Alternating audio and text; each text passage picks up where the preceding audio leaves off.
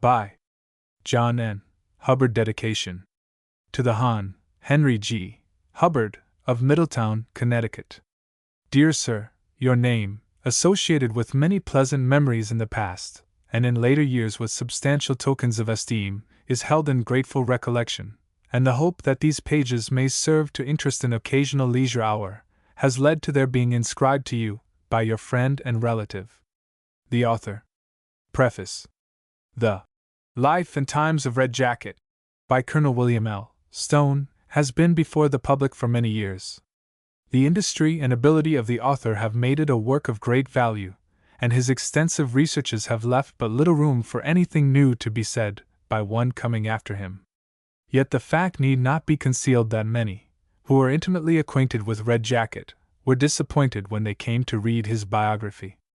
If it had been prepared under the direct influence and superintendence of Thayendanegea or Brant, it could not have reflected more truly the animus of that distinguished character.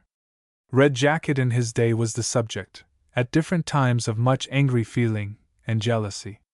The author has not taken pains to embalm it in these memorials of the great orator of the Senecas. Much that was the subject of criticism during his life admits of a more charitable construction, and the grave should become the receptacle of all human resentments. The author acknowledges his indebtedness to the labors of Colonel Stone, and by an honorable arrangement, liberty was obtained for the use made of them in the following pages. Acknowledgments are due also to others, whose names will appear in the course of this work. Tracy, California, April 12, 1885. Chapter 1. Red Jacket, name widely known, interest connected with his history, his origin, development of his genius, opinion of Captain Horatio Jones, customs of his people, their counsels, love of eloquence, distinguished names, eloquence and art among them, peculiarity of their language, field opened for his genius. Chapter 2. Glance at the early history of the Iroquois, territory they occupied, location of the different tribes, strength of their confederacy, Tuscaroras, traditions, probable course of their migrations, Senecas, story of their origin, singular romance. Chapter 3. Name Red Jacket, how acquired, Indian name, name conferred, singular superstition, Red Jacket during the War of the Revolution, neutrality of the Indians proposed, services sought by Great Britain, sketch of Sir W.M.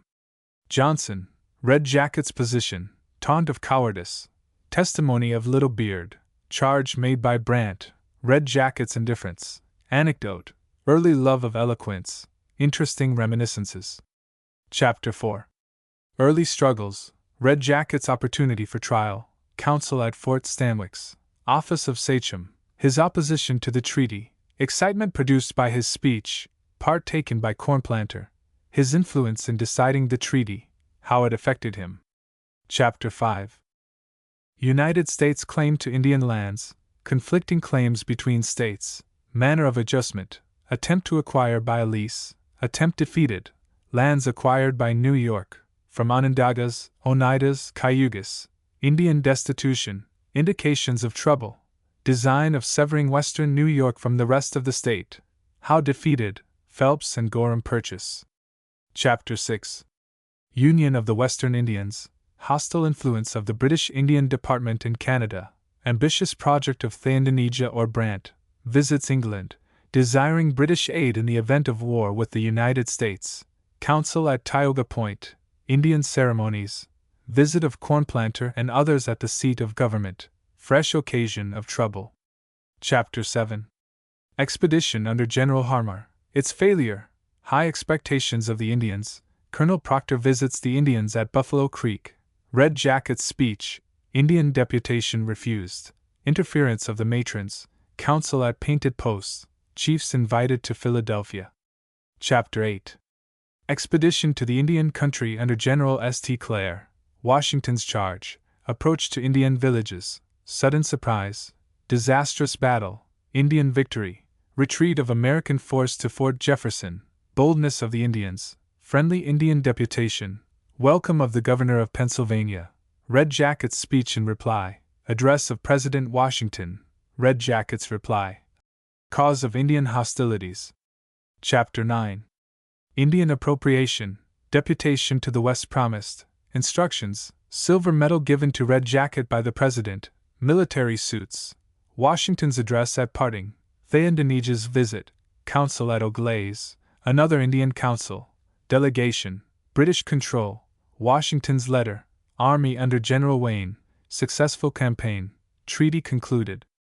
Chapter 10. Canandaigua at an early day, Facts in the early settlement of Bloomfield, Indian Council, its object, Indian Parade, Indian Dress, Opening of the Council, Speeches, Liberal Offers of the Government, Mr. Savary's Journal, Conclusion of Treaty, Account of Red Jacket by Thomas Morris. Chapter 11. Valley of the Genesee, Indian Misgivings, Mill Yard, Effort to obtain their land, Council at Big Tree, Coming of the Wadsworths, Indian Villages, Refusal to sell, Discussion between Red Jacket and Thomas Morris, Breaking up of the Council. Chapter 12. Interview between Farmer's brother and Thomas Morris. Mr. Morris addresses the women, distributes presents, negotiations continued, treaty concluded with the women and warriors, manner of payment, inquiries about a bank, their reservations, white women, young king's descent, final settlement, charge of insincerity. Chapter 13. Council at Canawangas, interesting reminiscence of Red Jacket, address of Farmer's brother, Jasper Parrish, Horatio Jones, Red Jacket's visit at Hartford, Connecticut. Chapter 14. Cornplanter in disrepute, effort to regain his standing, Red Jacket charged with witchcraft, his defense, further notice of Cornplanter, early recollections, with the Indians who defeated Jen Braddock in 1755, with the English in the War of the Revolution, takes his father a prisoner, his address, release of his father, address to the Governor of Pennsylvania, visit of President Alden, close of his life. Chapter 15. Change in Red Jacket's views, causes producing it, unfavorable to any change in the habits of his people, opposes the introduction of Christianity among them, visit of a missionary, missionary's speech, Red Jacket's reply, unpleasant termination of the council. Chapter 16. Tecumseh and Indian Confederation, aid given by Elscawata, doings at the Prophet's Town, Great Indian Council at the West, Red Jacket's claim for precedence to be given the Senecas, his adherence to the United States, hostilities encouraged by British agents, warriors gathered at the Prophet's Town, visited by General Harrison at the head of his troops, hostilities disclaimed, surprised by a sudden attack. Indians defeated, war proclaimed against England, Indians take sides, unfavorable commencement.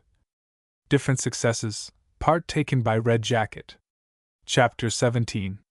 Taking of Fort Erie, Battle of Chippewa, service rendered by the Indians, General Porter's account of the campaign, Red Jacket commended, withdrawal of Indian forces, other successes, conclusion of peace. Chapter 18. Preemptive right to the Indian reservations, sold to the Ogden Company, counsel to obtain an extinguishment of the Indian title, Red Jacket's reply to Mr. Ogden's speech, Indians refused to sell, another council called, account given by Hon. Albert Tracy, various utterances of the orator on that occasion, Indians appealed to the governments of the United States and New York. Noble response of Governor DeWitt Clinton of New York, final success of the Ogden Company. Chapter 19. Witchcraft, Case of Tom Jemmy, Testimony of Red Jacket, Red Jacket's Philippic, Finding of the Court, Remarkable Interview of Dr. Breckinridge with Red Jacket, Further Expression of Views. Chapter 20. Personal Characteristics, Interview with General Lafayette, Visit of a French Nobleman, Colonel Pickering reproved, Address on launching a schooner bearing his name, Anecdote of Red Jacket and Captain Jones, his humor, strong memory, its cultivation, contempt for pretension without merit, love of the sublime, portraits, acute perception, refined sense of propriety, first bridge at Niagara Falls, loss of his children, care for his people. Chapter 21. Views at the close of life, incident, his life work, unfavorable influences, advance of Christian party, conversion of Red Jacket's wife, leaves her, his return, Red Jacket deposed, journey to Washington, his restoration, rapid decline, regards his end as near, talks with the people, endeavors to unite them, sickness and death. Plates. Portrait of Red Jacket, Portrait of King Hendrick, View of Johnson Hall, Portrait of Sir John Johnson, Portrait of Barry St. Ledger, Portrait of Joseph Brant, Facsimile of Washington's Medal, View of Seneca Mission Church, View of Red Jacket's House. Chapter 1. Name widely known, interest naturally awakened in his history, his origin, development of his genius, opinion of Captain Horatio Jones, customs of his people, their love of eloquence, distinguished orators among them, the inviting field opened. Among the aborigines of this country, few names have excited a deeper interest, or have been more widely and familiarly known than that of Red Jacket. The occasion of this notoriety was the rare fact that, though a rude and unlettered son of the forest, he was distinguished for the arts and accomplishments of the orator. His life marks an era in the history of his nation, and his name, like that of Demosthenes, is forever associated with eloquence. Other circumstances, however, impart interest to his history. His was the last great name of a nation, and he is entitled to remembrance, on the soil which was once the home of his fathers. And though linked with a melancholy association, as connected with the waning history of a people that once laid a claim to greatness, but are now fast passing into obscurity, it is not on this account the less attractive, but presents another reason for our regard. Such was the name of Sa-Go-Ye-Wat-Ha, or, as he has more commonly been called, Red Jacket.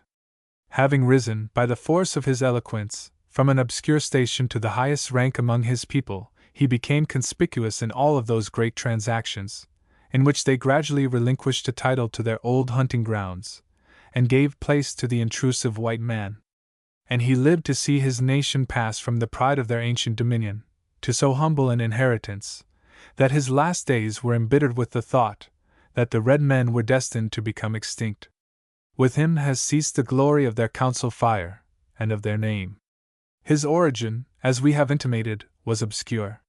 He must be introduced, as he has come down to us, without rank or pedigree. His pedigree nature acknowledged, and gave him a right to become great among her sons. His birth is a matter of fact, its time and place, circumstances of conjecture. Some affirm that he was born at the old Seneca Castle, near the foot of Seneca Lake, not far from 1750. Footnote: Hist. of North American Tribes by Thos. L. McKenney.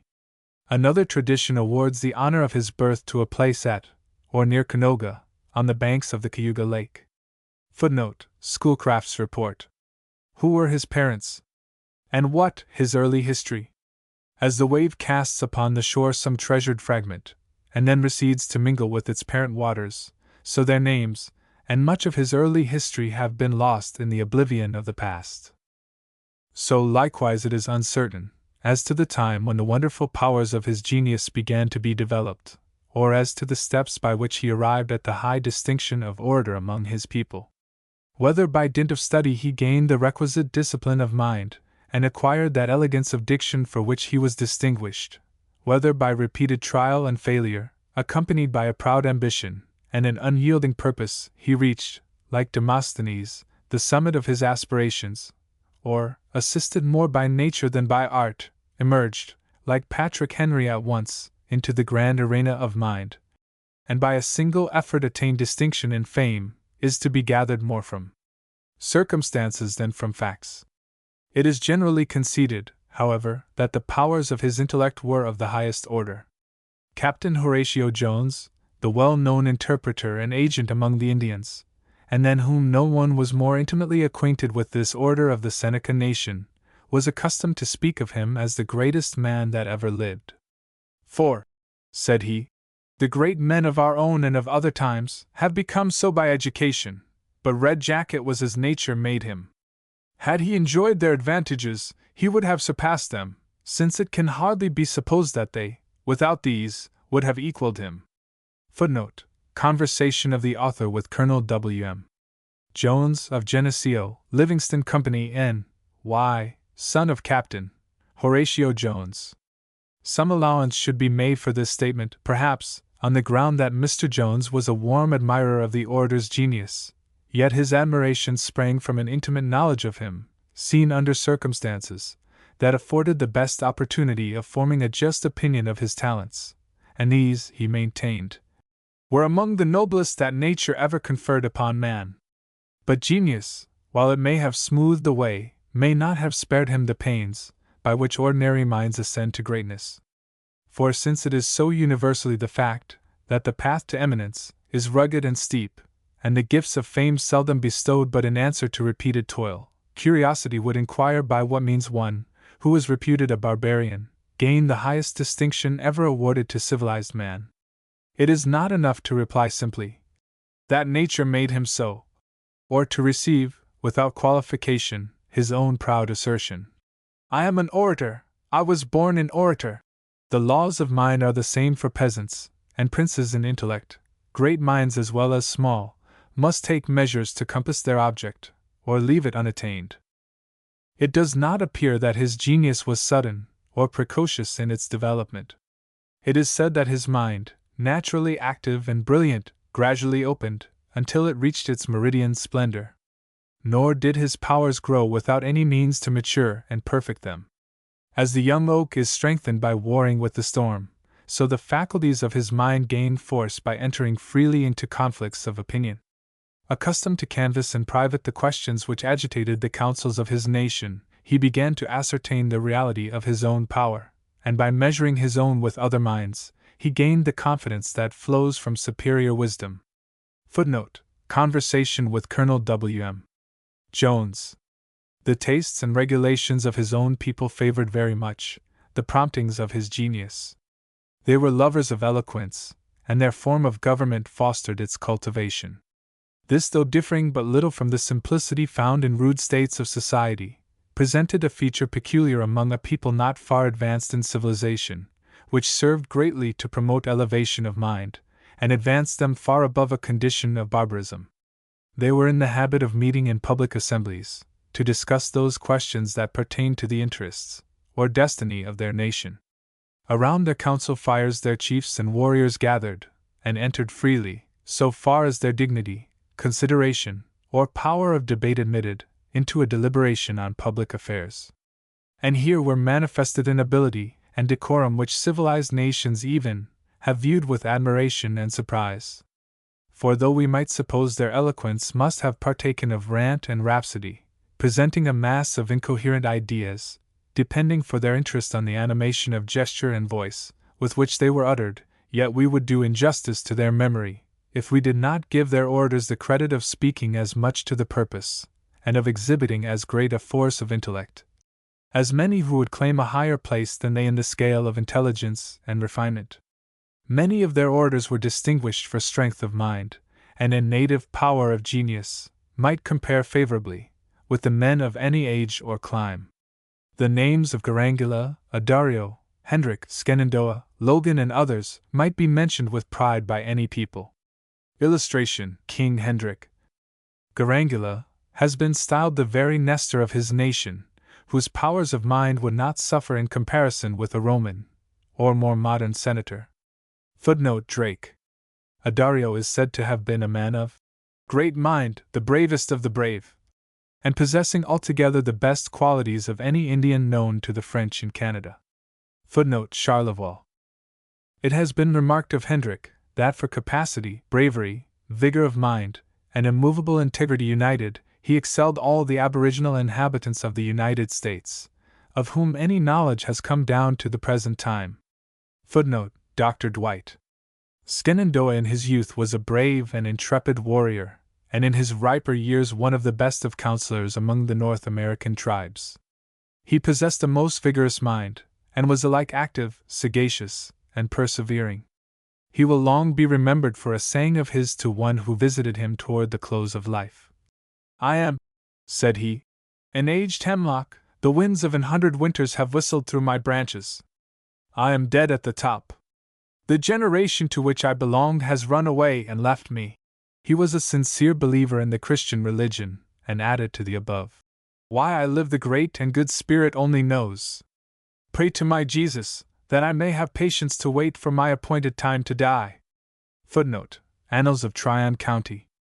And Mr. Jefferson regarded the appeal of Logan to the white men after the extirpation of his family, as without a parallel in the history of eloquence. These were men who have been revered by the civilized world, as worthy of a place with the distinguished and great among mankind. Oratory was not alone a natural gift, but an art among the Iroquois. It enjoined painful study, unremitting practice, and sedulous observation of the style and methods of the best masters. Red Jacket did not rely upon his native powers alone, but cultivated the art with the same assiduity that characterized the great Athenian orator. The Iroquois, as their earliest English historian observed, cultivated an Attic or classic elegance of speech, which entranced every ear, among their red auditory. Footnote: Mr. Bryant's speech. Those public games, entertainments, religious ceremonies and dances, common among the Indian tribes, added interest to their council gatherings, and made them a scene of attraction for the entire nation. Thither the young and old of both sexes were accustomed to resort, and assembled at their national forum, listened with profound attention and silence to each word spoken by their orators. The unvarying courtesy, sobriety, and dignity of their convocations led one of their learned Jesuit historians to liken them to the Roman Senate. Footnote: W. C. Bryant's speech before the Buffalo Historical Society on the occasion of the reinterment of Red Jacket's remains. Their language was flexible and sonorous, the sense largely depending upon inflection, copious in vowel sounds, abounding in metaphor, affording constant opportunity for the ingenious combination and construction of words to image delicate and varying shades of thought, and to express vehement manifestations of passion, admitting of greater and more sudden variations in pitch than is permissible in English oratory, and encouraging pantomimic gesture for greater force and effect. In other words, it was not a cold, artificial, mechanical medium for the expression of thought or emotion, or the concealment of either, but was constructed, as we may fancy, much as was the tuneful tongue spoken by our first parents, who stood in even closer relations to nature. Footnote IB. Hence, though the Iroquois were a warlike people, and delighted in deeds of bravery, there was an inviting field open to one who could chain their attention by his eloquence, and sway their emotions at will. Such advantages being presented for the exercise of the powers of oratory, it can hardly be supposed that a mind endowed as richly, as was Red Jacket's, by the gifts of nature, would fail to perceive the path in which lay the true road to eminence among his people. And his subsequent career indicates but too clearly the choice he made of the field in which to exercise his noble powers. Chapter 2. Glance at the early history of the Iroquois, the territory occupied, Tuscaroras, original strength, traditions, probable course of migration, the Senecas, story of their origin, singular romance. Rising up from the obscurity of the past, we find a people, singular in their habits and character, whose history has been strangely, and in some respects sadly interwoven with our own. They were the original occupants of the soil, claiming to have lived here always, and to have grown out of the soil like the trees of the forest. Scattered over this continent were various Indian tribes, resembling each other in their general features and habits, but in some instances exhibiting stronger and more interesting traits of character than the others.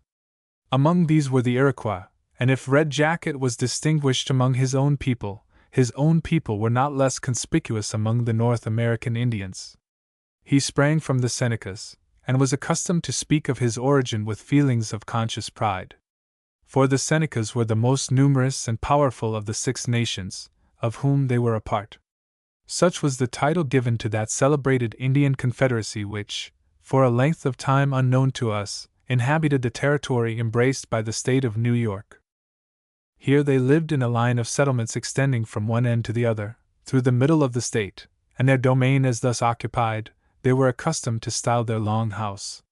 It was a shadowy dome, of generous amplitude, covered by the azure expanse above, garnished with hills, lakes, and laughing streams, and well stored with provisions, in the elk and deer that bounded freely through its forest halls, the moose that was mirrored in its waters, and the trout, those luscious speckled beauties, that nestled cozily in its crystal chambers. The eastern door was guarded by the Mohawks, who resided at one, and its western by the Senecas, who dwelt at the other extremity of this abode. Whenever a messenger from another nation came to them on business, or knocked, as it was termed, at the eastern or western door of their long house. It was the duty of the nation to which he came, to give him entertainment, and examine into the nature of his embassy. If it was of small importance, it was decided by their own council. But if it was such as to demand the united wisdom of the tribes, a runner was sent with a belt of wampum to the nearest nation, which would take the belt and send a runner with it to the next, and so on, and thus with but little delay, a general meeting was summoned of all the tribes.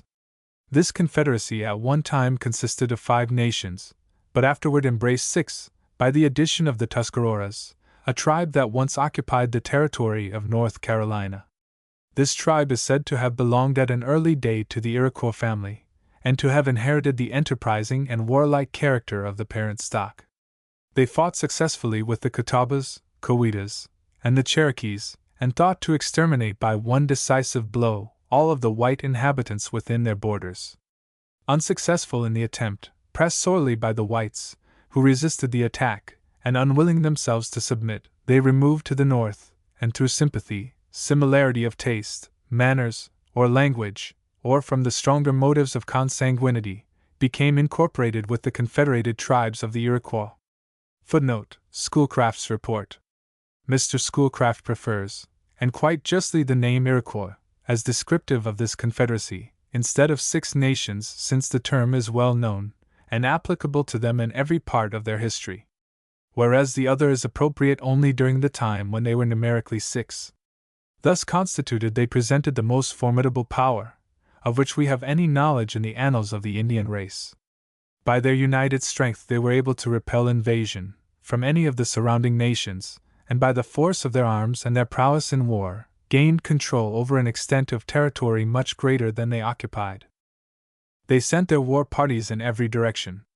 The tribes north, east, south, and west of them were made to feel the power of their arms, and yield successively to their dexterity and valor.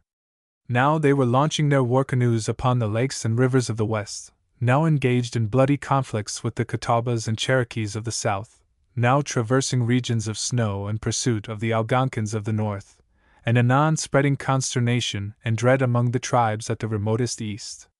Their energy and warlike prowess made them a terror to their foes, and distant nations pronounced their name with awe.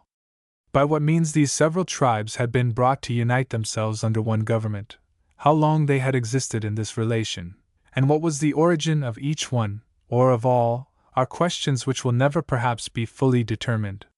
There being no written records among them, all that can be ascertained of their history previous to their becoming known to the whites must be gathered from the dim light of tradition, from their symbolic representations, from antique remains of their art, and from their legends and myths.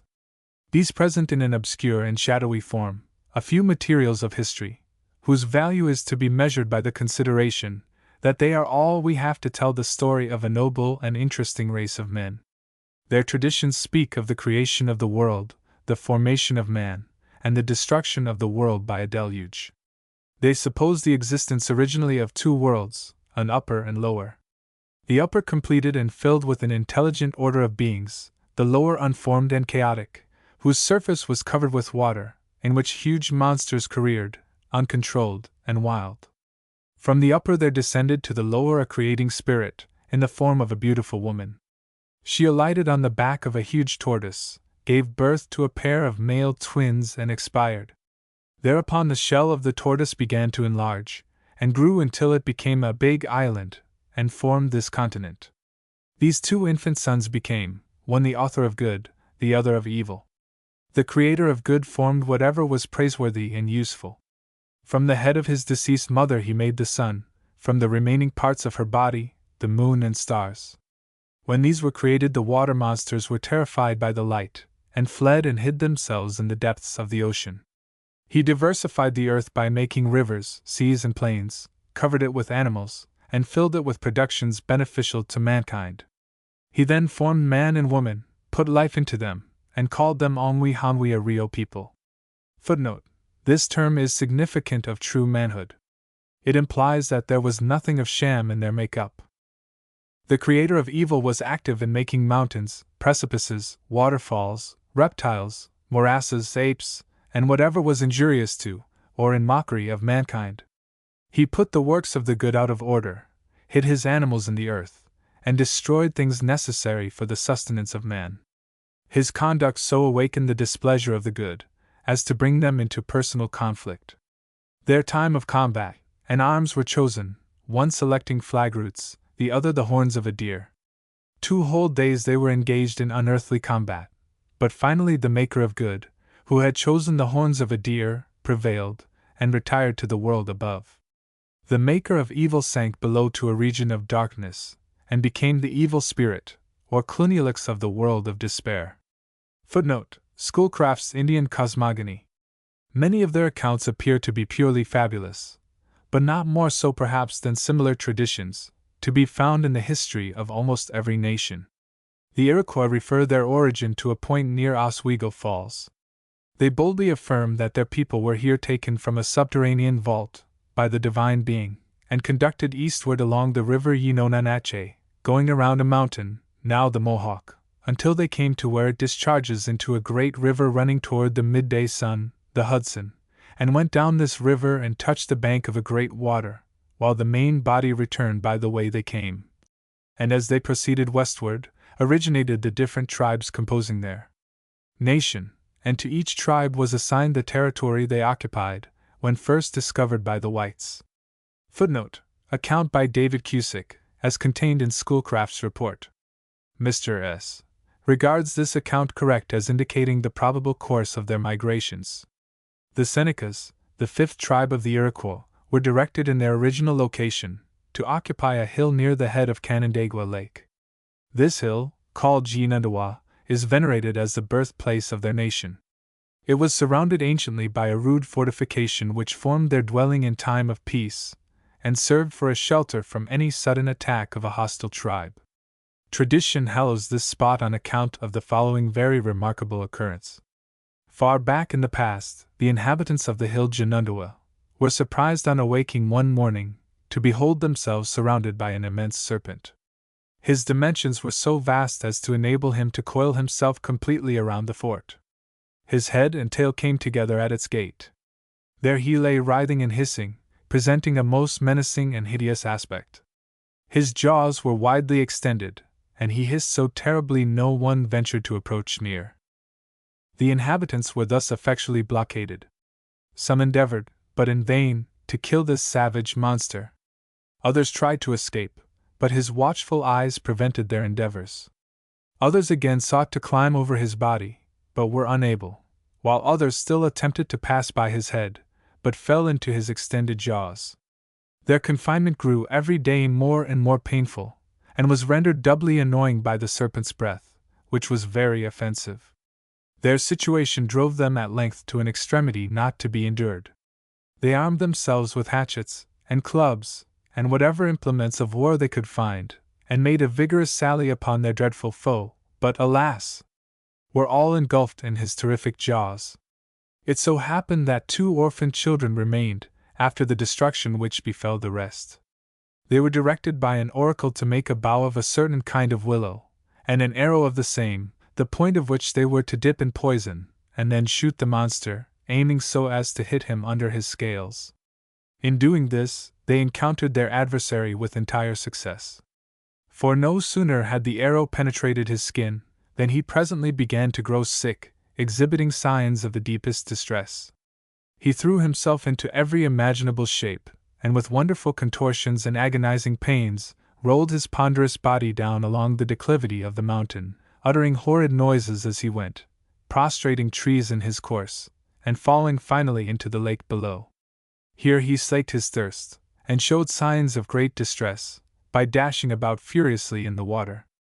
Soon he vomited up the heads of those whom he had swallowed, and immediately after expired and sank to rise no more. Footnote: as related to the author by Colonel W.M. Jones. From these 2 children, as thus preserved, the Seneca nation are said to have sprung. So implicitly has this tradition been received by the Senecas, that it has been incorporated into the solemnities of their worship, and its remembrance continued from one generation to another by the aid of religious rites. Here they were formerly in the habit of assembling in council, and here their prayers and thanksgivings were offered to the Great Spirit, for having given them birth, and for rescuing their nation from entire destruction. In speaking of this to the whites, they point to the barren hillside, as evincing the truth of the story, affirming that one day the forest trees stood thick upon it, but was stripped of them by the great serpent as he rolled down its declivity. The round stones found there in great abundance, resembling in size and shape the human head, are taken as additional proof, for they affirm that these are the heads disgorged by the serpent, and have been petrified by the waters of the lake. Footnote: the author remembers well that in conversation with a Seneca Indian on this point, he seemed to take it as quite an affront that doubts should be expressed by the white people as to the reality of this occurrence. If nearness of locality will justify a glance of the eye for a moment, to an object not directly in the line of our pursuit, we might survey in passing a bold projecting height, not far from the hill Junundua, marked by a legend which draws a tear from the eye of the dusky warrior, or sends him away in a thoughtful mood, with a shade of sadness upon his usually placid brow. The story is not of the same character, and is of a more recent date than that of the serpent, but is said to be of great antiquity. It has been written with great beauty by Colonel Stone, and as we are authorized, we present it in his own language. During the wars of the Senecas and Algonquins of the north, a chief of the latter was captured and carried to Junundua, whereon a fortification, consisting of a square without bastions, and surrounded by palisades, was situated. The captive, though young in years, was famed for his prowess in the forest conflict, and nature had been bountiful to his person in those gifts of strength and symmetry, which awakened savage admiration. After a short debate he was condemned to die on the following day, by the slow torture of impalement. While he was thus lying in the cabin of death, a lodge devoted to condemned prisoners, the daughter of the sachem brought him food, and struck with his manly form and heroic bearing, resolved to save him or share his fate. Her bold enterprise was favored by the uncertain light of the gray dawn, while the solitary sentinel, weary of his night watch, and forgetful of his duty, was slumbering. Stealing with noiseless tread to the side of the young captive, she cut the thongs wherewith his limbs were bound, and besought him in breathless accents to follow her. The fugitives descended the hill by a wooded path conducting to the lake, but ere they reached the water, an alarm whoop, wild and shrill, was heard issuing from the waking guard. They tarried not, though thorny vines and fallen timber obstructed their way. At length they reached the smooth beach, and leaping into a canoe previously provided by the considerate damsel, they plied the paddle vigorously, steering for the opposite shore. Vain were their efforts. On the wind came cries of rage, and the quick tramp of savage warriors, bounding over rock and glen in fierce pursuit. The Algonquin, with the reckless daring of a young brave, sent back a yell of defiance, and soon after the splash of oars was heard, and a dozen war canoes were cutting the billows in their rear. The unfortunate lovers on landing took a trail leading in a western direction over the hills. The Algonquin, weakened by unhealed wounds, followed his active guide up the acclivity, with panting heart and flagging pace, while his enemies, with the grim old sachem at their head, drew nearer and nearer. At length, finding further attempts at flight useless, she diverged from the trail, and conducted her lover to a table-crested rock that projected over a ravine or gulf, 150 feet in depth, the bottom of which was strewed with misshapen rocks, scattered in rude confusion. With hearts nerved to a high resolve, the hapless pair awaited the arrival of their yelling pursuers. Conspicuous by his eagle plume, towering form and scowling brow, the daughter soon descried her inexorable sire, leaping from crag to crag below her. He paused abruptly when his fiery eye rested on the objects of his pursuit. Notching an arrow on the string of his tried and unerring bow, he raised his sinewy arms, but ere the missile was sent, one Nuthay, the beautiful, interposed her form between her father and his victim.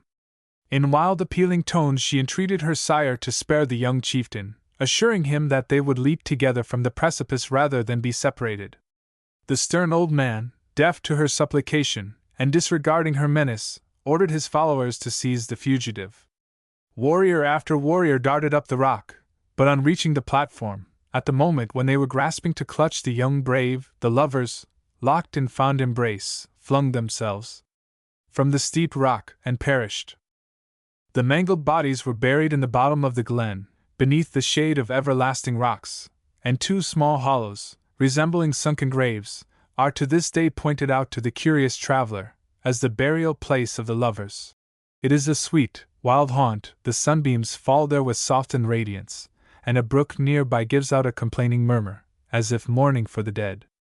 Footnote: Mr. Stone adds in a note. This interesting legend was derived many years ago from a Seneca chief of some note, named Checkered Cap, and was communicated to me by W. H. C. Hosmer, Esq. of Avon. On the top of Janundawa the remains of an Indian orchard are visible. A few moss-grown and wind-bowed apple trees still linger, sad, but fitting emblems of the wasted race by whom they were planted. Let us return to the inquiry we were pursuing. Of the origin of the Iroquois Confederacy, some traditionary accounts have been given, which represent the different tribes as dwelling for a time in the separate locations assigned them, independent of each other. Here they increased in valor, skill, and knowledge, suited to their forest home. At length becoming numerous, rival interests arose among them, which did not exist when they were small and feeble. They fell into contention, and wasted and destroyed each other. Each tribe fortified his own position, and dwelt in constant fear of being surprised and overcome by his neighboring foe. At length one of their sachems, distinguished for his wisdom and address, proposed that they should cease from a strife, which was only destroying themselves, and unite their energies against the Allegans, the Adirondacks, the Eries, and other ancient and warlike tribes, who were their superiors in their isolated and divided condition. Already weary of their unprofitable conflicts, the proposal was received with favor, and Ototarho, an Onondaga chieftain, unequaled in valor, and the fame of whose skill and daring was known among all the tribes, became the leading spirit of this confederacy, and by common consent was placed at its head. So fully did experience demonstrate the wisdom of this arrangement, that they used every means to strengthen the bands of their union, and by the most solemn engagements of fidelity to each other, they became the Keonos Hio-Ani, or United People. Footnote: Schoolcraft's Report. How long this confederacy had existed before their discovery by the whites is unknown. There is a tradition which places at one age, or the length of a man's life, before the white people came to this country. Footnote: Perlis, a missionary at the ancient site of Ticonderoga, or Fort Hunter, writing between 1742 and 1748, gives this as the best conjecture he could form, from information derived from the Mohawks. It is thought, however, that this time is too short to account for the degree of development attained by the Iroquois, in their united capacity, at the time of their first discovery by the whites. The union of these several tribes was the means of securing their preeminence over the other Indians in this country. Their individual traits are thus very fittingly represented. In their firm physical type, and in their energy of character, and love of independence, no people among the aboriginal race have ever exceeded, if any has equaled the Iroquois. Footnote: Schoolcraft. They occupied a region surpassed by no other on the continent, for grandeur and beauty united, and inherited from this or some other source, a mental constitution of noble structure, which placed them in the forefront of their race, and when united, no tribe on this continent could stand before them. This has served to render their history a matter of earnest and interesting inquiry. Chapter 3. Name: Red Jacket, how acquired, Indian name, conferred name, singular tradition, Red Jacket during the War of the Revolution, neutrality of the Indians, services sought by Great Britain, sketch of Sir William Johnson, position of Red Jacket, taunt of cowardice, testimony of Little Beard, charge made by Brant, Red Jacket's indifference, anecdote, early love of eloquence, interesting reminiscences. The name Red Jacket, so familiar to the whites, was acquired during the War of the Revolution. He was distinguished at this time as well as afterward, for his fleetness on foot, his intelligence and activity. Having attracted the attention of a British officer by the vivacity of his manners, and the speedy execution of those errands with which he was entrusted, he received either in token of admiration, or for services rendered, or both, a beautifully ornamented jacket of a scarlet color.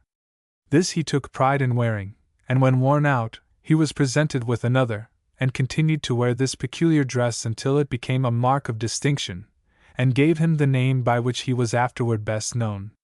At a treaty held at Canandaigua in 1794, Captain Parrish, who was for many years agent of the United States for the Indians, presented him with another red jacket to perpetuate a name of which he was particularly fond. Footnote: McKinney's Indian biography, politely favored by Alfred B. Street, Esq., and Assistant Mr. J. H. Hickox of the State Library, Albany, N.Y. His original name was Oditiani, always ready. As Sa-Go-Ye-Wat-Ha, the title conferred upon him at his election to the dignity of sachem, has been rendered. The keeper awake, he keeps them awake, and the author, or cause of a wakeful spirit. Footnote: this latter translation was given to the author by the late W.M. Jones, a half-blood, son-in-law of Red Jacket, and a chief of some note. This interpretation was given to some gentleman from Buffalo who proposed to erect a monument at Red Jacket's grave. It was given in a full council of the chiefs of his tribe. The name is connected with a curious superstition among his people, and will best be understood by an acquaintance with the circumstances under which it is used. If during the still hours of night, an Indian's mind is taken up with thoughts that cause sleep to pass from him, preventing every effort of Morpheus to lock him in fond embrace, he ascribes it to a spirit, which he calls Sa-Go-Ye-Wat-Ha. The impressions made are regarded as ominous of some important event, joyful or otherwise, according to the feelings awakened. If his thoughts are of a pleasing nature, he is led to anticipate the occurrence of some joyful event. If they are of a melancholy turn, he regards it as foreboding evil. He may be led to dwell with interest on some absent friend. That friend he will expect to see the next day, or soon after. Yet should his thoughts be troubled or anxious, he would expect to hear soon of that friend's death, or that something evil had befallen him. Footnote: Conversation with W.M. Jones, Seneca Chief. Such was the spirit they called Sa-Go-Ye-Wat-Ha. He could arrest the current of their thought, bring before them visions of delight, or send upon them melancholy reflections, and fill their minds with anxiety and gloom. This title conferred on Red Jacket, while it indicated the cause of his elevation, presented the highest compliment that could be paid to his powers of oratory.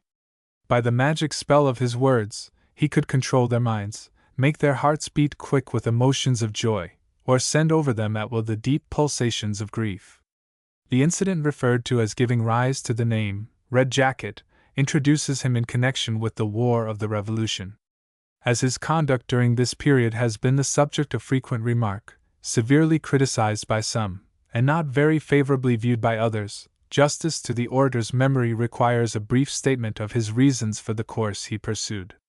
While thoughts of this contest were pending, the colonists took measures to secure the favorable disposition of the Iroquois, and these efforts at the time were successful. The general government advised them to remain neutral during the anticipated conflict. This course met the approval of their most considerate sachems.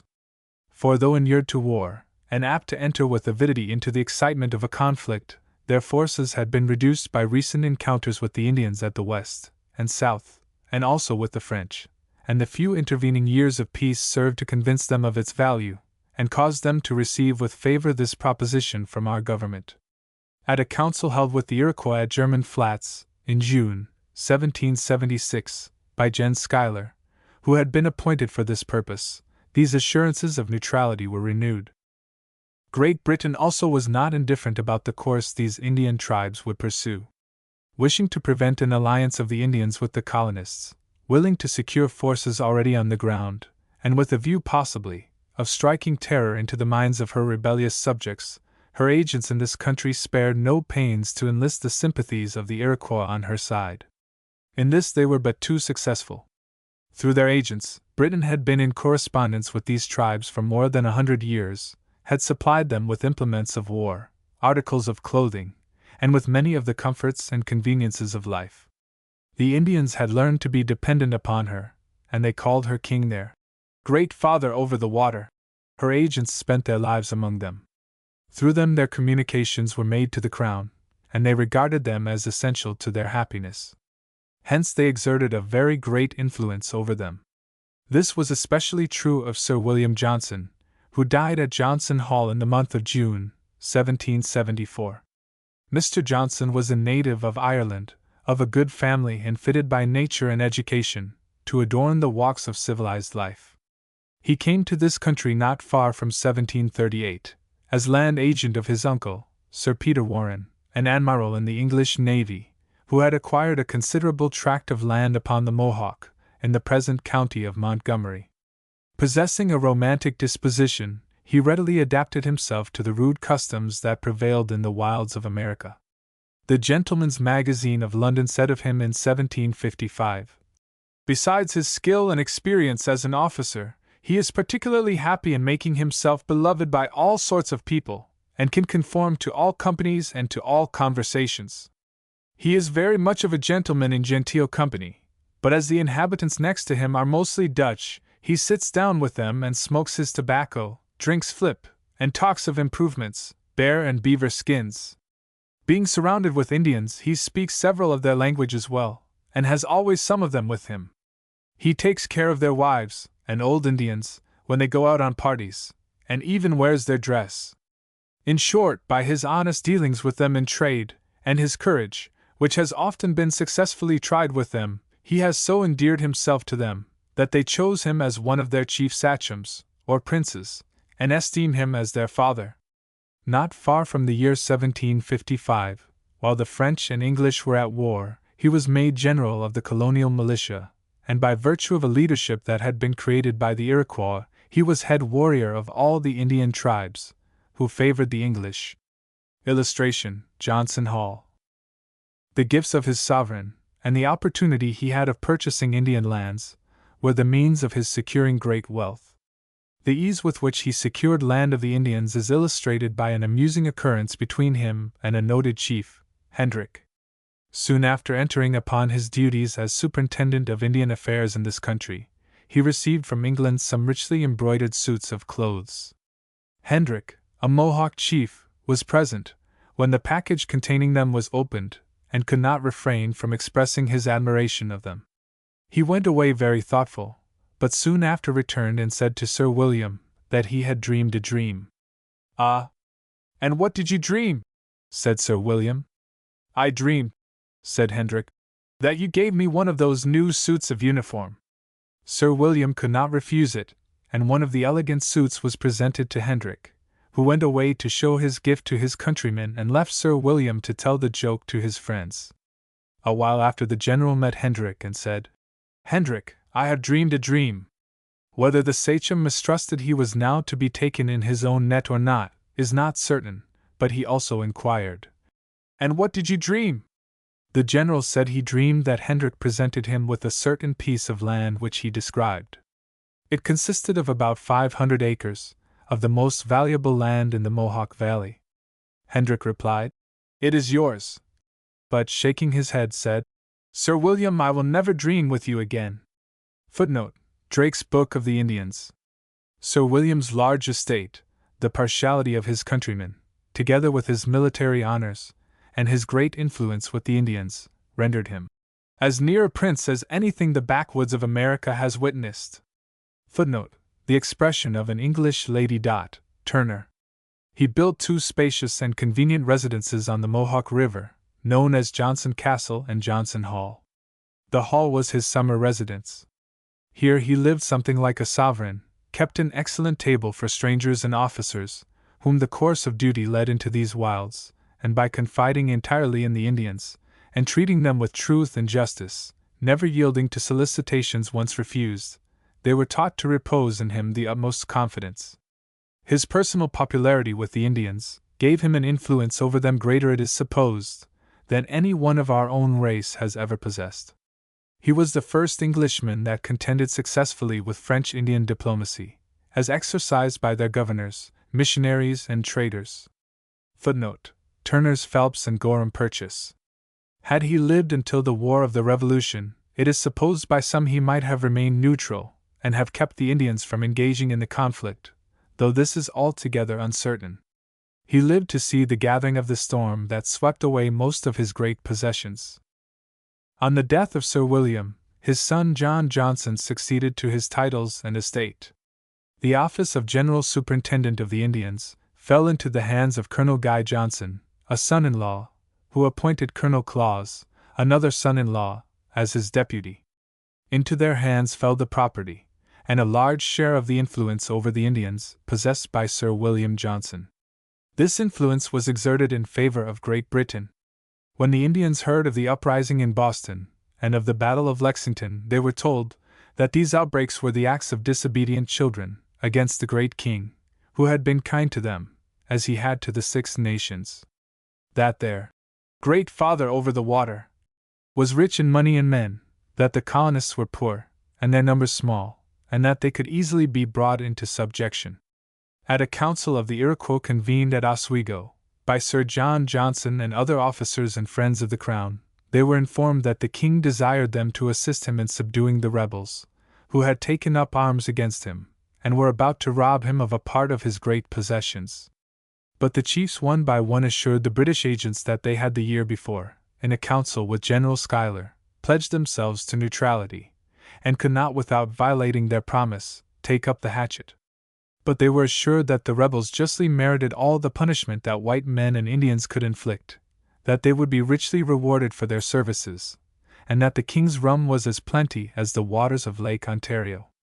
This appealed to their appetites, already vitiated, together with the promise of large rewards, at length prevailed, and a treaty was concluded, in which the Indians pledged themselves to take up arms against the rebels, and continue in service during the war. They were then presented each with a suit of clothes, a brass kettle, a gun, a tomahawk, a scalping knife, a quantity of powder and lead, and a piece of gold. Footnote: Life of Mary Jemison. The Senecas were among those who consented to join the royal standard. Of this action Red Jacket did not approve. He declared plainly and unhesitatingly to those who had determined to engage in the war, "This quarrel does not belong to us, and it is test for us to take no part in it. We need not waste our blood to have it settled. If they fight us, we will fight them, but if they let us alone, we had better keep still." Footnote: Testimony given to the author by W.M. Jones, Seneca chief, and confirmed by Colonel W.M. Jones, son of the Indian interpreter, who affirms that prominent Indian chiefs had declared in his hearing that these were the sentiments of Red Jacket at this time. Red Jacket at this time was not far from 26 years old. His forensic abilities had not been called forth, and his influence weighed but little in comparison with that of older men. But it may be observed that his conduct ever after this will be found consistent with the sentiments he entertained, and was free to express though young. His perceptions were keen, he had a deep and penetrating mind, and saw at a glance that in this contest his people were doomed to suffer, to be ground between the upper and nether millstone. When, in the summer of 1777, his people received an invitation to join the forces that were preparing to march under the command of Colonel St. Ledger upon Fort Stanwix, being assured that they would not be required to endure the fatigues and dangers of the battle, but might sit down quietly and smoke their pipes and see the sport, Red Jacket endeavored, but in vain, to prevent his people from going. He said to them, "It's a cheat. The design is to deceive you, and if you go you will find that you have been deluded." They threw back the taunt. "You are a coward, you have the mind of a woman, and are not fit to go to war." Red Jacket, though not at this time a chief, was a young man of acknowledged talent and influence, and having a right to express his opinion, did not hesitate to give it in favor of peace. His opinion was well known among his people. Little Beard has frequently been seen to bury his face in his blanket, and give vent to his tears, in view of the havoc made among the Senecas by the war, at the same time declaring, "Red Jacket was opposed to the war, he was always in favor of peace, and how much better it had been, had we listened to his advice." Footnote: Conversation of the author with Colonel Jones. Illustration: Barry St. Ledger. Red Jacket's prediction was too nearly verified. The Senecas suffered most severely in that campaign. They fell under the command of Théodanie or Brant, who went with a company of Tories, led by Colonel Butler, to intercept General Herkimer, who was reported as coming to the relief of the garrison. At a certain point on the way, where they expected the general would pass, they formed an ambuscade, and though they selected their ground with wisdom, and acquitted themselves with great bravery, they were unable to stand before the invincible courage of the heroes of Oriskany. The Senecas claim to have lost in that engagement 33 of their chiefs, and their feelings in view of it are said to have been sad in the extreme. Footnote: The mourning was excessive, and was expressed by the most doleful yells, shrieks, and howlings, and by inimitable gesticulations. Mrs. Jemison's narrative. The charge of cowardice applied by the young warriors to Red Jacket, upon their first starting out on this campaign, was one frequently made during the war. His views were at different times expressed in opposition to it, and his arguments as often repelled by the young braves, who could not endure his invectives. The reply was easily made, and hence in more frequent demand, than if it had imposed a greater tax upon their intellects. The epithet has often been applied to him since, and though his tastes did not lead him to seek the fame of a warrior, still it is believed he was not so devoid of courage, as has sometimes been represented. His views of the war were not those of a partisan, hence his conduct was often censured by those who had entered heartily into the contest.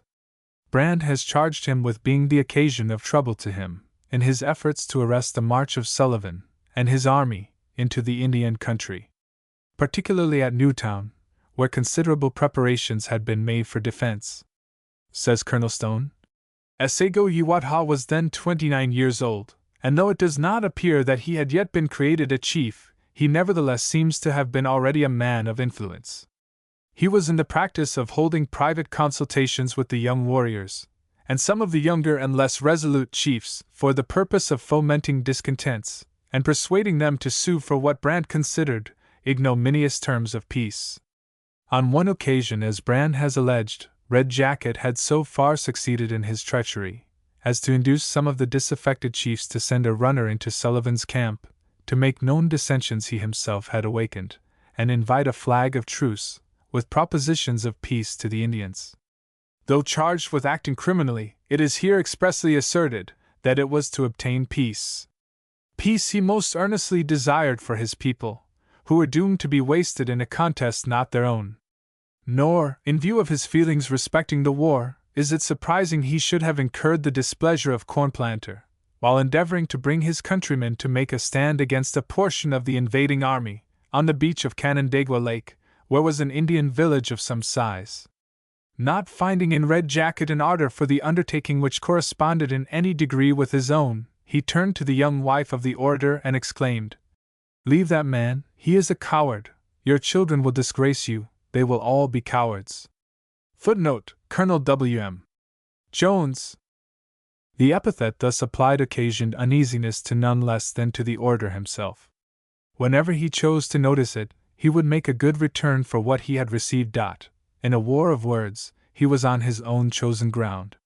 He was a match for their greatest champion, and in cross-firing, it could easily be seen that his missiles were directed by one who was perfect master of the art. He could handle out with the most cutting sarcasm, and while maintaining a good-natured, playful mood, deal his blows with such power and effect as to make the victim of his irony resort to some other means of defense than the tongue. It is said that frequently by his cool, good-natured raillery, he has caused the victim of his sport to turn upon and strike him. He would answer it by a hearty laugh, unless the blow was of such a nature as to demand of him a different reception. Footnote: W.M. Jones, Seneca Chief. He seemed to be armed at every point, as with a coat of mail, against the arrows of his assailants. Their most powerful weapons would be turned aside by his presence of mind and matchless skill, and leave him apparently unharmed. A circumstance illustrating this point once occurred between him and Little Billy, a chief of some note among the Senecas, who was frequently in the orator's company. This chief, with Red Jacket and one or two others, were once passing from their settlement on Canandaigua Lake to the old Seneca Castle, near the foot of Seneca Lake. On their way they encountered a large grizzly bear. Little Billy and the others in the company were frightened and began to run.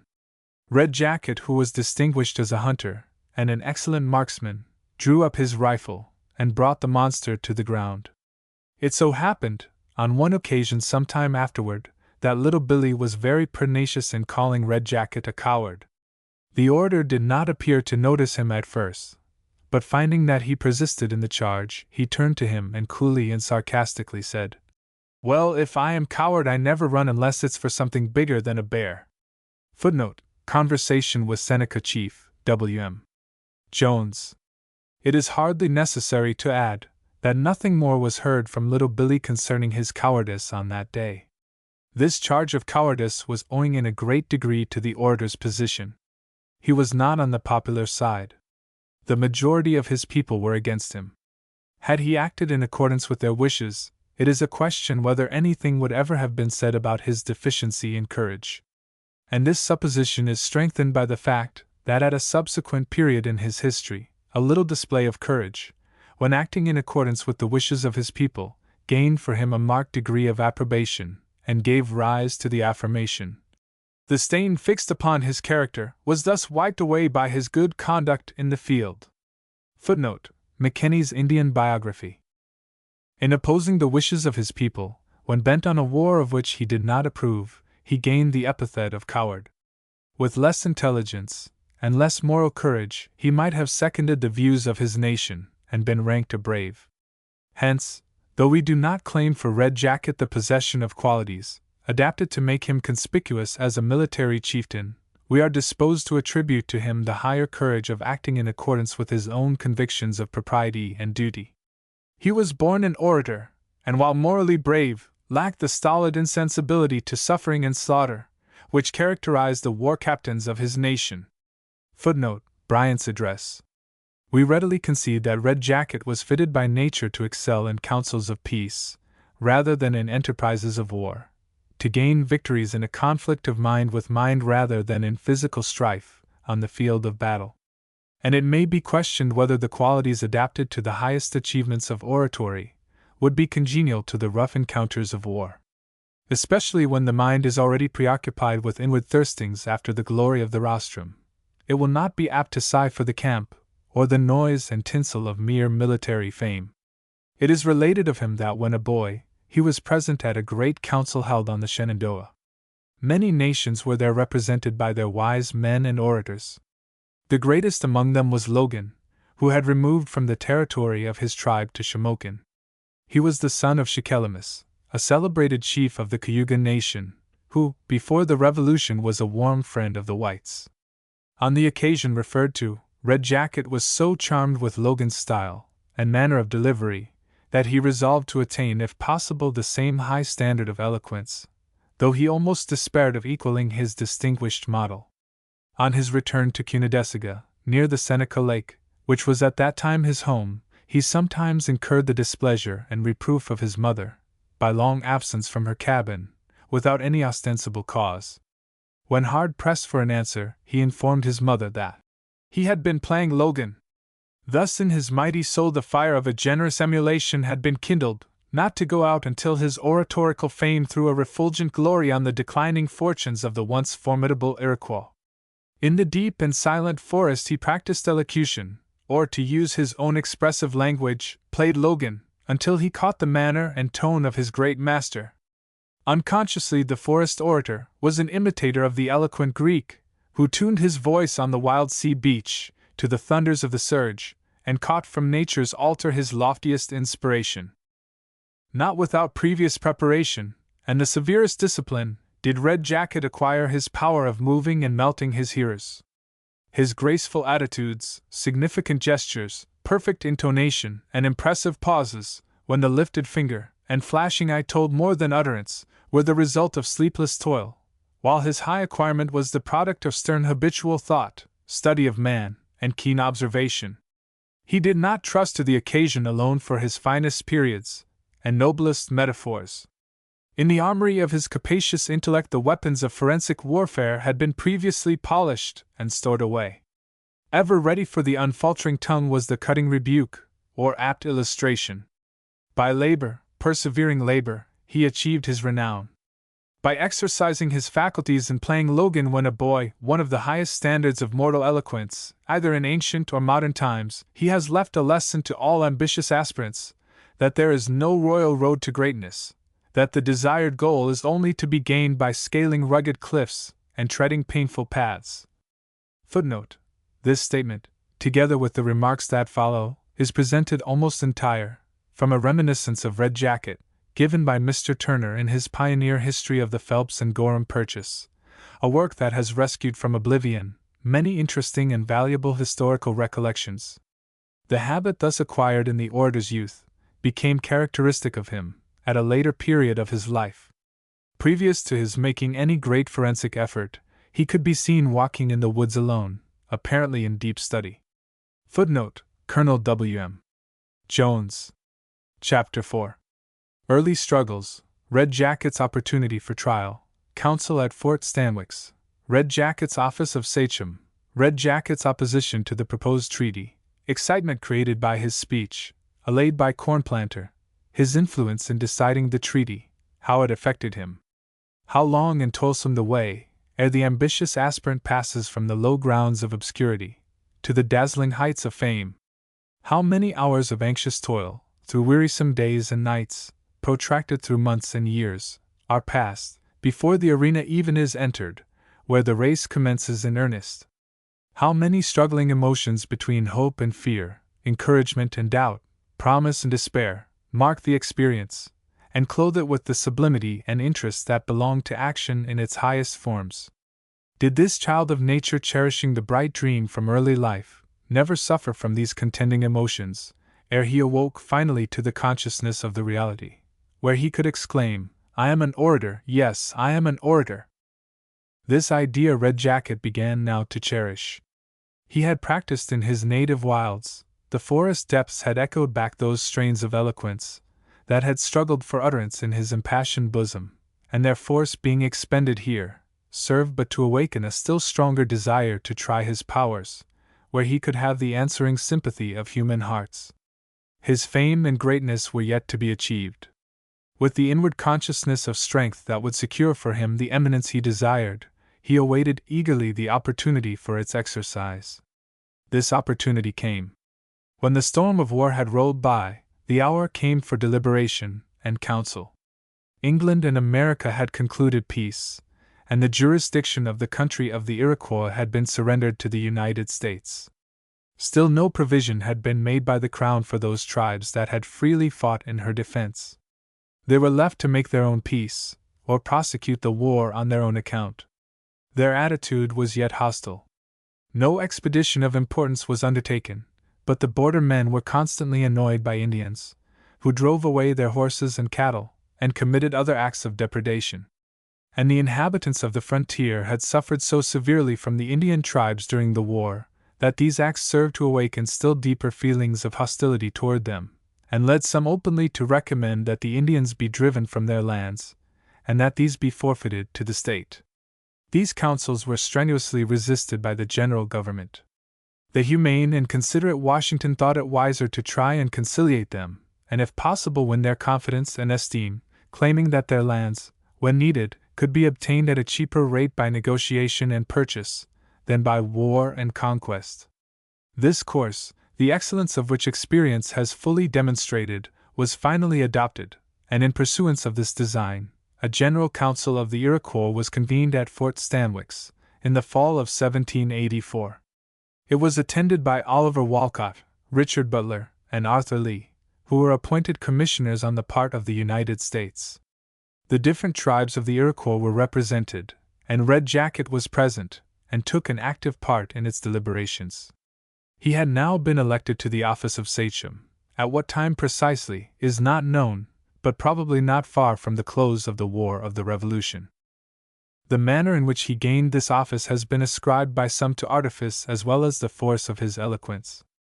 Colonel Stone says that, aspiring to the rank of chief, he not only wrought upon the minds of his people, by the exertion of that faculty which was ever with them a high standard of merit, but he succeeded in availing himself of the superstitious constitution of his race to effect his purpose. His first essay was to dream that he was, or should be a chief, and that the Great Spirit was angry that his nation had not advanced him to that dignity.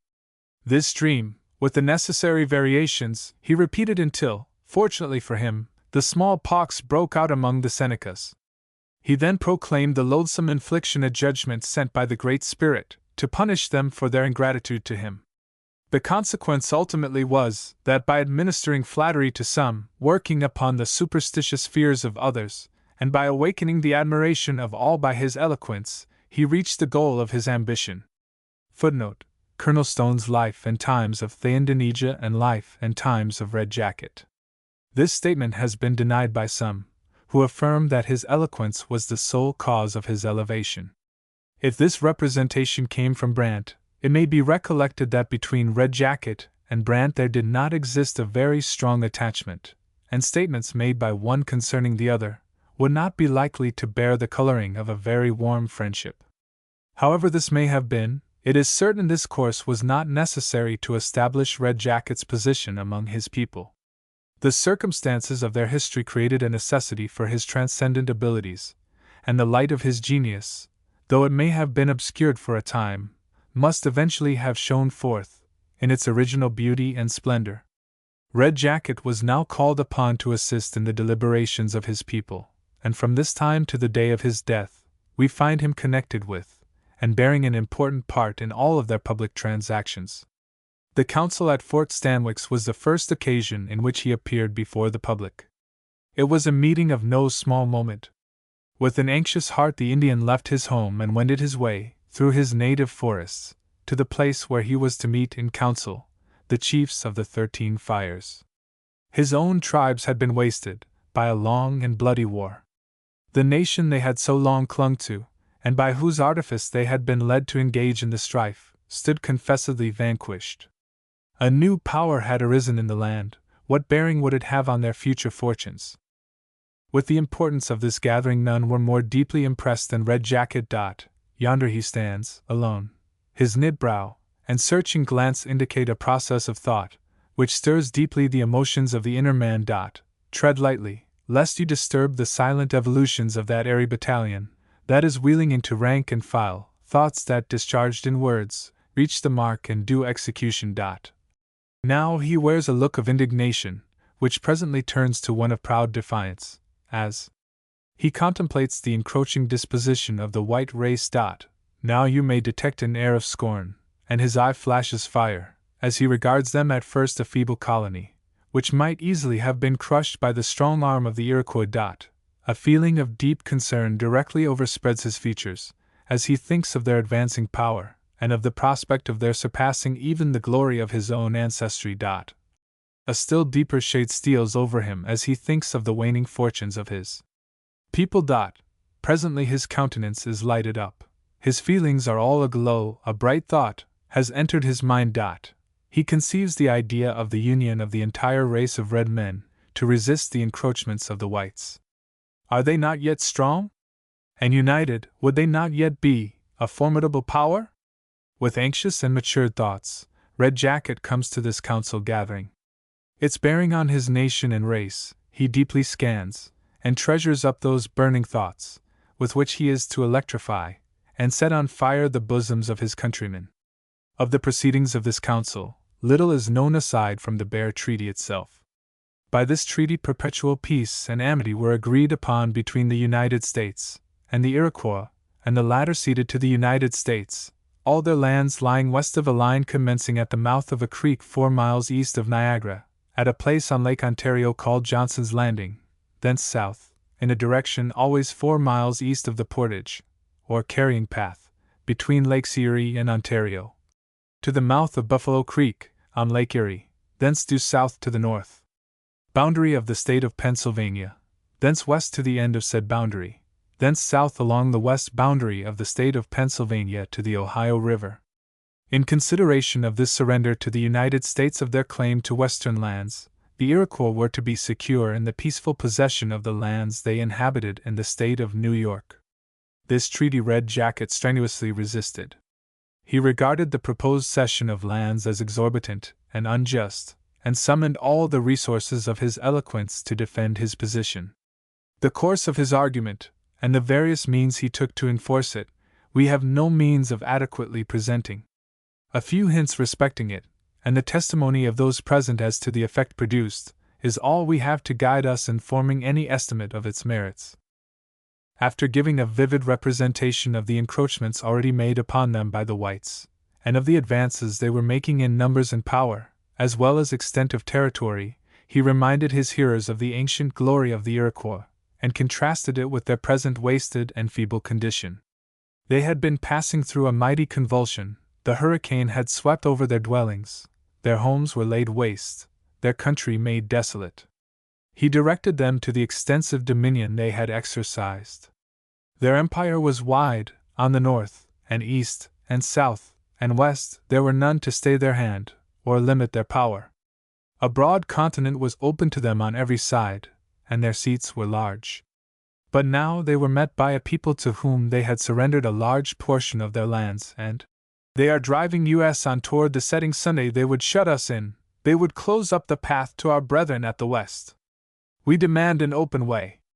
They had no right, he affirmed, to part with their western lands. Their laws, their ancient usages forbade it.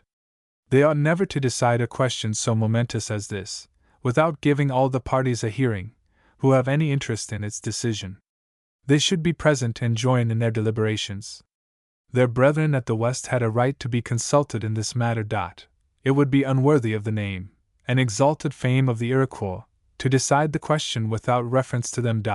It was a question that affected deeply the interests of the entire race of red men on this continent. He declared finally that rather than yield to the exorbitant demands of the treaty, they should take up their arms and prosecute the war on their own account. Such is the scanty outline of a speech that made a wonderful impression on the minds of all his people who were present. During the progress of his speech, their emotions were wrought up to a pitch that seemed to betoken a rising storm, and at times it seemed as though it needed but a spark to set on fire a flame that was ready to burst out with consuming force. Those present, who did not understand the language of the orator, were deeply interested in his voice, his manner of elocution, and his perfect and inimitable action. They caught fire from his eye, and felt the inspiration, which was kindled in the minds of all who listened to him understandingly. When he sat down, his work was accomplished. There was but one heart among his people. From this time on, he was the peerless orator of his nation. A very interesting sketch of Red Jacket as an orator refers, for the existence of the facts which formed the basis of its statements, to a treaty held at Canandaigua in 1794. It has been copied by Drake, and published in almost every sketch of the orator's life.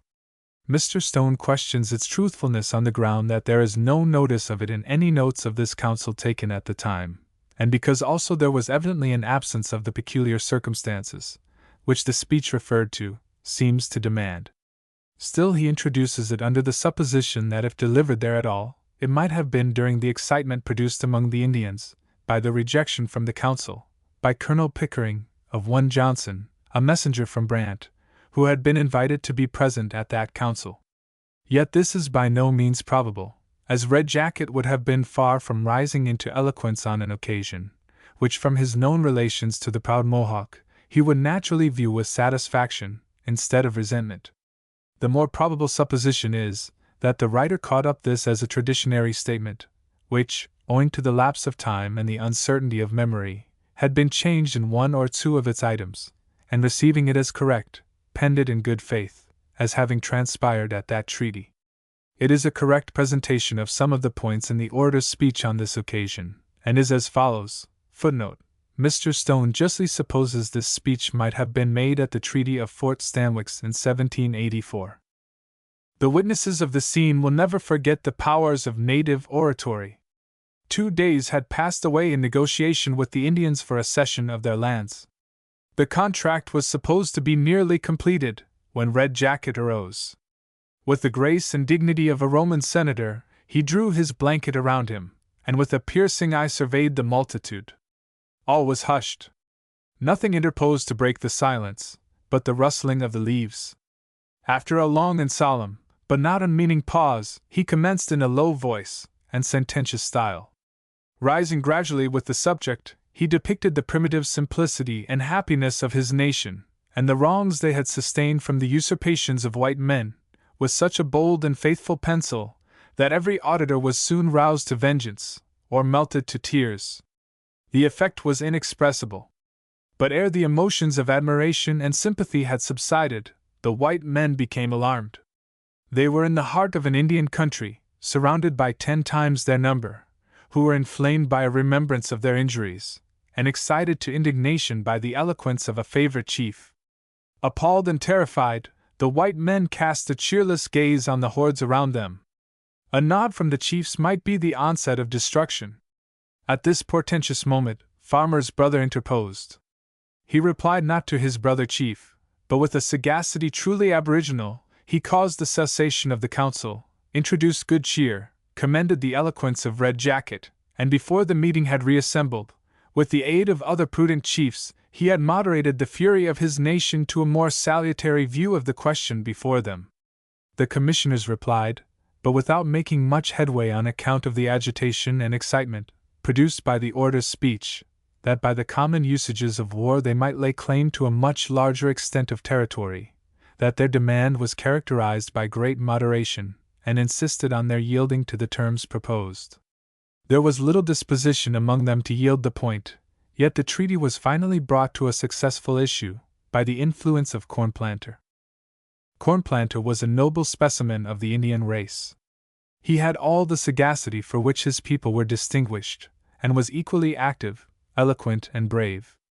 He was well qualified by his talents to engage in the legislative councils of his nation, and was unsurpassed by any, for prowess and daring in the bloody field of strife.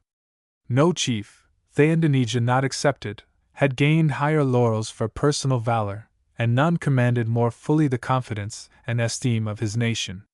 His people looked up to him as a tower of strength, and when he spake, his words fell upon them with the weight of great authority. Better acquainted than his junior associate with the details of war, and understanding likewise the wasted and feeble condition of his people, and having learned in the late conflict something of the power of the enemy they would have to encounter, he regarded the idea of their resistance as wholly impracticable, and advised a compliance with the terms of the treaty. Though he regretted the loss of any more territory, he wisely concluded it was better to lose a part than to be deprived of all. And by throwing his influence decidedly in favor, he succeeded finally in quieting the minds of his people, and in persuading them to accede to the proposals made. It is a matter of regret that so few traces are left of Red Jacket's speech on this occasion. Yet had his speech been reported, we might have been as much at a loss as at present to derive from it a just estimation of his talents. His speeches as reported are tame when compared with the effect produced. The Indian was an unwritten language. The most distinguished orators of the Iroquois Confederacy matured their thoughts in solitude without the aid of the pen, and when uttered in the hearing of the people, they passed forever into oblivion, only as a striking passage may have been retained in memory. And with them the want of a written language was thus in a measure compensated. They made an increased effort to treasure up their thoughts. Yet how much must necessarily have been lost, and how liable to waste away that which remained. Trusting to them, how imperfect must have been a reported speech, and relying on those who transferred their speeches to a different language, we have little assurance of anything better than mutilated transcripts of the original. Need we be surprised, then, to find in Red Jacket's published speeches a tameness unworthy of his fame? Red Jacket was esteemed by the men of his time as an orator, surpassingly eloquent. In his speeches as reported, this does not appear. Hence, his reported speeches failed to do him justice, or the men of his time very much overrated his talents. Taking the latter horn of the dilemma, we impeach the judgment and good sense of those who have gone before us. Assuming the former, we present an admitted and proclaimed fact. His contemporaries, while they conceded to him the highest attributes and accomplishments of eloquence, unite in affirming that his reported speeches come far short of the original. Captain Horatio Jones, a favorite interpreter, has frequently declared, "It is impossible to do Red Jacket justice." The peculiar shade given to the idea, its beauty in its own native idiom, was often entirely lost in the transfer. In much the same way, Captain Jasper Parrish, of Canandaigua, has frequently been heard to speak, when referring to the forensic efforts of the orator. And besides, those passages that were most deeply fraught with eloquence were often lost entirely, from the fact that the way having been prepared by a recital of those details that are reported, the reporter himself has been carried away by the very flood that surrounded, uplifted, and carried away the mass of those who heard him speak. So that the only note that would be made, of a passage of considerable length, is given in one or two short sentences. Footnote: Conversation of the author with Colonel W.M. Jones. By the generality of the Iroquois, the terms of the treaty at Fort Stanwix were regarded as severe, and though the services of the renowned corn planter were engaged by the commissioners, in an effort to persuade the disaffected into a reconciliation with it, the attempt was but partially successful, and was made at the expense of his own high standing among his people. They were not easily reconciled, and were so much displeased with his conduct on this, and one or two subsequent occasions, that they even threatened his life. A circumstance he touchingly refers to in a speech addressed to General Washington. "Father," said he, "we will not conceal from you that the great God and not man has preserved Cornplanter from the hands of his own nation. For they ask continually, where is the land which our children, and their children after them are to lie down upon? When the sun goes down he opens his heart before God, and earlier than the sun appears upon the hills, he gives thanks for his protection during the night. For he feels that among men become desperate by their danger, it is God only that can preserve him." Chapter 5. Claim of the United States to Indian lands, conflicting claims of different states, difficulty settled, attempt to acquire the land by a lease, purchase by Phelps and Gorham, further purchase by Robert Morris. At the close of the War of the Revolution, the territory ceded by Great Britain to the United States included large tracts of country occupied by the Indians. In ceding these lands, she ceded only the right claimed by herself, on the ground of original discovery, which was simply a priority of right to purchase of the original occupants of the soil. The Indians were allowed to dwell upon these lands, and were considered in a certain sense the owners, but were required in case of a sale, to dispose of them to the government. Footnote: Kent's Commentary. As each state claimed to be sovereign in every interest not ceded to the general government, each state claimed the territory covered by its original charter. These charters, owing to great ignorance of geographical limits, created claims that conflicted with each other.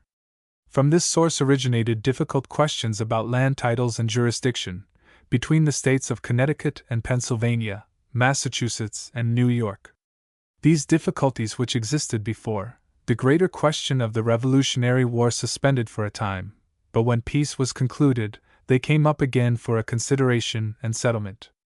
The way was in a measure prepared for this, by the relinquishment to the general government, on the part of New York in 1781, and of Massachusetts in 1785, of all their right to territory west of a meridian line drawn south, from the western end of Lake Ontario. In the adjustment of these difficulties, Connecticut relinquished her claim to a tract of land on the Susquehanna in Pennsylvania, called the Gore, and acquired that part of the state of Ohio called New Connecticut, or Western Reserve. And Pennsylvania obtained a tract of land lying immediately beyond the western boundary of the state of New York, and northeast of her own, embracing the harbor of Presque Isle, on Lake Erie, familiarly known as the Triangle, thus giving her access to the waters of this lake. The question in controversy between the states of New York and Massachusetts was more serious, owing to the large amount of territory claimed by the latter in western New York.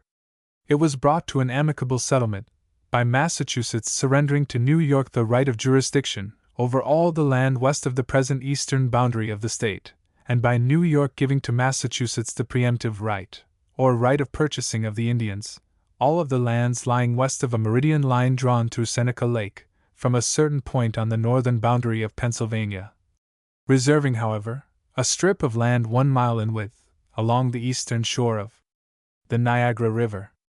Thus New York, while she retained the sovereignty, lost the fee of about 6 millions of acres of land, in one of the finest regions of country in the New World. Footnote: For a more full account, see Turner's History of the Phelps and Gorham Purchase. While these difficulties were being adjusted, a magnificent speculation was in progress, which bid fair to meet the expectations of its earnest projectors. A company was organized, called the New York and Genesee Land Company, with a view to obtain the entire tract of Indian lands within the state. To evade the law forbidding the sale of these lands to any party not authorized by the state, it was proposed to obtain them by a lease that should extend 999 years. A lease extending so long was regarded as equivalent to a sale. With a view to further its designs, another company, the Niagara-Genesee Company, was also formed in Canada, of those who were most in correspondence with the Indians, and who would be influential in securing from them a decision in favor of their object. These organizations, especially the New York Land Company, were large, and included men of wealth and prominence, both in New York and Canada.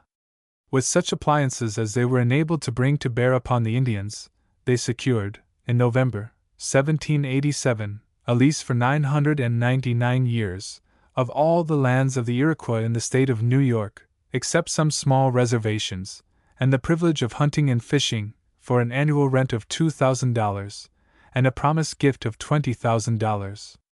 The formidable character of these associations created a just alarm, and measures were immediately undertaken to circumvent their influence. An act was passed by the legislature of New York, in March 1788, authorizing the governor to disregard all contracts made with the Indians, and not sanctioned by the state, and to cause those who had entered upon Indian lands under such contracts to be driven off, and their houses destroyed. The sheriff of the county was directed to dispossess intruders and burn their dwellings, and a military force was called out that strictly enforced these orders. Thus, by the energetic action of Governor Clinton of New York, the designs of these organizations were overruled. As early as 1784, the legislature of New York had passed an act appointing the governor and a board of commissioners, the superintendents of Indian affairs, and as there were other Indian lands within the state, not covered by the preemptive right of Massachusetts, these commissioners, with the governor at their head, entered upon negotiations with a view of purchasing them and securing a title to them for the state. Footnote: the commissioners designated were Abraham Cuyler, Peter Schuyler, and Henry Glenn, who associated with them Philip Schuyler, Robert Yates, Abraham Ten Broeck, A. Yates, Jr., P. W. Yates, John J. Beekman, Matthew Vischer, and Jen Gansfert. A council of the Iroquois was appointed for this purpose, at Fort Schuyler, on the 1st of September, 1788. The leases, disappointed and angered by the bold and decisive measures taken against them, exerted their influence to prevent the Indians from assembling. But by measures equally energetic in its favor, a representation of the different tribes was obtained, and a treaty was concluded on the 12th, in which was conveyed to the state the land of the Onondagas, some reservations accepted, in consideration of $1,000, in hand paid, and an annuity of $500 forever. Then followed negotiations with the Oneidas. Speeches were interchanged, propositions made and rejected, until finally an agreement was made, and a deed of cession executed by the chiefs, conveying all their lands, excepting certain reservations, in consideration of $2,000 in money, $2,000 in clothing and other goods, $1,000 in provisions, $500 for the erection of a saw and grist mill on their reservation, and an annuity of $600 forever. The commissioners next appointed a council to be held at Albany, December 15, 1788.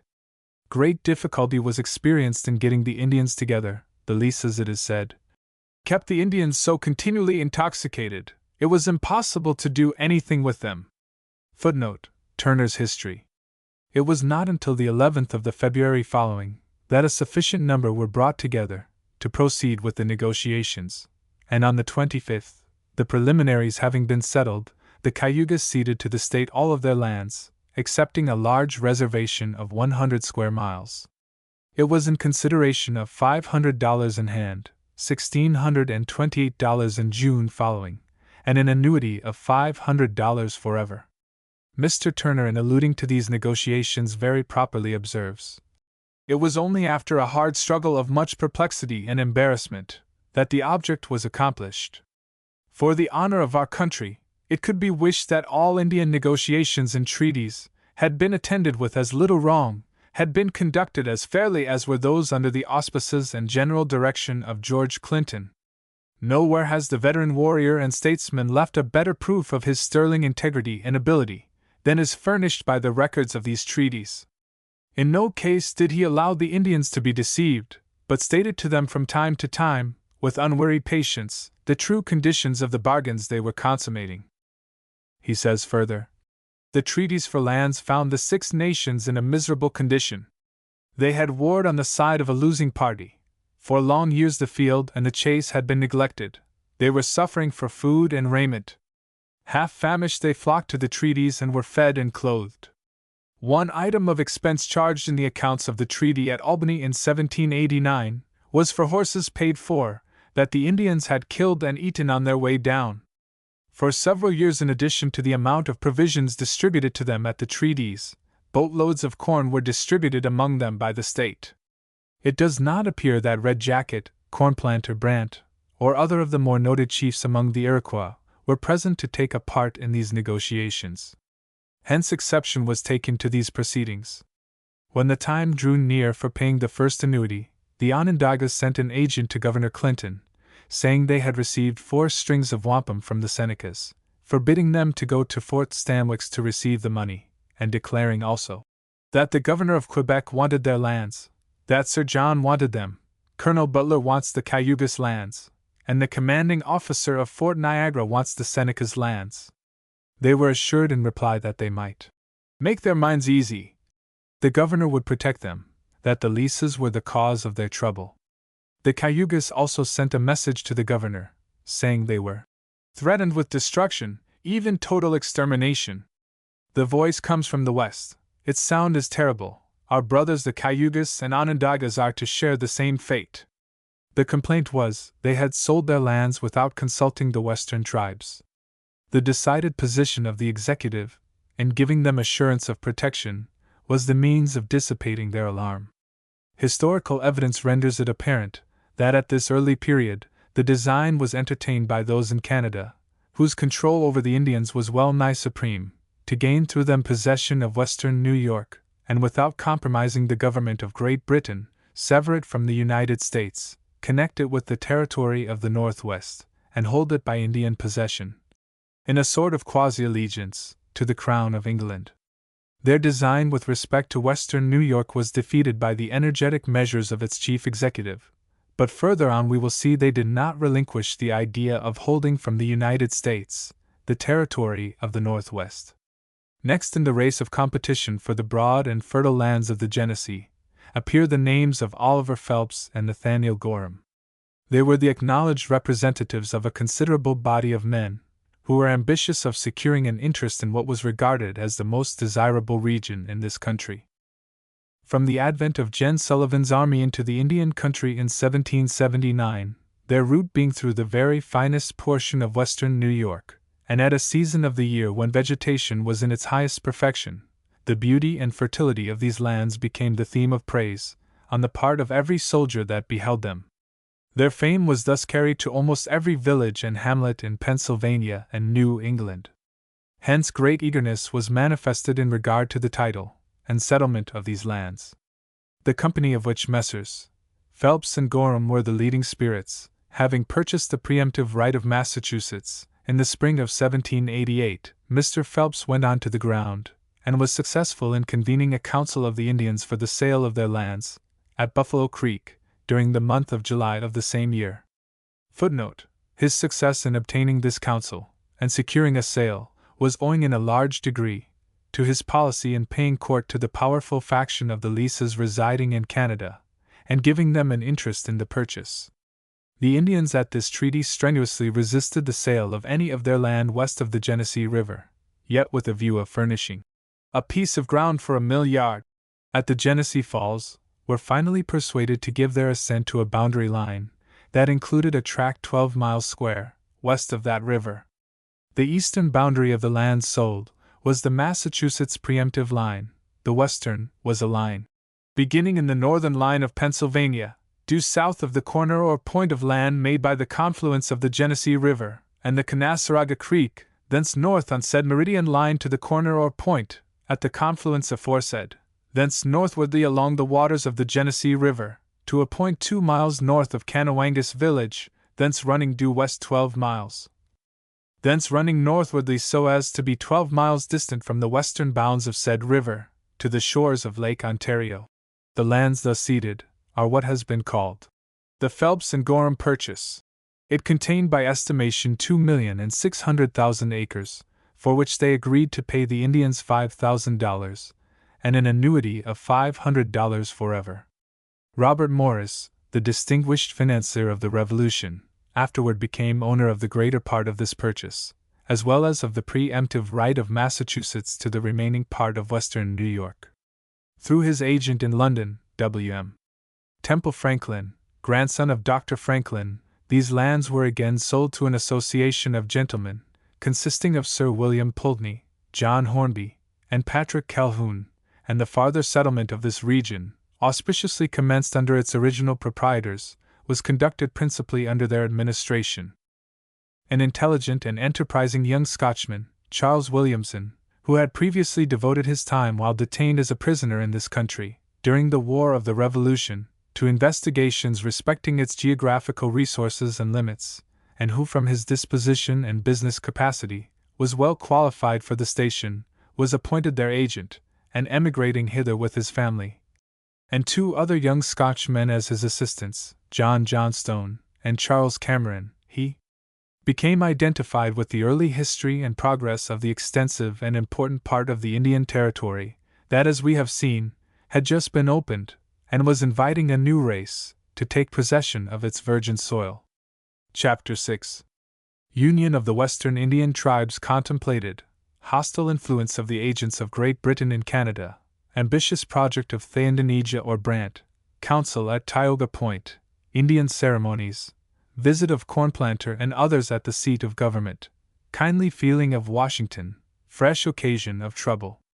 When Red Jacket, at the Treaty of Fort Stanwix, in 1784, projected the bold idea of the union of all the Indian tribes on the continent, to resist the aggressions of the whites, he may not have thought it would soon come near having a practical fulfillment. This thought grew out of the circumstances and necessities of the times, and was the natural forecast of a great mind. His words sank deep into the hearts of his people, they were carried beyond the bounds of that council fire, they went gliding along with the light canoe that plied the lakes, and were wafted onward by the waters of the Ohio and Mississippi. Several causes contributed to give direction and force to this movement.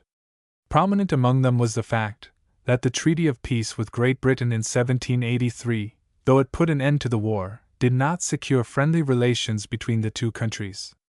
Hostile feelings had been engendered and were still cherished, particularly by those who had taken refuge in Canada, in the early part of the Revolutionary struggle. Some of them were very active in stirring up Indian hostilities among the tribes at the West. But prominent above all others were the exertions of Thayendanegea, or Brant, the famous war chief, from whose leadership the inhabitants of our frontier settlements had suffered so severely during the War of the Revolution. Very soon after the treaty at Fort Stanwix in 1784, from the dissatisfaction growing out of that treaty, and other indications among the Indians, he began to entertain the ambitious project of forming a grand Indian confederacy, of which he would be chief, embracing not only the Iroquois, but all of the Indian nations of the great Northwest. He had given the entire summer of 1785 to the business of visiting these nations, and holding councils among them, with a view to the furtherance of this object. Footnote: see Stone's Life and Times of Brant, Volume 2, page 248. He visited England at the close of this year, ostensibly for the purpose of adjusting the claims of the loyal Mohawks upon the Crown, for indemnification of their losses and sacrifices in the contest, from which they had recently emerged. Footnote: see Stone's Life and Times of Brant, Volume 2, page 248. Coupled with the special business of the Indian claims was the design of sounding the British government, touching the degree of countenance, or the amount of assistance which he might expect from that quarter, in the event of a general Indian war against the United States. Footnote: Ibid. His arrival at Salisbury was thus noted in a letter from that place, dated December 12, 1785, and published in London. Monday last, Colonel Joseph Brant, the celebrated king of the Mohawks, arrived in this city from America, and after dining with Colonel de Peyster, at the headquarters here, proceeded on his journey to London. This extraordinary personage is said to have presided at the late Grand Congress of Confederate Chiefs of the Indian nations in America, and to be by them appointed to the conduct and chief command in the war, which they now meditate against the United States of America. He took his departure for England immediately as that assembly broke up, and it is conjectured that his embassy to the British court is of great importance. Footnote: Life of Brant, Volume 2, page 249. No public, decisive answer, for obvious reasons, was given to this application for countenance and aid in the contemplated war, for this part of the errand of the Mohawk chief was unknown to the public at that day. Footnote: Life of Brant, Volume 2, page 249.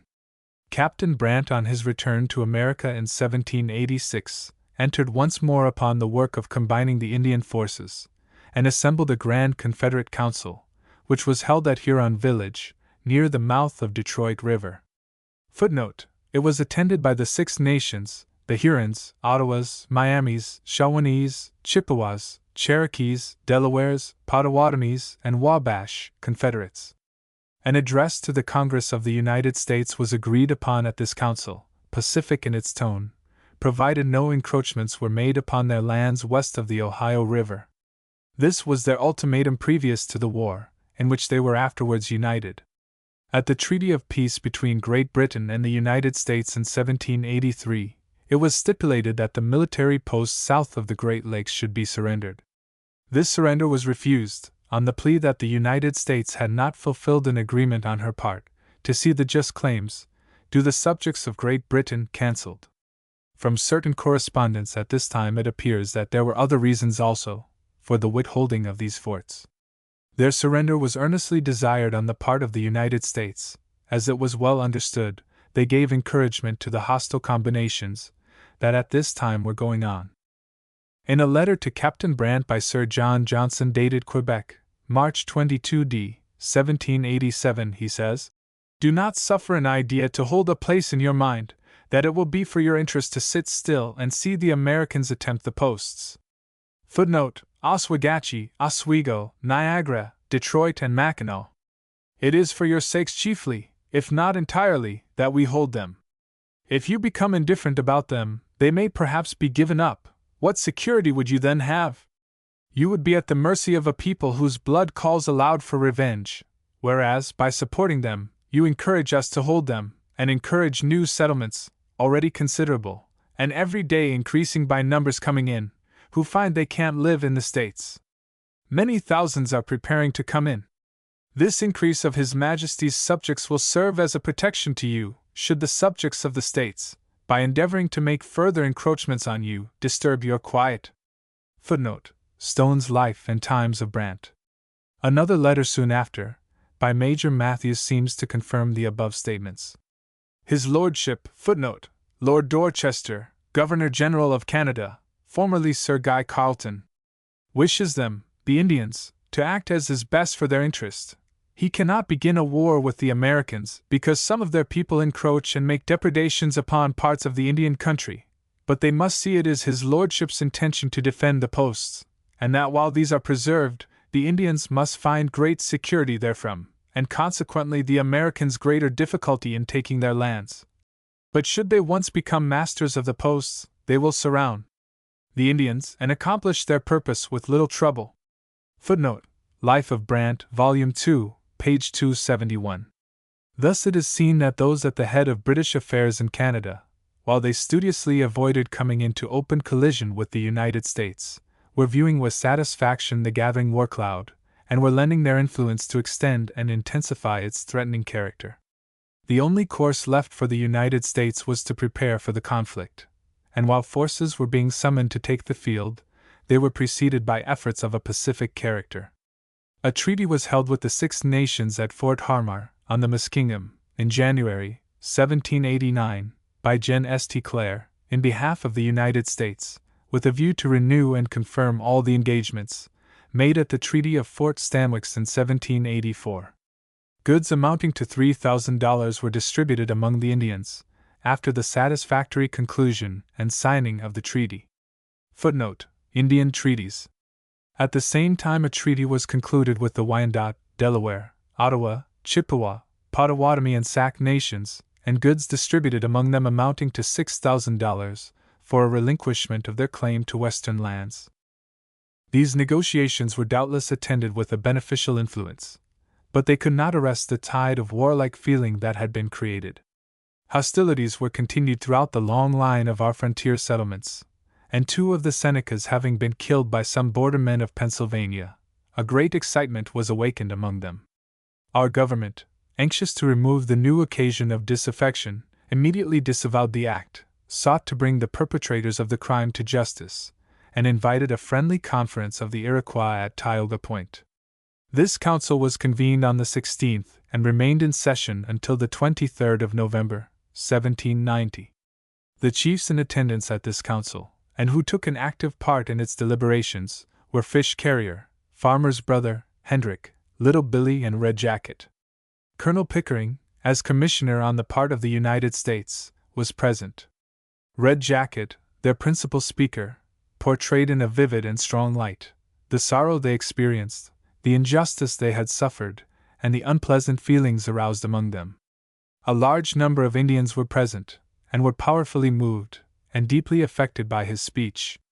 Colonel Pickering, on the other hand, gave a very clear view of the facts in the case, showing conclusively the innocence of the government in the murder committed, and after a time succeeded in allaying the excitement, drying up their tears, and wiping out the blood that had been shed. This council was enlivened by good cheer, and the observance of ceremonies common among the Indians. Thomas Morris, who was present, was at this time adopted into one of their tribes. His father, Robert Morris of Philadelphia, having purchased of Massachusetts, in 1790, the preemptive right to that part of western New York, not sold to Phelps and Gorham, sent his son, as preparatory to the negotiations he desired to make with the Indians, and for the general management of his business connected with the undertaking, to reside in Canandaigua. While here he was diligent in cultivating an acquaintance with the principal chiefs of the Iroquois Confederacy, who resided in that region. In this he was successful, and soon became a general favorite among them. He was in attendance with Colonel Pickering at Tioga Point, where the Indians determined to adopt him into the Seneca Nation, and Red Jacket bestowed upon him the name himself had borne, previous to his elevation to the dignity of sachem, Otitiani. Always ready. It is beautifully described by Colonel Stone, and is given in his language.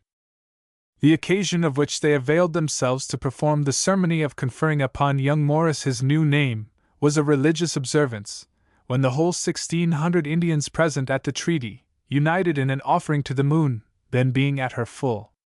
It was a clear night, and the moon shone with uncommon brilliancy.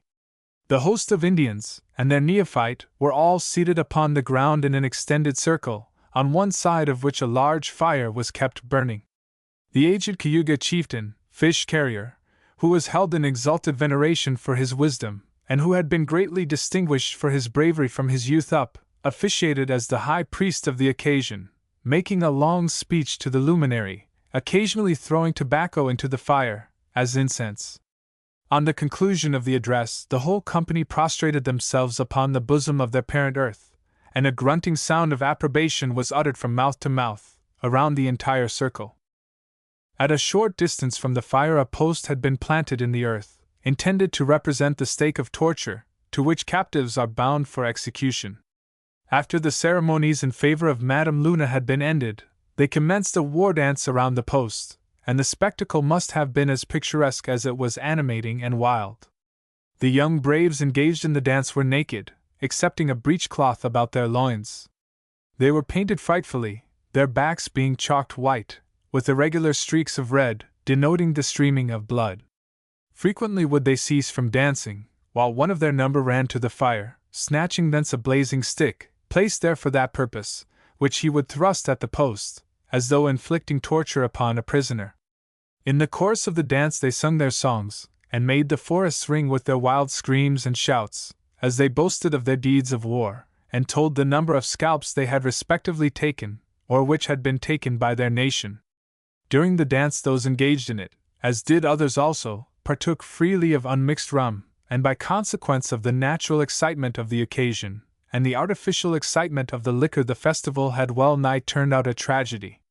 It happened that among the dancers was an Oneida warrior, who in striking the post, boasted of the number of scalps taken by his nation during the War of the Revolution. Now the Oneidas, it will be recollected, had sustained the cause of the colonies in that contest, while the rest of the Iroquois Confederacy had espoused that of the Crown. The boasting of the Oneida warrior, therefore, was like striking a spark into a keg of powder. The ire of the Senecas was kindled in an instant, and they in turn boasted of the number of scalps taken from the Oneidas in that contest. They moreover taunted the Oneidas as cowards. Quick as lightning the hands of the latter were upon their weapons, and in turn the knives and tomahawks of the Senecas began to glitter in the moonbeams, as they were hastily drawn forth. For an instant it was a scene of anxious, almost breathless suspense, a death struggle seeming inevitable, when the storm was hushed by the interposition of old Fish Carrier, who rushed forward, and striking the post with violence, exclaimed, "You are all a parcel of boys. When you have attained my age, and performed the warlike deeds that I have performed, you may boast of what you have done, but not till then." Saying which he threw down the post, put an end to the dance, and caused the assembly to retire. This scene in its reality must have been one of absorbing and peculiar interest. An assembly of nearly 2,000 inhabitants of the forest, grotesquely clad in skins and shrouds, with shining ornaments of silver, and their coarse raven hair falling over their shoulders, and playing wildly in the wind as it swept past, sighing mournfully among the giant branches of the trees above, such a group gathered in a broad circle of an opening in the wilderness, the starry canopy of heaven glittering above them, the moon casting her silver mantle around their dusky forms, and a large fire blazing in the midst of them, before which they were working their spells, and performing their savage rites, must have presented a spectacle of long and vivid remembrance.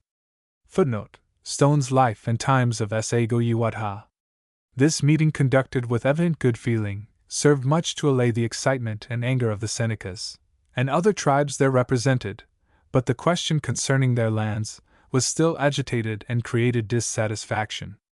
With a view to obtain some concession in their favor, Cornplanter, Half-Town, and Big Tree visited Philadelphia, which was at that time the seat of the general government, very soon after the council at Tioga Point.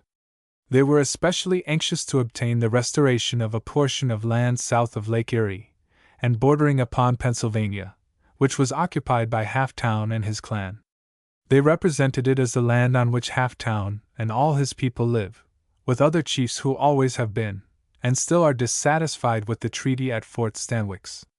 They grew out of this land, and their fathers grew out of it, and they cannot be persuaded to part with it. We therefore entreat you to restore to us this little piece. This appeal, so simple and touching, was responded to by President Washington with great kindness. He reminded them that the treaty at Fort Stanwix had been fully confirmed at Fort Harmar in 1789, that it was not within his province to annul the provisions of a treaty, especially one that had been concluded before his administration commenced, yet he assured them that Half-Town and his people should not be disturbed in the peaceful occupancy of the land in question. From the friendly manner in which they were received and treated by the President, and the generous gifts bestowed, they returned home feeling satisfied that the ruler of the 13 Fires would do them no injustice, and they were hence better reconciled to the people he governed. Before leaving, however, they were engaged to go in company with Colonel Proctor, of the Indian Department, on an embassy of peace to the hostile tribes at the West, which was undertaken in the following spring. On reaching their own country, it was found that another outrage had been committed by a party of bordermen upon the Senecas at Beaver Creek, in the neighborhood of Pittsburgh, in which 3 men and 1 woman were killed. Cornplanter immediately sent runners with a dispatch to the government, informing them of the event, and with the earnest inquiry: "Our Father, and ruler over all mankind, speak now and tell us, did you order those men to be killed?" The Secretary of War utterly disclaimed and denounced the transaction, promised them restitution, and that the offenders should be brought to justice. These times were so fruitful in difficulties, that ere one was healed another was created, yet our government by wise and prompt measures were after this successful, in securing peace with all of the Iroquois family within its borders. Chapter 7. Expedition under Gen Harmar, its failure, high hopes of the Indians, Colonel Proctor's visit to the Indians at Buffalo Creek, Red Jacket's speech, Indian deputation refused, interference of the matrons, council at Painted Posts, chiefs invited to Philadelphia. The efforts of our government to secure peace with the Indians were but partially successful. As our settlements extended westward in Pennsylvania, and along the Ohio and Kentucky borders, Indian hostilities and depredations continued to multiply. From the year 1783, when peace was concluded with Great Britain, until October 1790, when the United States commenced offensive operations against them, the Indians killed, wounded, and took prisoners on the Ohio and the frontiers about 1,500 men, women, and children, besides taking away 2,000 horses and a large amount of other property. The Shawanese, Miamis, and Wabash Indians were chiefly concerned in these bloody transactions, and our government, finding protection for her citizens could not be secured by pacific means, resolved to proceed with vigorous offensive measures. General Harmar, a veteran of the Revolution, with a force of 1,450 men, 320 from the regular army, and the balance made up of recruits from Kentucky and Pennsylvania, advanced toward the Indian country.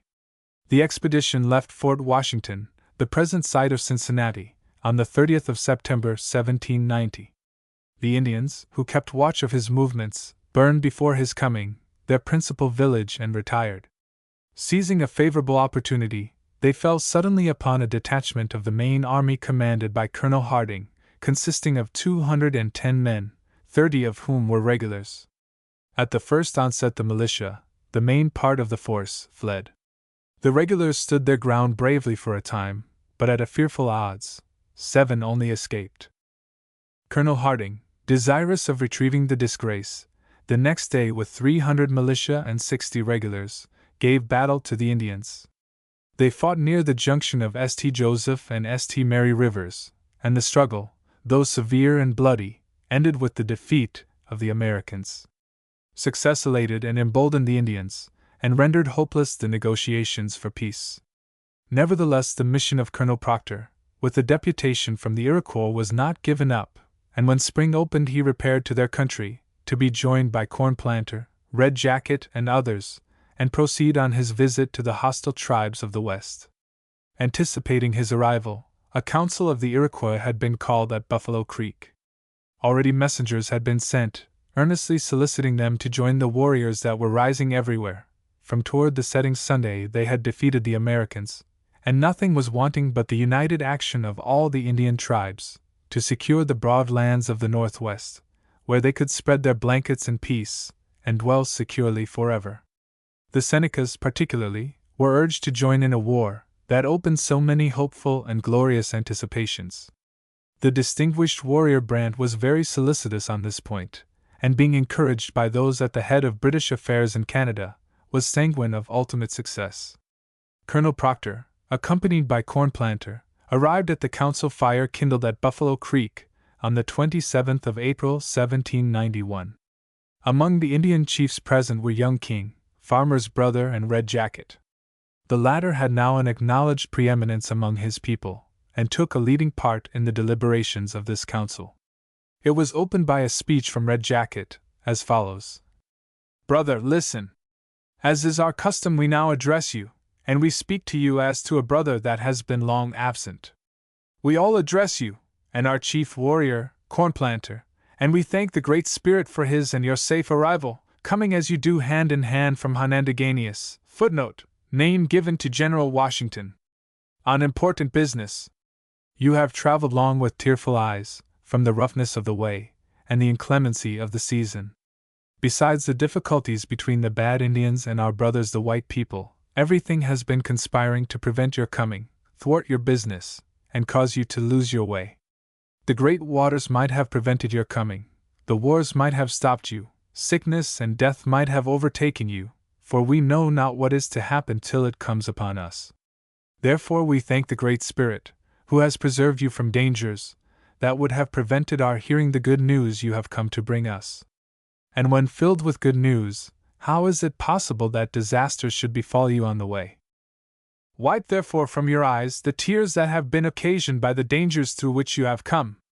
We now place you upon a seat where you can sit erect, a seat where you will be secure from the fear of your enemies, where you can look around upon all as your friends and brothers in peace. You have come with your heart and lips firmly closed, lest you should lose anything you had to say. With a brotherly hand we now open your hearts, and we remove the seal from your lips, that you may open them and speak freely without obstruction. Your ears too have been closed, that they might hear nothing until saluted by our voice. Open your ears to hear our counsels when we shall have had messages from you. We present therefore the compliments of the chiefs and head men of Buffalo Creek, to you and to our great warrior, the corn planter, hoping that you may each proceed safely with your business. To this corn planter replied briefly, in behalf of himself and Colonel Proctor, reciprocating the kindness manifested, in the welcome that had been given them. After which Colonel Proctor explained fully the object of their coming, which was to obtain from them a deputation of peace, to visit with him the hostile Indian tribes at the west, and assured them of the liberal views and friendly feelings of the chief of the 13 Fires toward them. Several days were thereupon consumed in devising expedients and raising objections, which terminated finally in the declaration that nothing could be done without consulting their British friends at Fort Niagara. They desired the colonel to go with them there. His business not being with the British, but with them, he declined going. They then insisted upon having one of the officers of the fort to sit with them in council.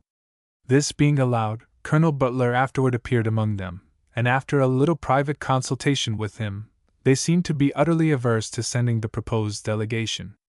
Captain Brandt, just before starting on a visit to Western tribes, had been holding a consultation with these chiefs, and had no doubt been influential in causing them to be averse to joining this embassy.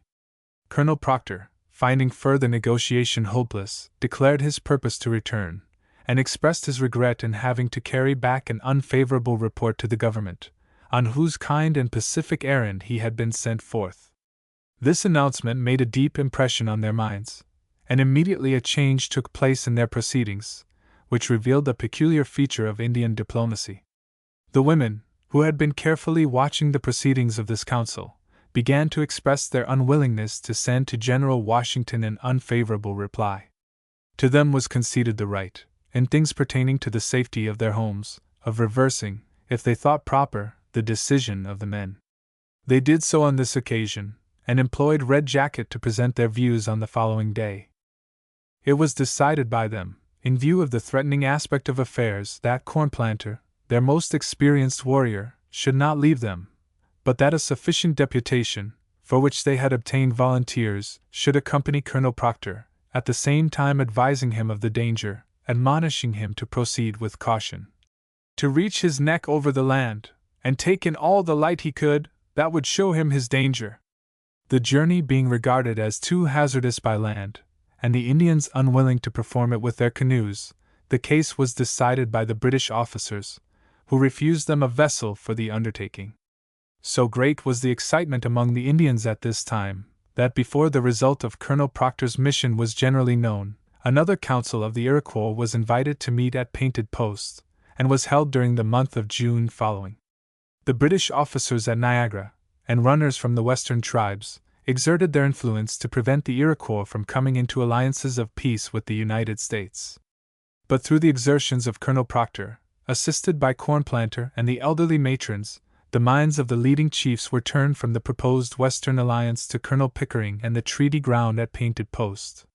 Red Jacket, together with other leading chiefs, was present, and took an active part in the deliberations of this council. It was well attended by the Indians, as also by several American gentlemen, and a number of speeches were interchanged, whose general drift was in the direction of peace. The result of this gathering was satisfactory to all parties.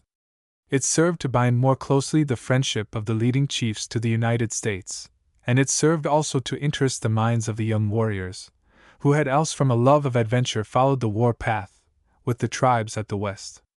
At the close of this council, a large entertainment was prepared purely after the civilized style, and when it was about concluded, Colonel Pickering took occasion to place before them the blessings and advantages of a cultivated state of society, and the happy influences that would arise from the introduction among them of the arts of civilized life. He assured them of the kind interest felt by General Washington and others in their welfare, and promised to aid them in any efforts they were disposed to make for the advancement of their people. Presents were then liberally distributed among them, and they were invited at a convenient time to visit General Washington, and confer with him more fully on the subject. The Indians were pleased with these suggestions, and promised to accept of the proffered invitation.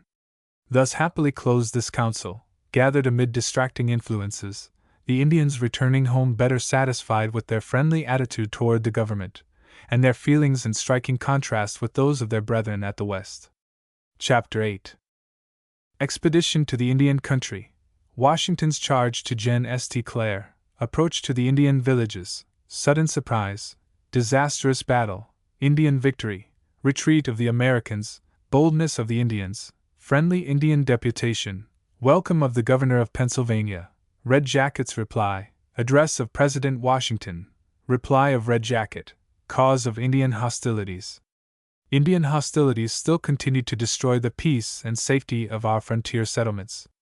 And Congress, with a view to provide relief, resolved to increase our military force and place in the hands of the executive more ample means for their defense. A new expedition was therefore projected. General St. Clair, governor of the territory west of the Ohio, was appointed commander-in-chief of the forces to be employed. President Washington had been deeply pained by the disasters of General Harmar's expedition to the Wabash, resulting from Indian ambushes. In taking leave of his old military comrade, St. Clair, he wished him success and honor, at the same time to put him on his guard, said, "You have your instructions from the Secretary of War. I had a strict eye to them, and will add but one word: beware of a surprise. You know how the Indians fight. I repeat it, beware of a surprise." With these warning words sounding in his ear, St. Clair departed. Footnote: Irving's Life of Washington. On the 7th of September, 1791, General St. Clair set out for the Indian country. The American banner was unfurled and waved proudly over 2,000 of her soldiers. As with sanguine hopes and bright anticipations, they took up their line of march for the Miami, designing to destroy the Indian villages on that river, expel the savages from the region, and by establishing a line of posts to the Ohio River, prevent the Indians from returning to a point where they had been the occasion of great mischief. On their way they constructed 2 forts, Hamilton and Jefferson, and advanced but slowly, having to open for themselves a way through the forest. Too many of those composing this little army were deficient in soldier-like qualities. They had been recruited from the offscourings of large towns and cities, enervated by idleness, debauchery, and every species of vice, which unfitted them for the arduous service of Indian warfare. Hence insubordination, and frequent desertion, were among the difficulties encountered. Not until the 3rd of November did they come near the Indian villages on the Miami. On the evening of that day they selected a position on the bank of a creek, which favored their purpose, and bivouacked for the night. Their number, from desertion, and those left to garrison the forts, amounted to but 1,400. The place of their encampment was surrounded by close woods, dense thickets, and the trunks of fallen trees, affording a fine cover for stealthy Indian warfare. It was the intention of St. Clair to throw up a slight work on the following day, and then move on to attack the Indian villages. The plan of this work he concerted in the evening with Major Ferguson, of the artillery. In the meantime, Colonel Oldham, an officer commanding the militia, was directed to send out that evening 2 detachments to explore the country and gain what knowledge they could of the enemy. The militia showed signs of insubordination, complained of being too much fatigued, and the order apparently could not be enforced. The militia were encamped beyond the stream, about a quarter of a mile in advance, on a high flat, a position much more favorable than was occupied by the main body. The placing of sentinels, about 50 paces from each other, formed their principal security against surprise. At an early hour the next morning, the woods about the camp of the militia swarmed with Indians, and a terrific yell, followed by sharp reports of the deadly rifle, were startling sounds in the ear of the newly recruited soldier. The militia returned a feeble fire, and immediately fled toward the main body of the army. They came rushing in, pell-mell, and threw into disorder the front rank, drawn up in the order of battle. The Indians, still keeping up their frightful yell, followed hard after the militia, and would have entered the camp with them, but the sight of troops drawn up with fixed bayonets to receive them checked their ardor, and stopping short they threw themselves behind logs and bushes, and poured in a deadly fire upon the first line, which was soon extended to the second. Our soldiers were mown down at a fearful rate. The Indians fought with great desperation. They charged upon the center of the 2 main divisions commanded by General Butler and Colonel Dark with unexampled intrepidity. They aimed a destructive fire upon the artillerists from every direction, and swept them down by scores. The artillery, if not very effective, was bravely served.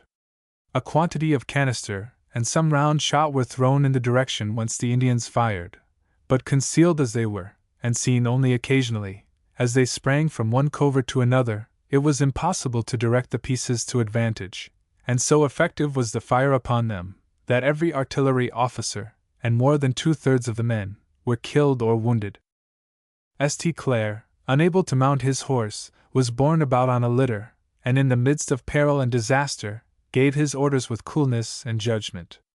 Seeing to what disadvantage his troops fought with a concealed enemy, he ordered Colonel Dark, with his regiment of regulars, to rouse the Indians from their covert with the bayonet, and turn their left flank. This was executed with great spirit.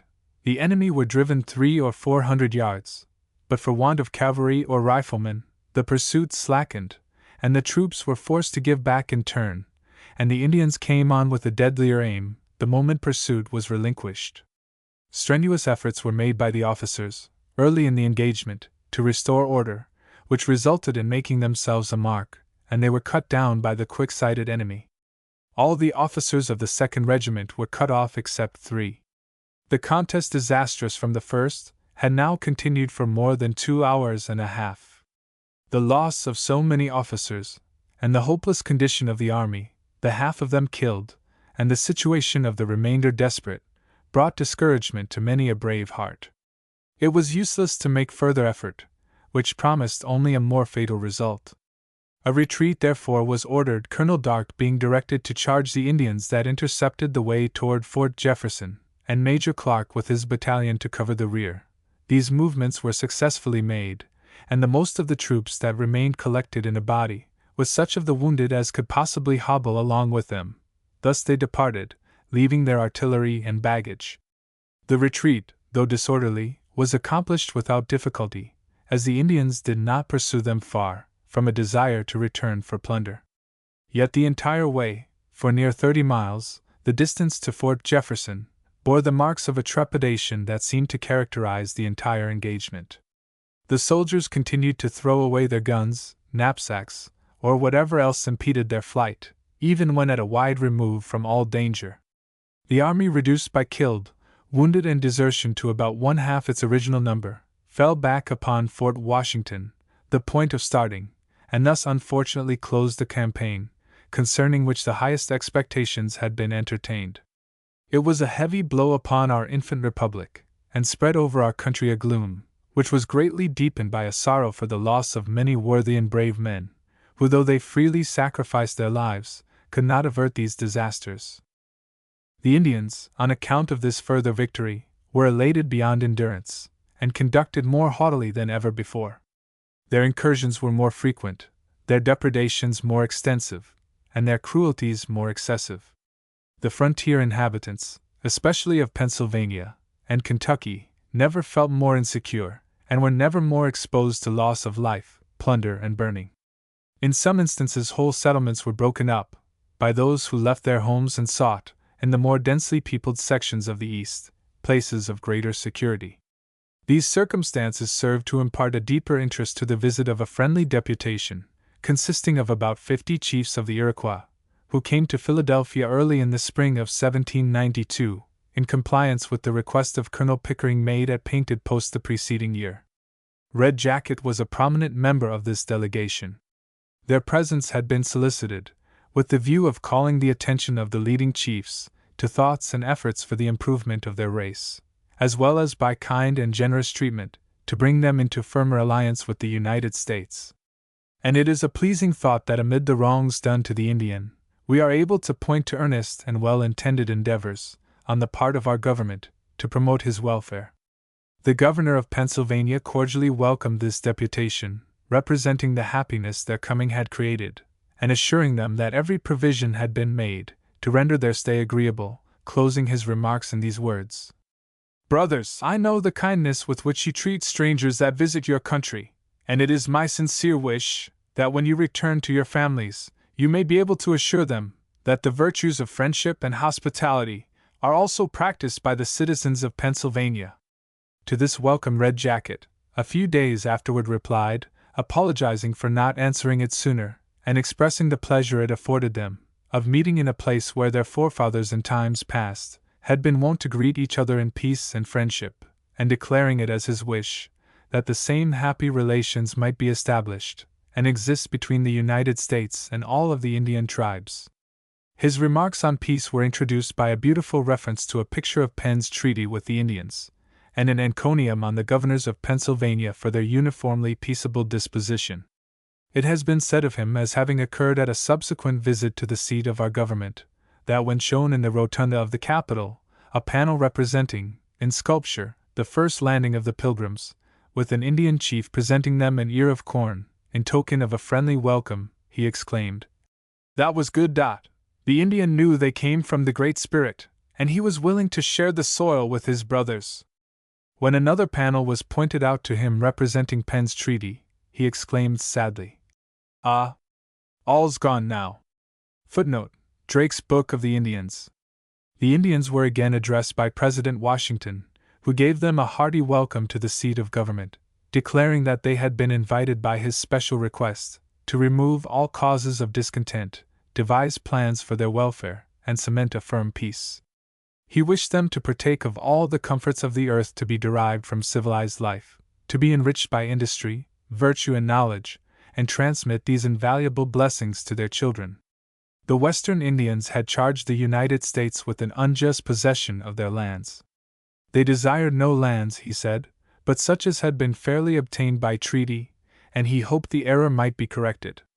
For the further explanation of his views and wishes, he commended them to General Knox, the Secretary of War, and Colonel Pickering, concluding his address with these words: "As an evidence of the sincerity of the desire of the United States for perfect peace and friendship with you, I deliver you this white belt of wampum, which I request you will safely keep." The President, having thus appointed Colonel Pickering and General Knox to attend to the further conferences with the Indians, Red Jacket's reply to the President's address was made to them. His address was directed mainly to Colonel Pickering. Taking in his hand the belt presented by President Washington, he spoke very much as follows: "Your attention is now called to the words of the American chief, when, the other day, he welcomed us to the great council fire of the 13 United States. He said it was from his very heart, and that it gave him pleasure to look around and see so large a representation of the 5 nations of Indians. That it was at his special request we had been invited to the seat of the general government, with a view to promote the happiness of our nation in a friendly connection with the United States. He said also that his love of peace did not terminate with the 5 nations, but extended to all the nations at the setting sun, and it was his desire that universal peace might prevail in this land. What can we, your brothers of the 5 nations, say in reply to this part of his speech, other than to thank him, and say it has given a spring to every passion of our souls? The sentiment of your chief, who wishes our minds might all be disposed to peace, a happy peace, so firm that nothing shall move it, that it may be founded on a rock, this comparison of the peace to a rock, which is immovable, has given joy to our hearts. The President observed also that by our continuing in the path of peace, and listening to his counsel, we might share with you all the blessings of civilized life. This meets with our approbation, and he has the thanks of all your brothers of the 5 nations. And further, that if we attended to his counsel in this matter, our children and children's children might partake of all the blessings which should rise out of this earth." The President observed again that what he had spoken was in the sincerity of his heart, and that time and opportunity would give evidence that what he said was true. And we believe it because the words came from his own lips, and they are lodged deep in our minds. He said also that it had come to his ears that the cause of the hostilities of the Western Indians was their persuasion that the United States had unjustly taken their lands. But he assured us this was not the case, that none of his chiefs desired to take any of their land without agreeing for it, and that the land given up at the treaty at Muskingum, he concluded, had been fairly obtained. He said to us that in his opinion the hostile Indians were in error, that whatever evil spirit or lies had turned them aside, he wished could be discovered, that they might be removed. He had a strong wish that any obstacles to the extension of peace westward might be discovered, so that they might be removed. In conclusion, he observed that our professions of friendship and regard were commonly witnessed by some token Therefore, in the name of the United States, he presented us with this white belt, which was to be handed down from one generation to another, in confirmation of his words, and as a witness of the friendly disposition of the United States towards the peace and happiness of the 5 confederated nations. Red Jacket here laid down the white belt presented by the President, and taking up a belt of their own, continued his speech as follows. Now let the President of the United States possess his mind in peace. Our reply to his address to us the other day has been brief, for the belt he gave us is deposited with us, and we have taken firm hold of it. We return our united thanks for his address, in welcoming us to the seat of the Great Council, and for the advice he has given us. We have additional pleasure in knowing that you, Con. Saudi, Colonel Pickering, are appointed to assist us in devising the means to promote and secure the happiness of the 6 nations. Now open your ears, representatives of the Great Council, hear the words we speak. All present of the Great Council, referring to members of Congress present, and our brethren of the 5 nations here. We consider ourselves in the presence of the Great Spirit, the proprietor of us all. The President has in effect told us we are freemen, the sole proprietors of the soil on which we live. This has gladdened our hearts, and removed a weight that was upon them. This indeed is to us an occasion of joy, for how can 2 brothers speak freely together, unless they feel they are upon equal ground? We now speak freely, as they are free from pressure, and we join with the President in his wish that all the evils which have hitherto disturbed our peace may be buried in oblivion. This is the sincere wish of our hearts. Now, brother, continue to hear, let all present open their ears, while those of the 5 nations here present speak with one voice. We wish to see your words verified to our children, and children's children. You enjoy all the blessings of this life. To you therefore we look to make provision, that the same may be enjoyed by our children. This wish comes from our heart, but we add that our happiness cannot be great if, in the introduction of your ways, we are put under too much constraint. Continue to hear. We, your brothers of the 5 nations, believe that the Great Spirit let this island, the Indians use the term island, in speaking of this continent, drop down from above. We also believe in his superintendency over this whole island. He gives peace and prosperity, he also sends evil. Prosperity has been yours. American brethren, all the good which can spring out of this island, you enjoy. We wish, therefore, that we and our children, and our children's children, may partake with you of that enjoyment. I observe that the Great Spirit might smile on one people, and frown on another.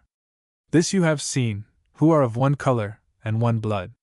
The King of England, and you Americans strove to advance your happiness by extending your possessions on this island, which produces so many good things. And while you 2 great powers were contending for those good things, by which the whole island was shaken, violently agitated, is it strange that our peace, the peace of the 5 nations, was shaken and overthrown? But I will say no more of the trembling of this island. All in a measure is now quiet. Peace is restored. Our peace, the peace of the 5 nations, is beginning to bud forth. But still there is some shaking among our brethren at the setting sun, and you, of the 13 fires, and the King of England know what is our situation and the cause of this disturbance. Here now, you have an ambassador, referring to the British envoy to the United States. As we are informed from the King of England, let him in behalf of the King, and the Americans, adjust all their matters, according to their agreement, at the making of peace, and then you will soon see all things settled among the Indian nations. Peace will extend far and near. Let the President and the Ambassador use all their exertions to bring about this settlement, according to the peace, and it will make us all glad, and we shall consider both as our real friends. Brother, continue to hear. Be assured we have spoken not from our lips only, but from our very hearts. Allow us then to say, that when you Americans and the King made peace, he did not mention us, showed us no compassion, notwithstanding all he said to us, and all we had suffered. This has been the occasion to us, the 5 nations, of great loss, sorrow, and pain. When you and he settled the peace between you 2 great nations, he never asked for a delegation from us, to attend to our interests. Had this been done, a settlement of peace among all the Western nations might have been effected. But neglecting this, and passing us by unnoticed, has brought upon us great pain and trouble. It is evident that we of the 5 nations have suffered much in consequence of the strife between you and the King of England, who are of one color and of one blood. But our chain of peace has been broken. Peace and friendship have been driven from us. Yet you Americans were determined not to treat us in the same manner as we have been treated by the King of England. You therefore desired us at the re-establishment of peace to sit down at our ancient fireplaces and again enjoy our lands. And had the peace between you and the King of England been completely accomplished, it would long before this have extended far beyond the 5 nations.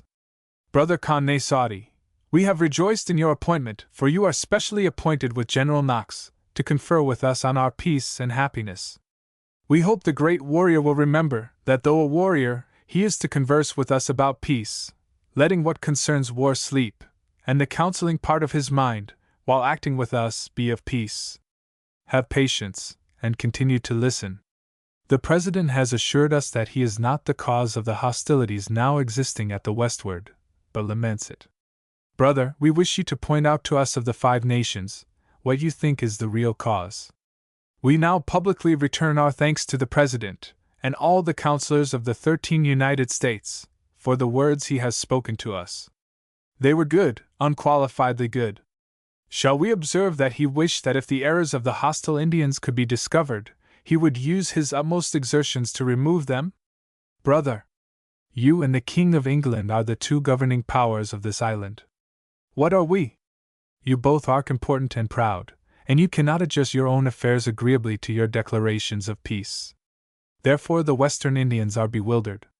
One says one thing to them, and another says another. Were these things adjusted, it would be easy to diffuse peace everywhere. In confirmation of our words, we give this belt, which we wish the President to hold fast, in remembrance of what we have now spoken. Footnote: this speech, given by Colonel Stone from a manuscript of J. W. Moulton, Esq., on account of its importance, is presented almost entire. A few changes have been made, but the ideas of the order, and the language mostly in which they are given, have been strictly maintained, while the changes are no greater than would have been made, had 2 reporters taken the words as they came from the lips of the orator. A very touching reference is made in this speech to the manner in which the Indians had been treated by Great Britain when peace was concluded with the United States. Notwithstanding the promises and high expectations held out to them at the commencement of the war, and their sacrifices and services during its continuance, no notice was taken, no mention made of them in the Treaty of Peace. In the expressive language of Red Jacket, the king showed them no compassion. They had for years fought side by side with the soldiers of Britain. They had, with stealthy tread, come down upon our settlements far removed from the seat of war, surprised peaceful inhabitants, slain defenseless women and children, plundered and burned their dwellings, and wrought in the hearts of the American people a sense of wrong that cried for redress. What could be their position, now that the armies of Britain are withdrawn? The armies of Britain defeated, could they, single-handed, cope with the American army? These were questions that weighed deeply on their minds. Did they expect the hand of friendship to be extended toward them? To be invited to councils of peace, to the intimacies, hospitalities, and kindly feeling manifested on this occasion? The orator was deeply impressed by it, and notes the contrast apparent in the conduct toward them, of Britain and America. You Americans were determined not to treat us in the same manner as we had been treated by the King of England. You desired us at the re-establishment of peace to sit down at our ancient fireplaces and again enjoy our lands. He further very significantly refers to the occasion of the hostile feelings among the Indians at the West. It was because the peace between England and America had not been fully accomplished. In other words, hostile feelings were still cherished, and their outward manifestation could be seen in the plundering and massacres still carried on among our frontier settlements. The establishment of a true peace between the 2 countries, the existence and cultivation of genuine amicable relations between them, would, in his view, end all this trouble, and diffuse peace everywhere. We have already had occasion to notice the unfriendly feeling cherished by the British Indian Department in Canada, toward the United States, and evidence will be afforded further on of their being deeply implicated in the hostilities endured, coming from the Indians on our western border. Chapter 9. Indian Appropriation, Embassy sent west, Instructions, Medal presented to Red Jacket, Military suits, Close of conference, Washington's parting words, Visit of Indonesia, Council at Oglaze, Result, Another Commission, Indian Diplomacy, Washington's letter to Mr. J. Commission goes west, Various interviews, Result of Council, Reorganization under General Wayne, Ready for action. Advice of Little Turtle, Wayne's Battle and Victory, Treaty of Peace. While these Indian chiefs were at Philadelphia, a bill was passed by Congress and ratified by the President, appropriating $1,500 annually for the benefit of the Iroquois, in purchasing for them clothing, domestic animals, implements of husbandry, and for encouraging useful artificers to reside in their villages. They were engaged also to go on a Pacific embassy to the hostile Indians of the West, and assure them of the friendly disposition of the United States toward them, that they want nothing which belongs to the hostile Indians, that they appointed commissioners to treat with them for their lands, and give them a large quantity of goods, that a number of chiefs signed the deeds, and from the reports of the commissioners, it was supposed the lands had been fairly obtained, that under this supposition large tracts had been sold, and hence difficult to restore again. But as the United States desire only what is just, they will attentively hear the complaints of the Western Indians. They will re-examine the treaties, and inquire into the manner in which they were conducted, and if the complaints of the Western Indians appear to be well-founded, the United States will make them ample compensation for their lands. They will do more. So far from desiring to injure, they would do them good. They would cheerfully impart to them that knowledge, and those arts, by which they propose to increase the happiness and promote the welfare of the Six Nations. It was during this visit that President Washington, in token of his friendship and esteem, gave Red Jacket a large silver medal bearing his likeness, which he ever after preserved with much care, and took great pride in wearing. Illustration: George Washington President. 1792. General Knox, the Secretary of War, directed also that a military suit of clothes be given to each member of the deputation, including a cocked hat, as worn by the officers of the United States Army. When Red Jacket's suit was presented to him, he eyed it carefully, and rather admiringly, but requested the bearer to inform General Knox that the suit would hardly become him, as he was not a war chief but a sachem, the sachems being civil, rather than military officers. He desired therefore that another suit be prepared, which would accord better with the relation he sustained to his people, at the same time declaring the one sent very good, and manifesting a disposition to retain it, until the other was prepared. A plain suit was accordingly prepared and brought to him, and with this he seemed to be highly pleased. The bearer tarrying a little, and manifesting a readiness to carry back the other suit, Red Jacket coolly and rather playfully remarked, that though the present suit was more in keeping with his character as sachem, it nevertheless occurred sometimes, in cases of emergency, that the sachems also went to war, and as it would then be very becoming and proper for him to wear it, he was happy to have one in case a circumstance of this kind should occur. These Indian chiefs were all highly gratified with the attention shown them during this visit to the general government. They were especially pleased with the interest that had been taken in the improvement of their people, and the pledges they had received of aid in carrying out the benevolent designs entertained toward them. And they all, Red Jacket with the rest, were favorably impressed with the views of Washington, in desiring to introduce among them the improvements of civilized life.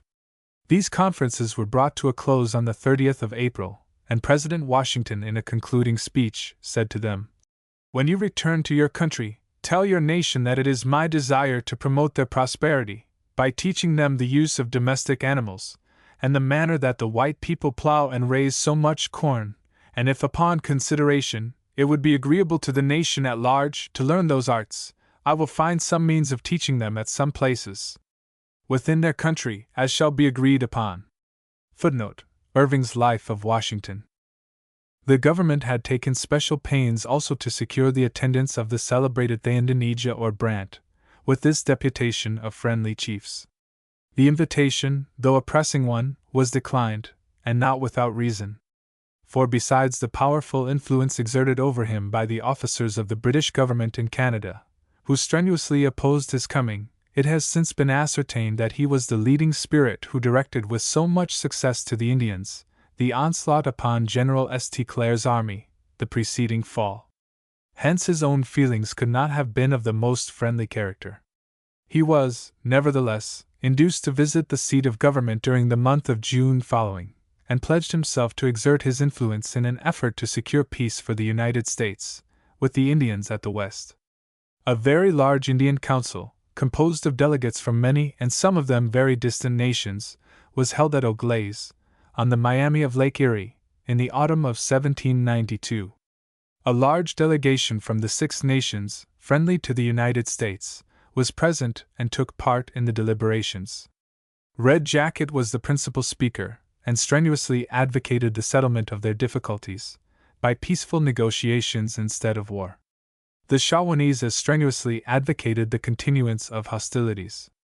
They taunted the 6 nations with having induced them to form a great confederacy, a few years before, and of having come to the council now, with the voice of the United States folded under their arm, referring to the belt which was significant of their embassy. The Shawanese, Miamis, and Kickapoos were addicted to horse stealing, and while hostilities were continued, they reaped from this source their greatest harvests. Captain Brant, on account of sickness, was unable to be present, and it may be noticed that from this time on, his efforts to form a Northwestern Indian Confederacy were very sensibly remitted. He no doubt found there were so many conflicting interests and national jealousies in the way as to render the project comparatively hopeless. But more than all, he had depended upon the following of the entire body, composed of the 6 nations, and when he saw them coming largely under the influence of the United States, he could realize that the strength and permanence of his contemplated position were so seriously affected as to render its attainment extremely doubtful. The addition of the entire Iroquois family to the proposed confederation would have brought into it an element of intellectual superiority, and their long-established polity of acting in concert would have been of essential service among forces that were wild and chaotic. And we are not surprised that the diversion effected among them should have changed somewhat the views of the distinguished Thayendanegea. No decisive action was reached at this council, but an agreement was made to suspend hostilities during the winter, provided the United States would withdraw their troops from the west side of the Ohio, and another council was appointed to meet at the Miami Rapids during the following spring. The Iroquois delegation forwarded to our government a report of the service they had rendered, the action taken by the council, and the agreement to meet in the spring, and requested that agents might be sent, who were men of honesty, not land jobbers, but men who love and desire peace. We also desire that they may be accompanied by some friend, or Quaker, to attend the council. On the 19th of February, 1793, General Benjamin Lincoln, Beverly Randolph, and Colonel Pickering were commissioned by the President to attend the great Indian Council at Miami Rapids in the ensuing spring. Meanwhile, the Indians, dissatisfied with the views of the President, as transmitted by the 6 nations, held another council at Eau Glaise in February, and framed a very explicit address to the 6 nations, affirming they would listen to no proposition from the United States that did not concede the Ohio River as the boundary line between them and the Indian country. They desired the United States to be fully apprised of this before sending their delegation, and they notified the 6 nations of a private council at Miami Rapids, before meeting the American commissioners, to adjust their opinions, so as to speak but one language at the council. They further declared their intention not to meet the commissioners at all, until assured they had authority to conclude a treaty on this basis. In this determination they were encouraged and sustained by the British Indian Department of Canada. President Washington, in a letter to Mr. J., our minister in London, writing in 1794, very clearly sets forth the work thus accomplished. He says, "There does not remain a doubt, in the mind of any well-informed person in this country, not shut against conviction, that all the difficulties we encounter with the Indians, their hostilities, the murder of helpless women and children, along our frontiers, result from the conduct of agents of Great Britain in this country. In vain is it then for its administration in Britain to disavow having given orders which will warrant such conduct, whilst their agents go unpunished, while we have 1,000 corroborating circumstances, and indeed as many evidences, some of which cannot be brought forward, to prove that they are seducing from our alliances, and endeavoring to remove over the line tribes that have hitherto been kept in peace and friendship at great expense, and who have no causes of complaint except pretended ones of their creating, whilst they keep in a state of irritation the tribes that are hostile to us, and are instigating those who know little of us or we of them, to unite in the war against us, and whilst it is an undeniable fact that they are furnishing the whole with arms, ammunition, clothing, and even provisions to carry on the war, I might go farther, and if they are not much belied, add, men in disguise. Footnote: Marshals, Washington. The commissioners of the United States appointed to confer with the Indian tribes at the West proceeded on their way, arriving at Niagara the latter part of May, 1793. Here they were very kindly entertained by Governor Simcoe until the council was ready to receive them. While here they were visited by a large deputation from the council at Miami Rapids, who desired an explicit answer to the inquiry whether they were authorized to run and establish a new boundary, which they answered in the affirmative, at the same time reminding the Indians that in almost all disputes there were wrongs on both sides, and that, at the approaching council, both parties must expect to make some concessions. This reply was well received, and sanguine hopes were entertained of a favorable termination of their mission. The Indians returned again to their council at Miami, and the commissioners, supposing they would now be prepared to receive them, proceeded on their voyage westward. Arriving at the mouth of Detroit River, they were obliged to land, being forbidden by the British authorities to proceed any farther toward the place of meeting. They were met here by another Indian deputation, bringing a paper with a written statement of their determination to make the Ohio the boundary line between the Indian country and the United States, and requiring the latter, if sincere in their desires for peace, to remove their settlements to the south side of that river. To this the commissioners were desired to give an explicit written answer.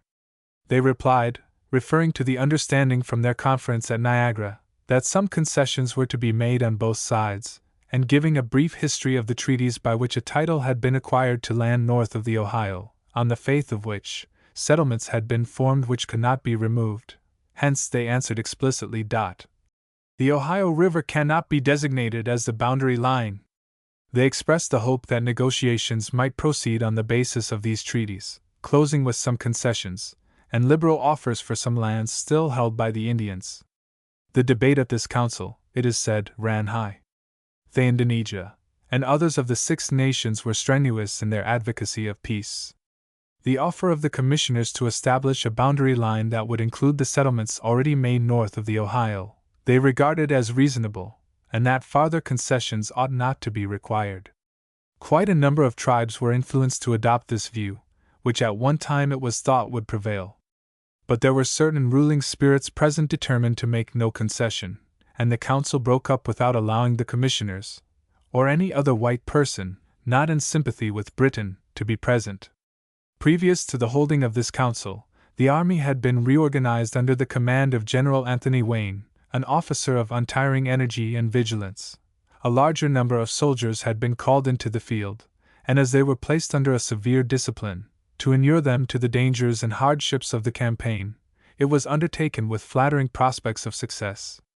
Pittsburgh had been made the place of rendezvous, but fearing the influence of an encampment near a town, and wishing to inspire in his soldiers a feeling of self-reliance, General Wayne, on the 27th of November, 1792, marched his army to a point 22 miles distant on the Ohio, which he called Legionville, fortifying it and taking up his quarters there for the winter. On the 30th of April, 1793, as spring had opened, he broke up his garrison at Legionville, and led his army down the river, to Fort Washington, its site being that of the present beautiful and flourishing city of Cincinnati. Here he remained while the negotiations were going on with the Indians at the west. As soon as they were ended and the result known, he took a more advanced position, marching in October in the direction pursued by General St. Clair, to a point on the southwest branch of the Miami, 6 miles beyond Fort Jefferson, and 80 from Fort Washington, which he fortified and called Greenville. On the 23rd of December, a detachment of the army commanded by Major Bebec took possession of the ground where the army of General St. Clair, 2 years before on the 4th of the preceding November, had sustained a terrible defeat. Here they gathered up sadly and sacredly the bones that marked this as a place of human slaughter, put in order the field pieces that were still upon the ground, served them with a round of 3x3 over the remains of their fallen comrades, and erected a fortress, appropriately naming it Fort Recovery. The army at different points had skirmishes with the enemy that were not serious, but they served to create confidence and inspire courage in the minds of the soldiers. It was not until the 20th of August 1794 that General Wayne had a regular engagement with the Indians. Yet like a true gladiator he had been preparing for the struggle, and his wariness, which had gained for him the title of Black Snake, may be gathered from the speech of Little Turtle, chief of the Miamis, and one of the most active and brave warriors of his time.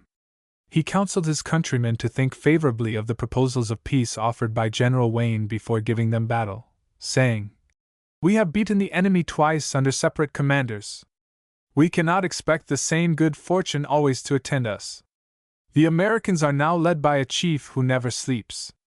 The night and the day are alike to him, and during all the time he has been marching on our villages, notwithstanding the watchfulness of our young men, we have never been able to surprise him. There is something that whispers to me, it would be prudent to listen to his offers of peace." But this counsel was rejected by the Indians, who determined to give battle to the Americans the next day. They fought in the vicinity of a British fort, which Governor Simcoe of Canada had caused to be erected at the foot of the rapids of the Miami emptying into the lakes, far within the acknowledged territory of the United States. The ground occupied by the Indians was well chosen, being a thick wood, where were old fallen trees that marked the track of some ancient hurricane, where the use of cavalry would be impracticable, a place suited to afford them shelter and well adapted to their peculiar mode of warfare. But the order of General Wayne to advance with trailed arms, and rouse the Indians from their covert at the point of the bayonet, and when up deliver a close and well-directed fire on their backs, followed by a brisk charge, so as not to give them time to load again, was executed so promptly, and with so much effect that the Indians were driven in 1 hour more than 2 miles, and soon dispersed in terror and dismay, leaving the ground in full and quiet possession of the victorious army. This battle, which terminated within reach of the British guns, decided the fate of the campaign. The Indians after this were dispirited and unable to make a general rally. The distrust awakened by the coolness of their supposed friends, the gates of whose fort remained unopened while they were fleeing thither for a covert, served not less than the victory to dishearten them, and incline their thoughts toward peace. The few days spent by the army on the battleground after its victory were occupied in destroying the property of the Indians in that vicinity, including also the extensive possessions of Colonel McKee, an officer of the British Indian Department, whose influence had been exerted in promoting these hostilities, whose effects were now being experienced. The fort itself was poised in the general's mind, as was also the torch of the gunner, who was only restrained by his commanding officer from firing upon Wayne, who, as he thought, came too near, in making his observations on one of His Majesty's forts. Prudence prevailed. The fighting was confined to a war of words and a spirited correspondence between General Wayne and the officer in command of the fort. General Wayne, after laying waste their principal towns in this region, continued in the Indian country during the following year, bringing his campaign to a close by a treaty with the northwestern tribes, which was entirely agreeable to the wishes of the United States. Chapter 10. Canandaigua at an early day, facts in the early settlement of Bloomfield, Indian Council, its object, Indian parade, Indian dress, opening of council, speeches, liberal offers of the government, Mr. Savary's journal, treaty concluded, account of Red Jacket by Thomas Morris. Canandaigua at an early day was the objective point for all who were seeking what was called the Genesee country. It was at the head of navigation. Parties coming from the east could transport their goods by water from Long Island Sound to Canandaigua, with the exception of 1 or 2 carrying places, where they were taken by land. We can hardly realize that at that time there was here a widely extended forest, in all its loneliness and grandeur. Its first trees were cut down in the fall of 1788, soon after Mr. Phelps had concluded his treaty of purchase with the Indians. By means of them a log storehouse was constructed, near the outlet of the lake. The family of a Mr. Joseph Smith took possession of it in the spring of 1789. Judge J. H. Jones, who in the fall of 1788 was one of a party to open a road between Geneva and Canandaigua, witnessed, on revisiting the latter place in 1789, a great change. When we left, he says, in the fall of '88, there was not a solitary person there. When I returned 14 months afterwards, the place was full of people, residents, surveyors, explorers, adventurers. Houses were going up. It was a thriving, busy place. During the following year quite a nucleus for a town had gathered here. In 1794, Mrs. Sanborn, an enterprising landlady, whose eye kindled with the recollection of those days, served up in a tea saucer the first currants produced in the Genesee country. Footnote: Conversation of the author with Mrs. Sanborn.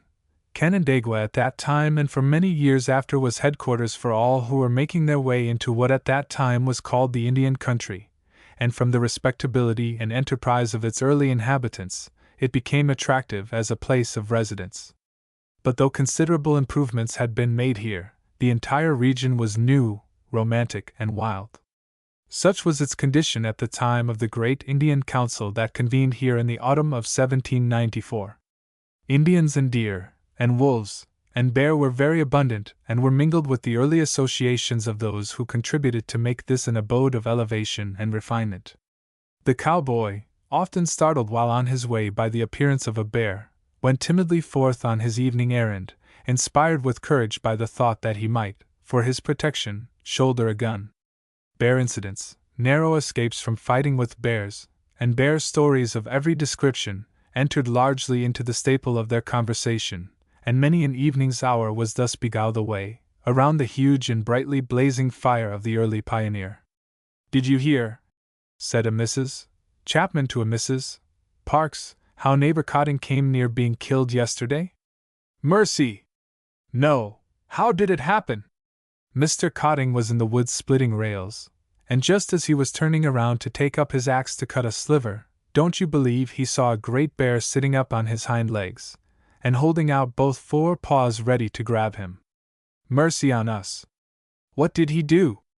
What did he do? He took up his axe, and instead of cutting the sliver, cut into the old bear's head. But the axe glanced and only cut into the flesh, without killing the bear, and he ran away with the axe sticking fast in the wound. Awful! Awful! How thick the bears are getting to be! Husband says they have killed off most all of our hogs. Your hogs? Just think once, there was a great bear came the other night, and got hold of a hog in Asahel Sprague's hog pen, and would have killed him, if Mr. Sprague hadn't shot the old fellow. Yes, and last summer when Mr. Sperry was gone off to training, there was a bear came in the daytime and tackled one of their hogs right in their own dooryard. But Mrs.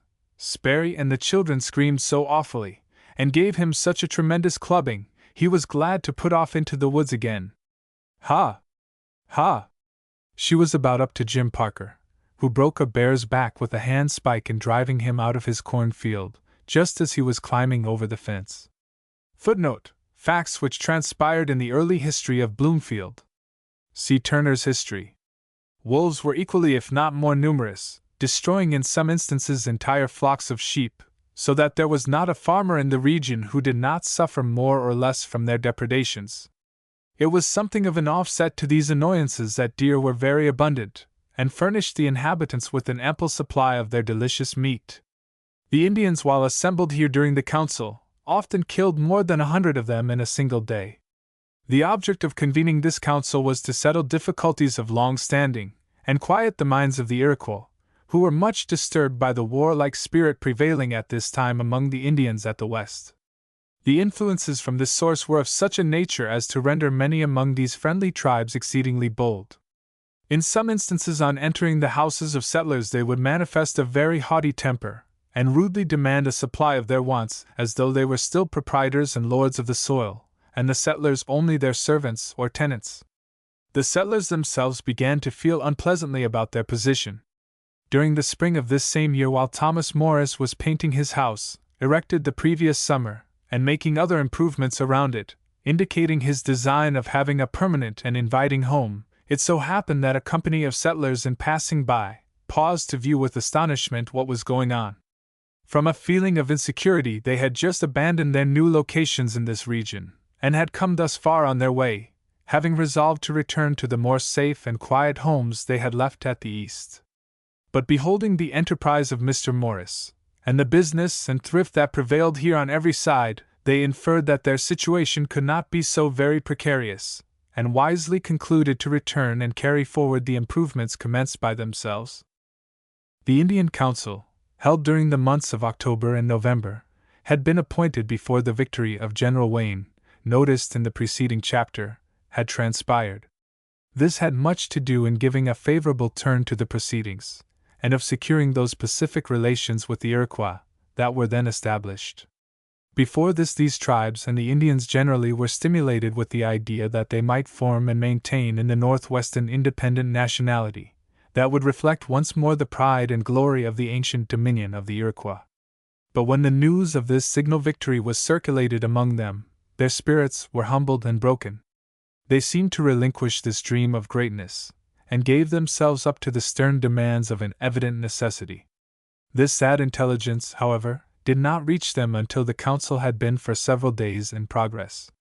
Its first opening was darkened by no cloud of evil.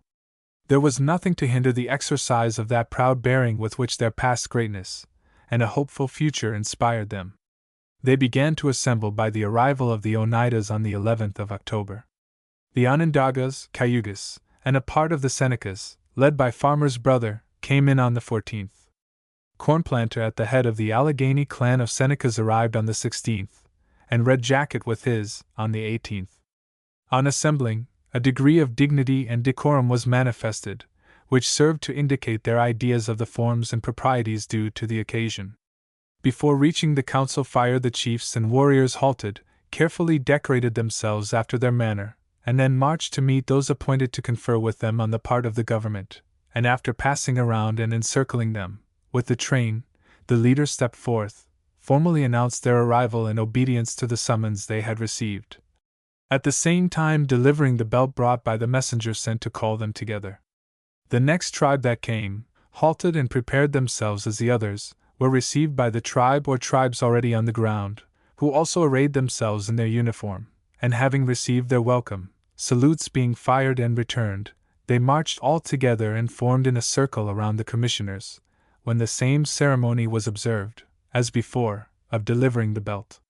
They proceeded thus until all the Indians had assembled to the number of about 1,600.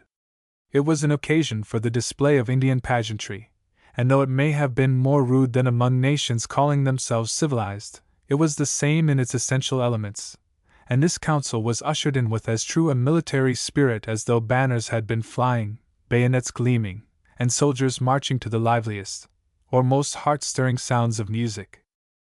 The uniform of the Indian was not as the dress of the European, ornamented, epauletted, tinselled. It was a more simple, less expensive, but not a less time-honored mode of adorning his person. Though his military coat was of paint of different colors with which he was striped in a distinguishing manner, he regarded it no doubt as gorgeous and gay. Instead of the gracefully waving plume, he was bedecked with the feathers of the kingly eagle. Beads and shells served in the place of military buttons, and his trophies in the chase, and in war, he regarded as forming a prouder sash than the richest scarf of scarlet or of blue. Canandaigua, in years gone by, has often witnessed scenes of proud military display. But never will there be witnessed so grotesque, and in many respects so imposing a parade as appeared on this occasion. The neighboring forest swarmed with life, and resounded with the wild yell and deafening war-whoop of the Indian. It was his gala day, and highly fitting that before surrendering these grounds forever to the dominion and usages of another race, he should come forth once more from his native wilds, and depart in the fullness of his strength, as the sun passing from under a cloud, sheds his full glory over the earth before sinking beneath the western horizon. This was his last day of pride on ground hallowed in the memories of the past. The occasion called forth an unusual attendance. It was known that Colonel Pickering, who had been appointed to hold this treaty, would come prepared to give them a grand feast, and distribute among them a large amount of money and of clothing. Hence they all came. For weeks before the treaty, they were arriving in squads from all their villages, and constructing their camps in the woods, upon the lake shore, and around the courthouse square. The little village of Whites was invested, overrun with the wild natives. It seemed as if they had deserted all their villages, and transferred even their old men, women, and children to the feast, the carousal, and the place of gifts. The night scenes were wild and picturesque, their camp fires lighting up the forest, and their whoops and yells creating a sensation of novelty not unmingled with fear, with the far inferior in numbers who composed the citizens of the pioneer village and the sojourners of their own race. Footnote: History of the Phelps and Gorham Purchase. The council was formally opened on the 18th of October, by a speech of condolence on the part of the Oneidas and Onondagas, to the Senecas, Cayugas, Tuscaroras, and Delawares, some of whom were present, on account of the death of a number of their chiefs since the last meeting. It was with a view to wipe away their tears, brighten their faces, and clear their throats, that they might speak freely at the council fire. Red Jacket in reply made a very sympathetic, and as it was regarded at the time, beautiful address, presenting belts and strings of wampum to unite each to the other as the heart of one man. Next was given a speech of congratulation by Colonel Pickering, who appointed a council of condolence on the following Monday for the Delawares, who were mourning for a young brother killed by a white man. The ceremony of burying the dead, covering the grave with leaves to obscure it from sight, of burying the hatchet taken from the head of the victim, thus representing his death by violence, of covering it with stones and pulling up and planting over it a pine tree, so that in after years it should never be disturbed, of wiping the blood from the head of the victim, and tears from the eyes of the mourners. These things represented by speech and action having been performed, the council was opened in earnest on the day following. In reply to Colonel Pickering's remarks of the preceding day respecting peace, and upon keeping the chain of friendship bright, Fish Carrier, an aged and influential chief, in a speech of some length recounted the history of the whites and of their intercourse with the red men from their first settlement in this country. He referred to the manner in which they had been received, to the friendship that had existed before the controversy of the United States with Great Britain, and to the negotiations that had taken place since that time, the grievances they had suffered, dwelling particularly upon the dissatisfaction still existing among them about the treaty at Fort Stanwix in 1784. The commissioners were too grasping, they demanded of us too much. But as they had taken hold of the chain of friendship with the 15 fires, they were disposed to hold fast. But he thought it needed brightening up a little. Colonel Pickering in reply to them said they ought not to think very hard of them about that treaty, for they had just come out of a long and bloody war, and as they had been victorious the Six Nations ought not to blame them for feeling a little proud, and they ought not to be surprised, in view of what had taken place during the war, if the commissioners were somewhat severe. A deputation from the Quakers was present at this council, and their address being read and interpreted, was received by the Indians with much satisfaction. At the opening of the council the next day, a request was presented by some of the Indian women, who desired that their views might be heard, and permission being granted, Red Jacket spake in their behalf. He represented that the women had taken a deep interest in everything pertaining to the welfare of their nation, and he requested the sachems and warriors, as well as the commissioner, to give an attentive consideration to the views of those he had been chosen to represent. They had attended upon the council, had listened to all that had been said, and they desired it to be understood that their views were in accordance with those of their sachems and chiefs. They felt that the white people had caused them a great deal of suffering. The white people had pressed and squeezed them together until their hearts were greatly pained, and they thought the white people ought to give back all their lands. A white woman had told the Indians to repent. Footnote: referring to Jemima Wilkinson. They wished in turn to call upon the white people to repent. They needed to repent as much as the Indians, and they hoped the white people would repent and not wrong the Indians any more. The commissioner thanked them for their speech, saying he had a high respect for the women, and would be happy to hear from them whenever they had anything to say. After several days had passed without coming to anything decisive in regard to the main object of the council, Colonel Pickering called their attention to the fact of their grievances, saying they had been together some time and talked them over and had found but two rusty places in the chain of friendship, one of which they had already brightened. But the other spot they thought was too deep to be cleared up. It related to their lands. He then showed them maps which clearly pointed out the limits agreed upon in their treaties, and by a distinct statement of the negotiations and treaties that had been made at different times with them, and afterward confirmed, proving that the claims of the United States were just, he declared himself ready to stipulate concerning their grievances, that they should still have the privilege of hunting upon the lands they had ceded, and that their settlements thereon should remain undisturbed. He further assured them that the United States would increase their annuity from $1,500 to $4,500, to say nothing about the presents he had brought them amounting to $10,000. These he would distribute in case of a favorable termination of their council. He hoped in view of these liberal offers they would dismiss their complaints, bury the hatchet deep and take hold of the chain of friendship so firmly as never again to have it torn from their grasp. The Indians appeared to be pleased with these offers, and promising to regard them favorably, spent several days in deliberating among themselves, inviting to their councils the Quakers, a deputation of whom, as we remarked, were present. William Savary, one of their number, made the following interesting note of his observations at the time. October 30th. After dinner, John Parrish and myself rode to view the Farmers' Brothers' encampment, which contained about 500 Indians. They are located by the side of a brook in the woods, having built about 70 or 80 huts, by far the most commodious and ingeniously made of any I have seen. The principal materials are bark and boughs of trees, so nicely put together as to keep the family dry and warm. The women as well as the men appear to be mostly employed. In this camp there are a large number of pretty children, who in all the activity and buoyancy of health, were diverting themselves according to their fancy. The vast number of deer they have killed, since coming here, which they cut up and hang round their huts inside and out to dry, together with the rations of beef, which they draw daily, give the appearance of plenty to supply the few wants to which they are subjected. The ease and cheerfulness of every countenance, and the delightfulness of the afternoon, which the inhabitants of the woods seem to enjoy with a relish far superior to those who are pent up in crowded and populous cities, all combine to make this the most pleasant visit I have yet made to the Indians, and induce me to believe that before they became acquainted with the white people, and were infected with their vices, they must have been as happy a people as any in the world. In returning to our quarters we passed by the Indian Council, where Red Jacket was displaying his oratory to his brother chiefs on the subject of Colonel Pickering's proposals.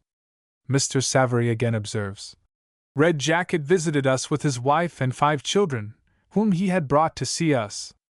They were exceedingly well clad, in their manner, and the best behaved and prettiest Indian children I have ever met with. Footnote, as quoted by Colonel Stone. Various councils and deliberations with the Indians resulted finally in the conclusion of a treaty, which was quite satisfactory to all the parties. By this treaty peace was again declared to be firmly established, the different tribes were confirmed in their reservations, and lands that had not been sold, the boundaries of which were accurately described, and the United States engaged never to claim these lands, or disturb the 6 nations in the free use and enjoyment of them. The 6 nations pledged themselves also not to claim any other lands within the boundaries of the United States, nor disturb the people of the United States in the free use and enjoyment thereof. It was stipulated also that the United States should have the right of way for a public road from Fort Schlosser to Lake Erie, have a free passage through their lands, and the free use of harbors and rivers adjoining and within their respective tracts of land, for the passing and securing of vessels and boats, and liberty to land their cargoes, where necessary for their safety. In consideration of these engagements, the United States were to deliver the presents, and pay the annuity as already intimated in the promise of Colonel Pickering. The money thus pledged was to be expended yearly forever in purchasing clothing, domestic animals, implements of husbandry, and other utensils suited to their circumstances, and for compensating useful artificers who might be employed for their benefit. It was further agreed that for injuries done by individuals on either side, private revenge should not take place, but that complaint be made by the injured party to the nation to which the offender belonged, and that such measures were then to be pursued as should be necessary for the preservation of peace and friendship. Footnote: Indian Treaties. Favored with a copy by O. Parish, Esq. of Canandaigua N.Y. The conclusion of this treaty was regarded as a great point gained. Previous to this time, such of the Iroquois as remained in their ancient seats were but partially reconciled to the United States, and were oscillating in their friendship. But henceforth they were uniformly steadfast in the allegiance they had promised. The holding of this council was further useful in withdrawing the attention of this large body of Indians with their warriors, who had been earnestly solicited to join their hostile brethren at the west.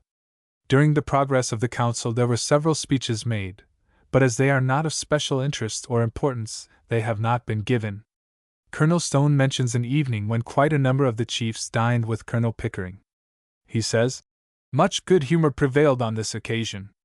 The Indians laid aside their stoicism, indulged in many repartees, and manifested the keenest relish for wit and humor. Red Jacket, in particular, was conspicuous for the readiness and brilliance of his sallies." Footnote: Colonel Stone's Life and Times of Red Jacket. Not far from this time, and with reference it is believed to this treaty, Thomas Morris says, "Red Jacket was, I suppose, at that time about 30 or 35 years of age, of middle height, well formed, with an intelligent countenance, and a fine eye, and was in all respects a fine-looking man. He was the most graceful public speaker I have ever known. His manner was most dignified and easy. He was fluent, and at times witty and sarcastic. He was quick and ready at reply. He pitted himself against Colonel Pickering, whom he sometimes foiled in argument. The colonel would sometimes become irritated and lose his temper. Then Red Jacket would be delighted and show his dexterity in taking advantage of any unguarded assertion of the colonel's.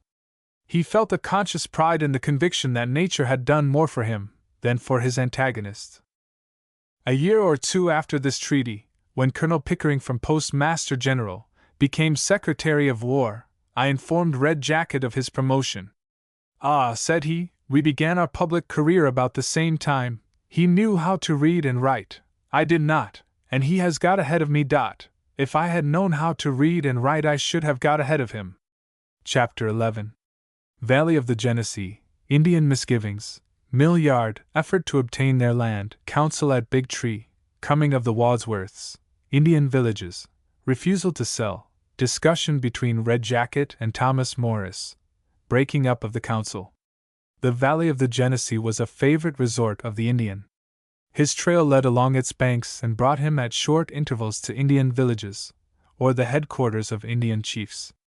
Its flats were broad and beautiful, and were bordered on either side by hills that rose gradually to their summit, where they stretched out into extensive tablelands. These hills, as we ascend the valley, gradually become higher and higher, until we are brought into the vicinity of mountain elevations, where the scenery becomes very romantic, and the country much broken. The valley itself is almost of uniform width from its commencement, a few miles south of the city of Rochester, to the pleasant and thriving village of Mount Morris. Here these flats, which are quite extensive and exceedingly rich and beautiful, appear to leave the river and follow its tributary, the Canaseraga, to a point about 16 miles above, diminishing somewhat in width as they ascend, until they come near the present village of Dansville, where the hills again recede and, forming a large basin, enclose it on the south, presenting the appearance of a magnificent amphitheater. The Canaseraga is here joined by two streams, Stony Brook and Mill Creek, which flow down from the highlands beyond, over precipices, and through gorges deep and wild, where rugged cliffs defying all attempts at culture, rise abruptly at times, from 100 to 300 feet on either side. The Indian's trail conducted him to these wilds, which still remain the most unchanged of all his ancient haunts. Here are solitudes seldom visited by man, where are treasured sublimities that enchain the mind, and inspire a feeling of devotion in the heart of the beholder. Here the Indian, undisturbed by other sights or sounds, may yet listen to the voice of the waterfall as it sounded in the ear of his fathers, or to the gentle murmur of the stream discoursing now, as it did to them, in passing hurriedly over its rocky bed. Footnote: Who would ever suspect that a railroad would stride across any of these deep chasms? How presumptuous! Beyond this point, the Canaseraga itself, as it flows from its source among the hills bordering on Pennsylvania, passes often through deep ravines, narrow defile, and overhanging cliffs. The same is true also of the Genesee River above Mount Morris.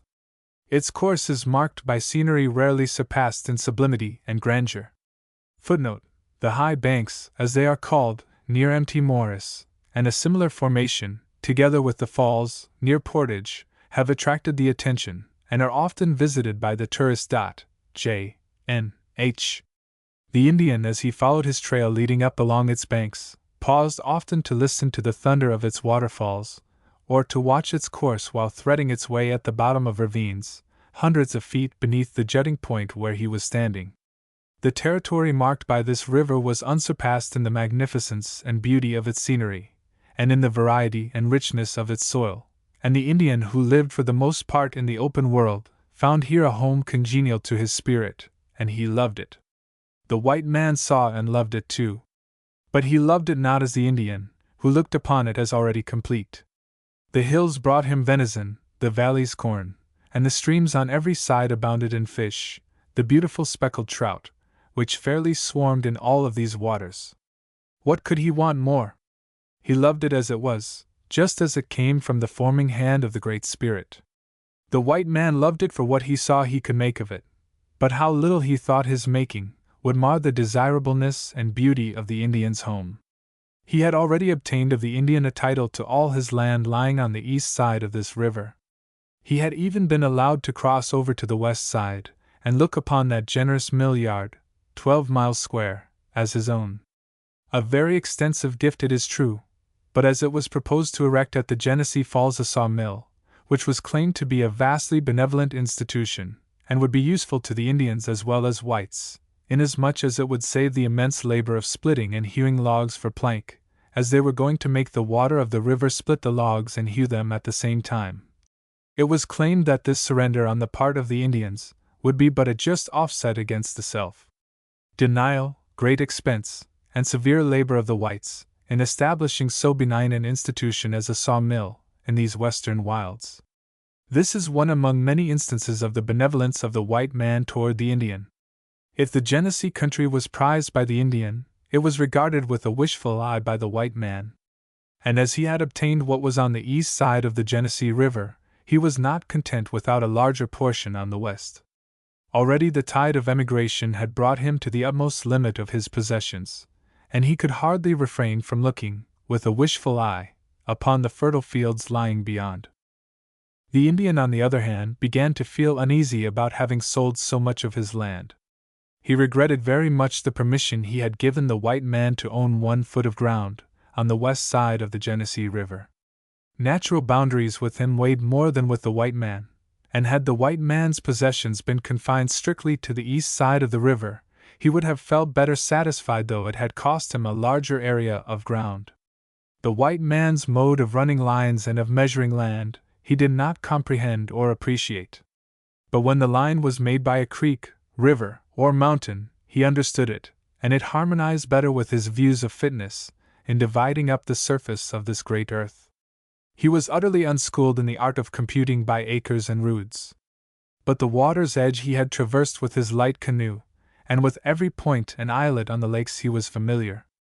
He had followed the rivers to where they came bubbling up from their rocky bed amid mountain elevations, and there was not a tributary stream or run by whose side he had not rested, or by whose music he had not been charmed, keeping pace with it, as it went innocently busying and babbling along on its downward way.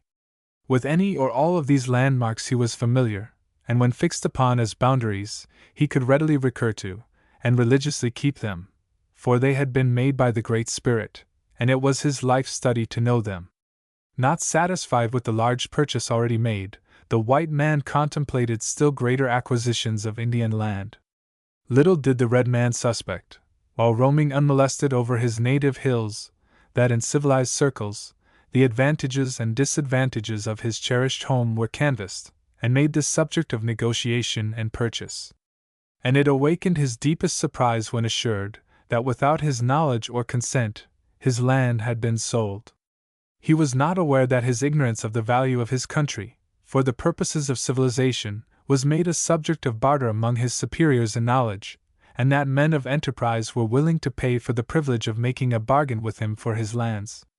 This right, as we have seen, was claimed by the government, Massachusetts holding the right of buying the Indian lands in western New York. This right, under sanction of which the Phelps and Gorham purchase was made, was in part sold, as related in a preceding chapter. The preemptive right to the remainder was bought by Robert Morris in the spring of 1791. He resold soon after, to a company of gentlemen in Holland, pledging himself to survey the entire tract, and extinguish the Indian title. £35,000 of the purchase money were retained, as a guarantee of his fulfilling these engagements. It became an object therefore for Mr. Morris to obtain, at as early a period as practicable, a conference with the Indians, and their consent to sell this land. Owing to their extreme reluctance to part with any more land, he had not been able to persuade them to appoint a council for this purpose, and committed the further prosecution of this to his son Thomas. Hence the occasion given to notice the presence of Thomas Morris at the Indian councils, particularly that at Tioga Point. For several years he had been cultivating an acquaintance with the Indians, residing in their midst, attending their councils, and making himself generally agreeable, and by means of his own personal influence with the chiefs, and unwearied exertions he gained their permission to hold a council, which assembled at Big Tree, the present site of Genesee, in August, 1797. This had already become the residence of the white man. James and William Wadsworth, from Durham, Connecticut, had emigrated hither as early as the year 1790. Under their auspices a new settlement had been commenced. On rising ground which commanded a fine view of the flats, stood their large block house. The same site has still its attractions, for what at a later day was the old Wadsworth mansion. The coming of the Wadsworths into this region, which was still in possession of the Indians, and their prominence in its subsequent history, would seem to justify a more extended notice. In the spring of 1790, James Wadsworth, then a young man of 22, was debating with himself the question of his future calling in life. He had graduated at Yale College in the fall of '87, had spent the winter of '87 and '88 at Montreal, Canada, teaching school. He had no thought of teaching as his life work, and what would he do next? Was his earnest inquiry. Someone suggested that he should study medicine, but this did not suit him. As he had received a liberal education, it was further intimated that he should lead a professional life and become a lawyer, or a minister. After duly considering the matter, choosing for this purpose the retirement of a neighboring wood, he returned the answer: "I am not satisfied with either of these professions." "What will you do, then?" was the inquiry. He replied, "I know God has made me for something, and I am trying to find out what that is." With his mind thus unsettled, he determined to visit his uncle, Colonel Jeremiah Wadsworth, of Hartford. This uncle had pursued a seafaring life, entering upon it at first for the benefit of his health, and following it afterward, from a love for the employment.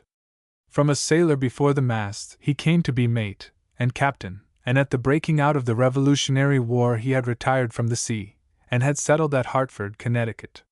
He was appointed commissary of the Connecticut line, and subsequently had important trusts committed to his charge, by his own state, and also by the Congress at Philadelphia, having reference to the pay, clothing, and subsistence of the Continental troops. In the discharge of his official duties he had formed an acquaintance with Oliver Phelps, and after Mr. Phelps had secured an interest in the Genesee country, he represented its advantages to Colonel Wadsworth in such glowing colors, as led him to purchase a considerable tract of land in that region.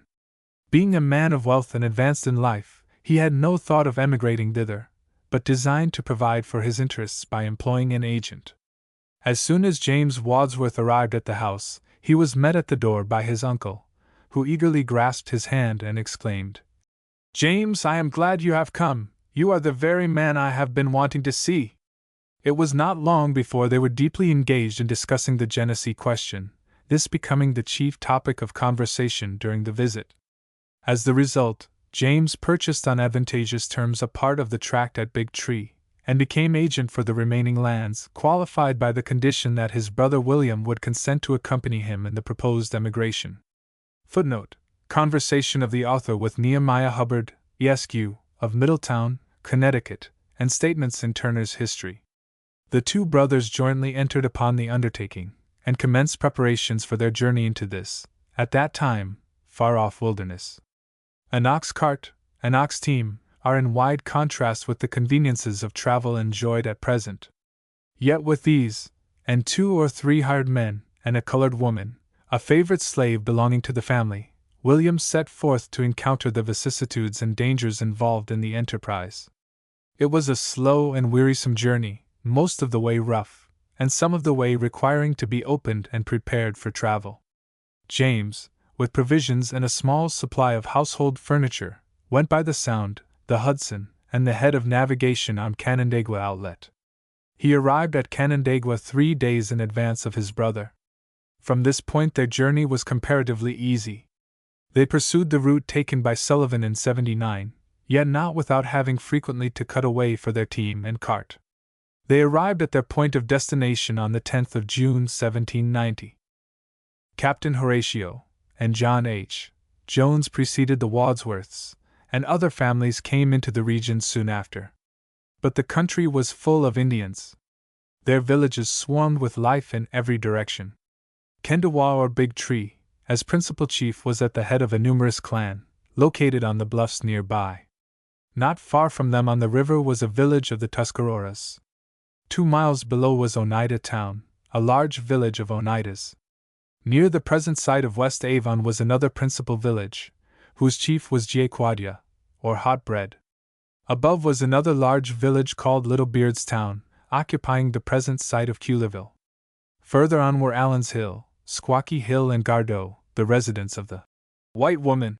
Her husband was principal chief of the clan at this point. Further on at Nunda was another village. Its principal chiefs were Elk Hunter and Green Coat. Still higher up on the river at Canedia was another considerable village, whose chief was John Hudson.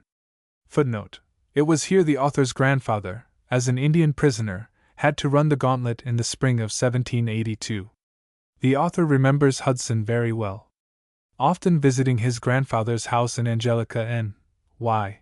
When a boy he often sat on Hudson's knee, whom he regarded as a very pleasant, kind Indian. These villages were mostly in the vicinity of Big Tree, a region which at that time was not without its charms, and has since been regarded as possessing attractions in soil and scenery, unsurpassed by any in the state. It was here the council, solicited by Thomas Morris, assembled. The unfinished block house of the Wadsworths was engaged for the accommodation of those particularly interested with Mr. Morris in conducting the council, and a large tent covered with boughs, and prepared with rows of seats, and a platform, furnished a place suited to their deliberations. The United States, though not directly concerned as a party in this council, were interested in the welfare of the Indians, and appointed a commissioner to watch over their rights, and see that no injustice took place. Massachusetts reserved this right in the sale of her preemptive title. Accordingly, Colonel Wadsworth of Connecticut appeared as commissioner on the part of the United States, and General W.M. Shepherd in behalf of the Commonwealth of Massachusetts. William Bayard of New York represented the interests of the Holland Company, and Mr. Morris appeared through his agents, Thomas Morris and Colonel Williamson. The engagements of Mr. Williamson calling him away, the responsibility of conducting the treaty devolved upon Thomas Morris. A large number of Indians were present, brought together by the prospect of good cheer, no less than their interest in the object of their assembling. The council being duly opened, the commissioners offered their credentials, and explained the reason of their appointment, after which Mr. Morris presented in a speech of some length the object for which they had been convened, representing the desire of his father to obtain by purchase a part, or all of their lands, and how much better it would be for them to dispose of all, except what were actually needed for settlement, and place the money at interest, than to retain in their possession uncultivated wastes, whose only value to them could be such as were derived from the chase, and that this advantage would not be lost, for they could still use it for hunting, the same as before. He concluded by offering them the sum of $100,000, for the entire tract that remained to them in the state, allowing them such reservations as might be needed for actual use. The Indians, after deliberating for a time, returned an unfavorable answer, saying they did not wish to part with any more of their land. Mr. Morris replied, urging them to reconsider the case, that they ought not to decide hastily, setting before them in various ways the favorable terms he had proposed. After deliberating once more, they returned the answer they had already given. Meetings and speeches thereupon succeeded, Farmer's Brother, Corn Planter, Little Billy, Little Beard, and Red Jacket taking part in the discussion, the chief burden of which fell upon the latter. When Mr. Morris urged upon their attention the liberal sum he had proposed to pay for their lands, Red Jacket replied, "We are not yet convinced that it is best for us to dispose of them at any price." "But," said Mr. Morris, "what value can they be to you as they now are, any further than the consciousness that you own them?" "Yes," said Red Jacket, "but this knowledge is everything to us. It raises us in our own estimation. It creates in our bosoms a proud feeling which elevates us as a nation. Observe the difference between the estimation in which a Seneca and an Oneida are held. We are courted, while the Oneidas are considered as a degraded people, fit only to make brooms and baskets. Why this difference? It is because the Senecas are known to be the proprietors of a broad domain, while the Oneidas are cooped up in a narrow space." "Ah," said Mr. Morris, "you presume too much in regard to the consequence of your nation. It is far from being as great as you seem to suppose, and in proof of this let me refer you to the manner in which your deputation to the Miamis was received in 1793. Though large and composed of many of the first men of your nation, it had but little influence." "Very true," replied Red Jacket. "And why? It was because we were in bad company. We went with the pale faces. Had we gone alone, we should have been treated with the dignity which belongs to the Senecas throughout the world." While Red Jacket was still standing, someone interposed the remark, "He's a coward!" Turning round with a look of contempt, and in tone and manner expressing the deepest sarcasm, he said, "Yes, I am a coward!" And then, waving his hand over the broad and beautiful lands that were spread out before them, added, "Assure me that you can create lands like these, which the Great Spirit has made for us his red children, so that you can give us lands like them in return, and I will be brave, until then I am a coward, I dare not sell these lands." Footnote: Conversation of the author with W.M. Jones.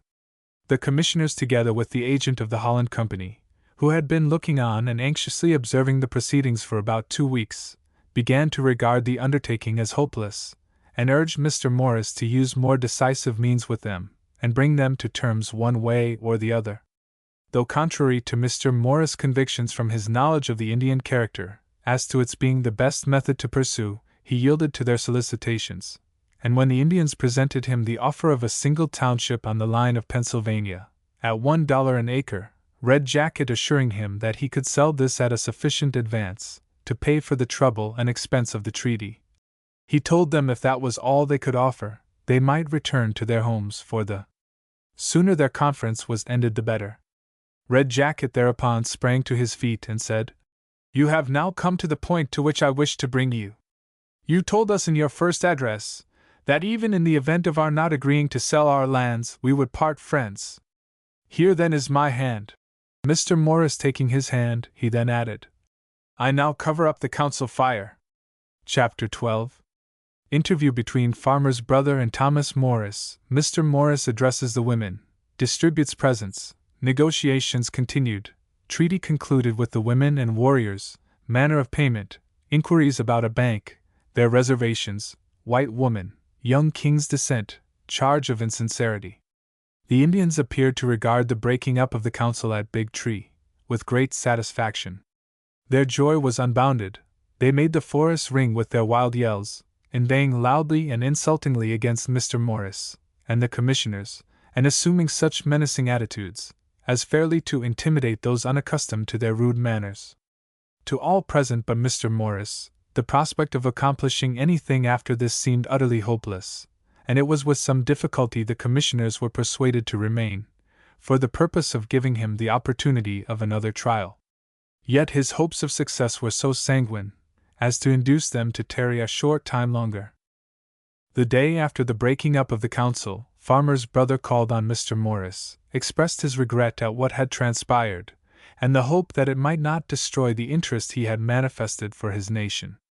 "Certainly not," said Mr. Morris. "You had a right to refuse to sell your lands." But he added, the treatment he had received from his people at the close of the council, especially in allowing a drunken warrior to menace and insult him, while they were yelling in approbation of his conduct, was uncalled for and ungenerous. He had not deserved this from them. They had for years had food at his house in Canandaigua, and liquor as much as was for their good, and whenever any of them had been at Philadelphia, his father had treated them with equal kindness and hospitality. Farmer's brother acknowledged that all this was true, and regretted that the council fire had been extinguished so hastily, or they might have had a meeting to smooth over these difficulties. "Yes," said Mr. Morris, "and here is another ground of complaint. Red Jacket assumed the right of covering up the fire. This did not belong to him. For according to your custom, he only who kindles the council fire has a right to cover it up." "That is so," said Farmer's brother. "Then as I did not cover it up, the council fire is still burning." After thinking a moment he replied, "Yes," and appeared to be pleased that it was so, and proposed to have the council convene again. Mr. Morris signified his pleasure to delay a few days, to give him time to look over his accounts, pay for the provisions that had been consumed, collect his cattle that had not been slaughtered, and arrange other matters preparatory to his leaving the treaty ground. He had become so well acquainted with Indian customs that he had resolved upon another expedient, when his negotiations with the sachems had failed. It is a rule among the Indians that their sachems shall have a right to transact whatever business belongs to their nation, whether relating to their lands or anything else. But in transactions that concern their lands, if their course is not satisfactory to the women and warriors, they have a right to arrest the proceedings, and take the management into their own hands. The reason they assign for this practice is, that the land belongs to the warriors, because they are the defense and strength of their nation, and to the women, because they are mothers of the warriors. In their polity, therefore, they recognize head or chief women, whose privilege it is to select a speaker to represent their views. Mr. Morris determined as a last resort to refer his case to the chief women and warriors. He accordingly sought and obtained such a meeting. He made known to them his business, told them of the offer he had made their sachems, portrayed to them in glowing colors the advantages they would receive from the annuity so large a sum would bring, how it would furnish them with food and clothing, without any anxiety or toil on their part, and that they would thus be relieved of many hardships, which they were now compelled to endure. That the sachems, who were unwilling to sell the land, always had enough to supply their wants. That they could kill game, and feast on the meat, and go to the settlements, and sell the skins, and buy them clothing. Hence they did not care to exchange their land for money, that would enable the women to obtain for themselves and children food and clothing, whereas they were now often compelled to go hungry and naked. By selling such a portion of their land as they had no use for, they would have the means of supplying their necessary wants, and of making themselves comfortable. He then displayed before them a large supply of beads, blankets, silver brooches, and various other ornaments, of which the natives were particularly fond, and said he had brought these with the design of making them presents, in the event of a successful treaty. But inasmuch as the women were not to blame for breaking off the negotiations, he was determined they should have the presents he had intended for them. He accordingly proceeded to distribute among sparkling eyes and joyous hearts the beauties and treasures he had brought for them. These gifts proved a most powerful addition to his argument, and were the means of giving a favorable turn to their counsels. For several days after this the chiefs, and women, and warriors, could be seen scattered about here and there in small parties, engaged in earnest conversation, which resulted in a renewal of their negotiations. Mr. Morris was informed that their council fire was still burning, and that their business might proceed, but instead of being carried on by the sachems, would be conducted by the women and warriors.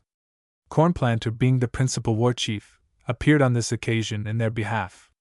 He said, they had seen with regret the misconduct of the sachems, that they thought also the action of Mr. Morris was too hasty, but still they were willing the negotiations should be renewed, and hoped they would be conducted with better temper on both sides.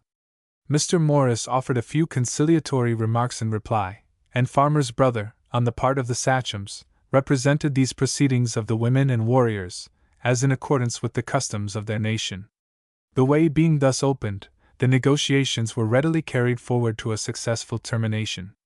They consented to sell their lands for the sum proposed, which was $100,000, leaving their reservations to be settled, as they could agree. The simplicity of the Indian character was apparent, and the eagerness with which they desired to know about a bank, the President having directed that the money they received for their lands, in case they were sold, should be invested for their benefit in stock of the United States Bank, in the name of the President and his successors in office, as trustees of the Indians. They earnestly inquired, "What is a bank?" Several attempts were made at explanation, when finally they came to understand that the United States Bank, at Philadelphia, was a large place where their money would be planted, and where it would grow, like corn in the field.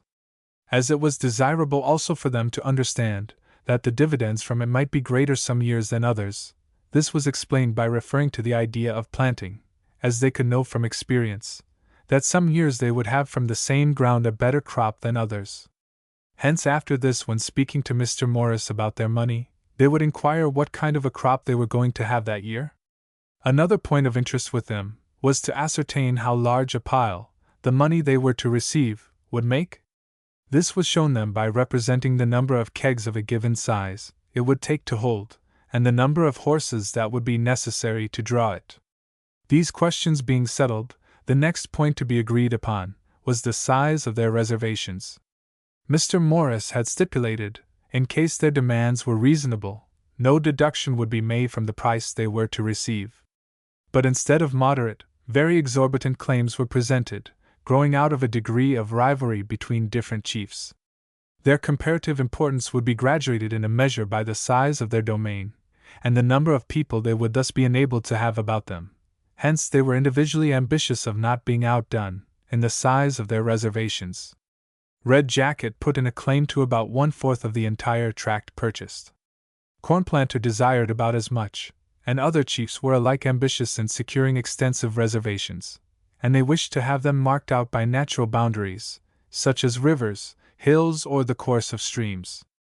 To all of these demands Mr. Morris was obliged to give a stout and resolute denial, requiring them to fix upon a certain number of square miles, which, in the aggregate, should not be far from 350.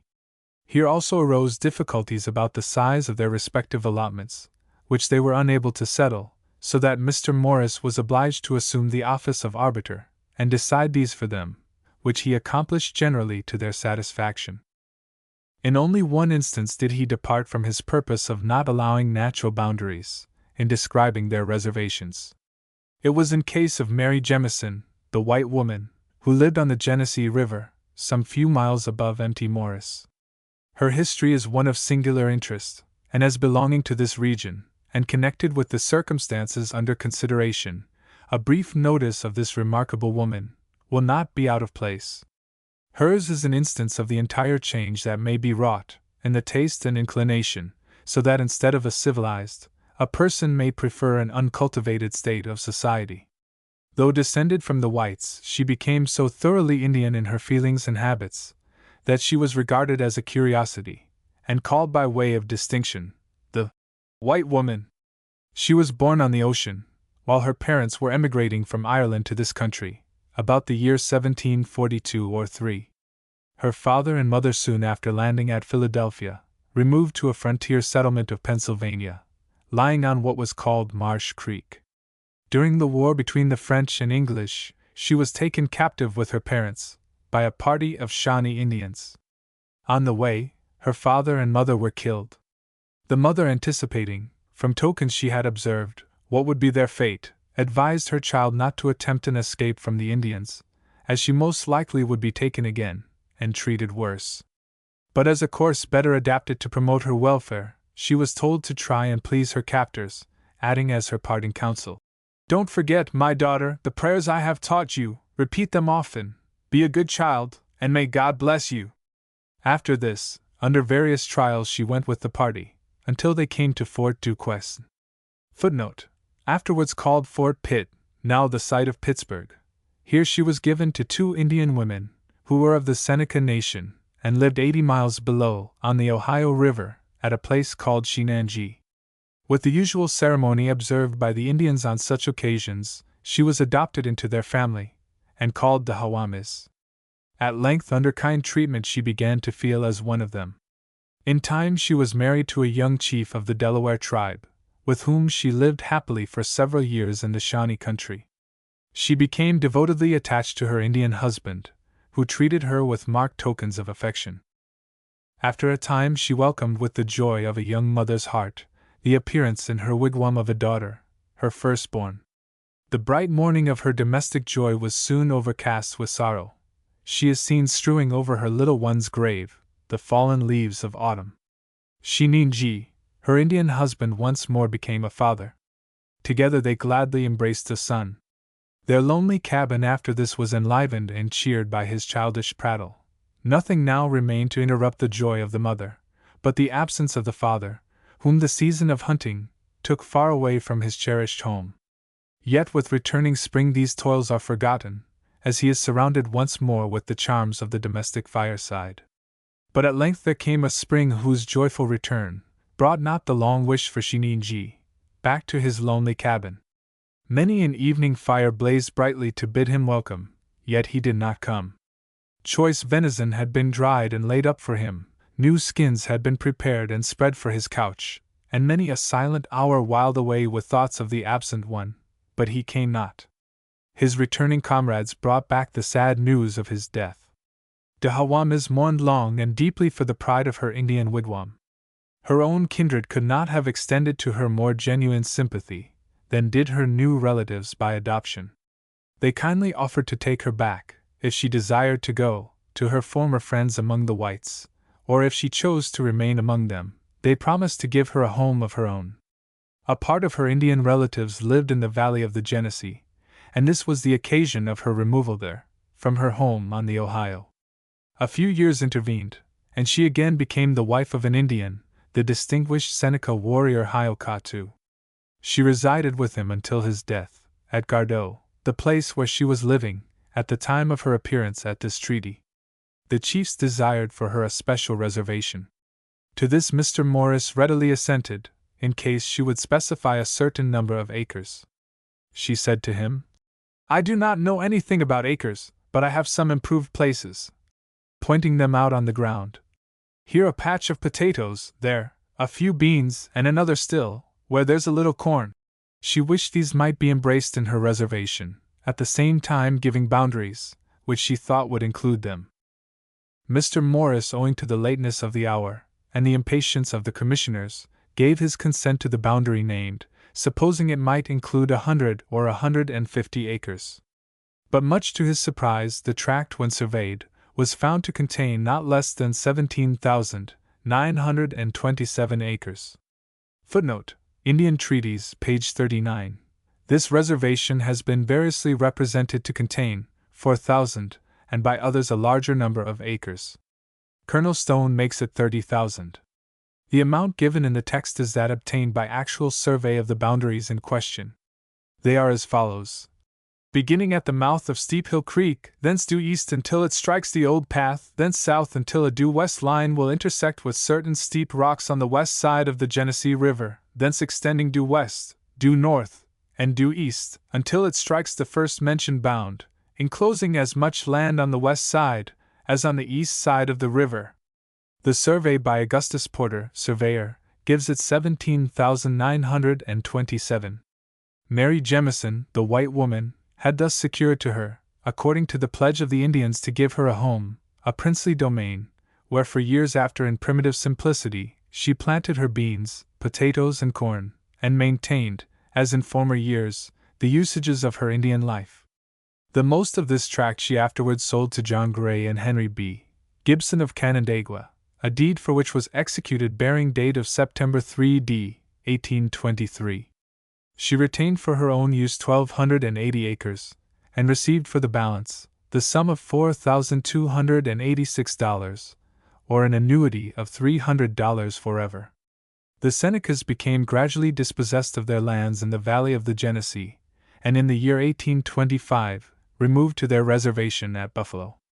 At the time of their removal, the white woman refused to part with the residue of her land, and continued to reside at the place, where she had passed the greater part of her long life, and which was now endeared to her by many associations in the past.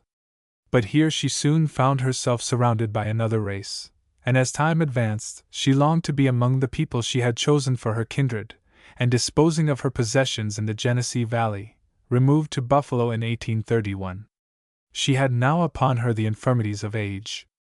Long had the parting injunction of her Christian mother passed from memory.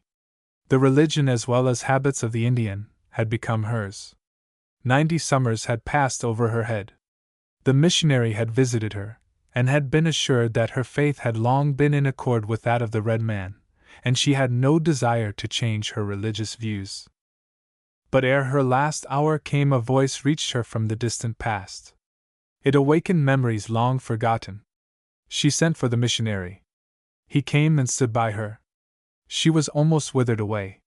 Her small, shriveled, finely wrinkled face, silvery hair, toothless mouth, the nose almost touching her chin, and her thin, wasted form, indicated the presence of second childhood. The memory of that long-lost mother rushed back upon her mind.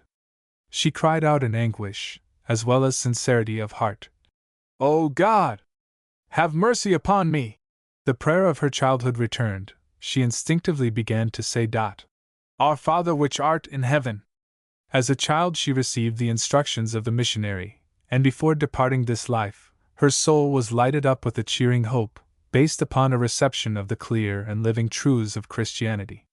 No one had sought to disturb the serenity of her advanced life, by intruding upon her the idea that she was a sinner. How came she to be thus exercised? The lessons given in childhood availed more than sermons, and impressions were then made, which though apparently effaced, still remained to be quickened into life, and bring forth fruit, which cheered the closing days of her singularly eventful history. With the settlement of the white woman's reservation, Mr. Morris regarded the business of the treaty as about concluded. Yet a new obstacle was presented by the arrival of young King, a descendant of Old Smoke, a renowned chief, held in great veneration among the Senecas. None had ever attained a greater degree of power, or swayed a more commanding influence. The son, though not possessing the high endowments of the father, yet when he chose to exert it, commanded an extensive hereditary influence, which carried with it great weight. Having been informed of the proceedings of the council thus far, he expressed his disapproval. Cornplanter and farmer's brother informed Mr. Morris that the treaty could not be completed contrary to the wishes of young King, that however unreasonable it might appear to him, for one man to defeat the will of the entire nation, it was a power he received from his birth, and one of which he could not be deprived. Yet after much persuasion, young King, though not reconciled to the idea of selling their lands, acquiesced, saying he would not stand out against the wishes of his nation. The signing of the treaty yet remained, and Red Jacket, according to the testimony of Mr. Morris, though he had strenuously resisted the sale, desired nevertheless to have his name appear among the chiefs of his nation, whose signatures were appended to the deed executed on the 15th of September, 1797, conveying to Robert Morris of Philadelphia the title to all their lands west of the Genesee River, not included in their reservations, or previously sold. From this fact the inference has been derived that the orator was insincere in his opposition to the sales made of his people's lands. His sincerity, though questioned now, was never after this a matter of doubt. If he had been insincere before, the effect of this sale on the destiny of his people imposed upon him considerations of so grave a nature as to render the idea of his indifference extremely improbable, and no one after this ever thought of imputing to him such a motive. Yet in all the sales the Senecas made of their land, subsequent to this period, Red Jacket's name, however much he may have resisted the act, was appended to the deed or instrument of conveyance. The reason he assigned for this was his desire to have his name go, whether for better or worse, with the destinies of his people. Having exerted all his energies to prevent the sale of their lands, he felt that his duty had been discharged. And when his people decided against him, he regarded the responsibility of the transaction as resting on those who had effected it, and whether he gave or withheld his name, it would have no influence in determining the result. He may have had some pride also in having his name appended to a document, which he knew the white people regarded as of much importance, and were very careful to preserve. It is related of him as having transpired at a later period, when Mr. Gregg of Canandaigua, acting for the Ogden Company, was holding a council with a view to purchase some of the smaller Indian reservations lying along the Genesee River. He was opposed step by step by the persistent efforts of Red Jacket. Yet, notwithstanding the opposition, Mr. Gregg was successful in securing the extinguishment of their title to about 80,000 acres of their land. When the time came for signing the deed, Mr. Gregg said to Red Jacket, "As you have been opposed to the sale of the land, you need not have your name attached to the deed." But he would hear to nothing of the kind, and insisted upon signing it, seeming to take pride in having his name appended to the paper. Footnote: Conversation of the author with the Hon. John Gregg of Canandaigua. Some years ago a story illustrating the eloquence of Red Jacket went the rounds of the papers, in which Mr. Gregg was represented as arguing a case in opposition to and as being defeated by Red Jacket. Not happening to see it at the time, the author sought for a copy, but learning that its principal statements were fictitious, he relinquished the undertaking. Mr. Gregg never argued the case as represented, but took down a speech from the interpreter which he read to the orator, who was much pleased with its correctness and bestowed on him an Indian name, signifying a ready writer. Chapter 13. Council at Canawangas. Interesting reminiscence of Red Jacket. Address of Farmer's brother, Jasper Parrish. Horatio Jones. Red Jacket's visit at Hartford, Connecticut. A council of the Iroquois was held at Sienawaugas, near West Avon, in the autumn of 1798. Connected with it is a reminiscence of Red Jacket of much interest, as an item of history, and it serves well to illustrate the orator's mental habit. His conduct was such on this occasion as to excite the observation as well as curiosity of Captain Parrish, who related the occurrence. For the first few days of the council, he uttered not a word. He appeared to be in deep thought, and was exceedingly reserved. The expression of his countenance was severe, and there was much hauteur in his manner. He ate scarcely anything, and his appearance was so remarkable as to excite the wonder of all present. At length, on the third or fourth day of the council, he arose with great dignity and solemnity of air, and commenced speaking. His exordium was for the most part a beautiful and highly wrought encomium on the character and history of the Indians, particularly of his own people, in the past. They were taken back, as by a magic spell, to primitive times. The days of their renown, when the name and glory of their nation were the admiration of the world. When from the rising to the setting sun, there was no power to stand before them, or hinder the victorious march of their warriors through the land. As they glided over the waters of river or lake, as they ascended the mountain, or passed through the valley, they could feel that their dominion was wide and undisputed. Every deer that bounded through the forest, every bird that winged the air, and the fish in all the waters, were theirs, and they were happy. Such was the glowing picture he drew. They did not realize the present, from the engrossing theme of the past. He next proceeded to sketch their history, as affected by the coming of the white man among them. The friendly relations that marked their early intercourse. Their small beginnings, and the imperceptible manner of their increase. How they began to line the eastern shores, plant themselves upon the borders of their rivers, and gather into neighborhoods, and towns, and cities. How these new and wonderful things engaged the attention of the Indians, and kept them spellbound, so that they were insensible to what had been going on till the whites were firmly planted, like a tree that has taken deep root, and sends its branches out over the land.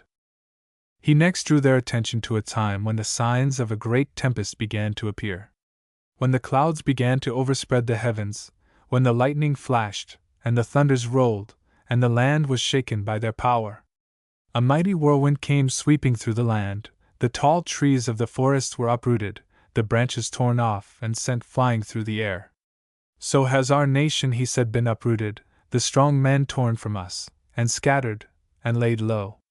Thus he went on recounting as few could the circumstances of their history, and as he advanced, his expressions matured in their intensity, his thoughts appeared to be winged, and came glowing, as if from some furnace in nature, where all her materials are wrought under intense heat, and sent forth in forms of highest brilliancy and beauty. His hearers were amid the heavings of the earthquake, the blackness of the storms, the wild and irresistible sweep of the tornado. The heavens, the earth, the elements, seemed to be careering under the rapid and startling flights of his fancy. He next adverted with much feeling, and with evident sadness, to the transactions of the past year, by which they had become dispossessed of the largest part of their ancient inheritance, and then he drew, with a prophetic hand, a picture of their probable future that brought sorrow to their hearts, and tears to their eyes. He closed his harangue by pronouncing a most withering philippic against the whites. The effect of his speech was wonderful. Mr. Parrish declared that it exceeded, in its brilliancy and force, all his former utterances, of which he had any knowledge, and he never heard from him afterward anything that could compare with it. His auditors were mainly those of his own people. His flow of thought was not interrupted by the slow and embarrassing process of interpretation. The full grief of his heart, in view of the transactions of the previous year, was poured forth, and came like the irresistible sweep of a whirlwind. Footnote: Conversation of the author with Samuel J. Mills, Esq., formerly of N.T. Morris, N.Y., later of Nevada, Iowa. Mr. Mills heard Mr. Parrish give this description of Red Jacket and of his speech, while sitting at one time on the porch of one of the hotels at Avon Springs. Mr. Parrish pointed out the ground occupied by the Indians when this speech was delivered. It was only a little distance from the porch where they were sitting. It was some little time after the delivery of this speech, before the minds of the Indians were sufficiently composed to attend to the main business of their council, which was presented in a speech by Farmer's brother, and embodied in an address to the legislature of New York, thus: The sachems, chiefs and warriors of the Seneca nation, to the sachems and chiefs assembled about the great council fire of the state of New York. Brothers, as you are once more assembled in council for the purpose of doing honor to yourselves and justice to your country, we, your brothers, the sachems, chiefs and warriors of the Seneca nation, request you to open your ears and give attention to our voice and wishes. You will recollect the late contest between you and your father, the great King of England. This contest threw the inhabitants of this whole island into a great tumult and commotion, like a raging whirlwind, which tears up the trees, and tosses to and fro the leaves, so that no one knows whence they come, or where they will fall. Brothers, this whirlwind was so directed by the Great Spirit above, as to throw into our arms two of your infant children, Jasper Parrish and Horatio Jones. We adopted them into our families, and made them our children. We loved them and nourished them. They lived with us many years. At length the Great Spirit spoke to the whirlwind, and it was still. A clear and uninterrupted sky appeared. The path of peace was opened, and the chain of friendship was once more made bright. Then these, our adopted children, left us to seek their relations. We wished them to return among us, and promised if they would return, and live in our country, to give each of them a seat of land for them, and their children to sit down upon. Brothers, they have returned, and have for several years past been serviceable to us as interpreters. We still feel our hearts beat in affection for them, and now wish to fulfill the promise we made them, and to reward them for their services. We have therefore made up our minds to give them a seat of 2 square miles of land lying on the outlet of Lake Erie, about 3 miles below Black Rock, beginning at the mouth of a creek known by the name of Sa-Go-Ye-Wat-Ha Creek, running 1 mile from the river Niagara, up said creek, thence northerly as the river runs 2 miles, thence westerly 1 mile to the river, thence up the river as the river runs to the place of beginning, so as to contain 2 square miles. Brothers, we have now made known to you our minds. We expect and earnestly request that you will permit our friends to receive this our gift, and will make the same good to them, according to the laws and customs of your nation. By the laws of the state, no sale or transfers of Indian lands could be made to private individuals, without permission from the government.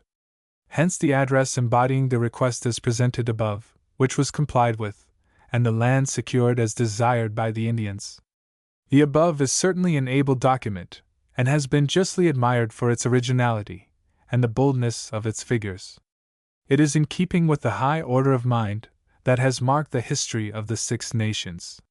One expression in it has been pointed out as an instance of the truly sublime. The Great Spirit spoke to the whirlwind, and it was still. We may observe here that in tracing the history of the Iroquois, the instances are not rare of a true nobility of character. Their confidence and esteem once secured, no slight cause would interrupt, none appreciated more highly the offices of kindness, and none would go further in making a generous return for favors rendered. Jasper Parrish and Horatio Jones were favorite interpreters of Red Jacket, and as they passed no inconsiderable part of their lives among the Indians, a further notice of their history is desirable. The early life of Captain Jasper Parrish was marked by scenes alike trying and eventful. He was a native of Connecticut, from which state his family removed to the waters of the Delaware, in the state of Pennsylvania. In 1778, when but 11 years old, he accompanied his father on a short expedition to remove a family of backwoodsmen to a less exposed part of the settlement. On their way, they were attacked by a small party of Indians and made captives. The father was taken to Niagara, and after a captivity of 2 years, was exchanged and enabled to return to his own family. The son was claimed by a war chief, who treated him kindly, and after a time took him to the waters of the Chemung. On entering an Indian village, the war party which accompanied them sounded the war whoop, and it was answered by the Indians and Indian boys who came out to meet them. They pulled the young prisoner from the horse he was riding, scourged him with whips, and beat him with the handles of their tomahawks, one of the forms of their gauntlet, until his master humanely rescued him. He was after this sold to a family of Delawares, and taken to reside with them on the Delaware River, where he suffered much from want of proper clothing, and from scanty fare. To inure him to cold, the Indians compelled him almost daily to strip and plunge into the icy waters of the river.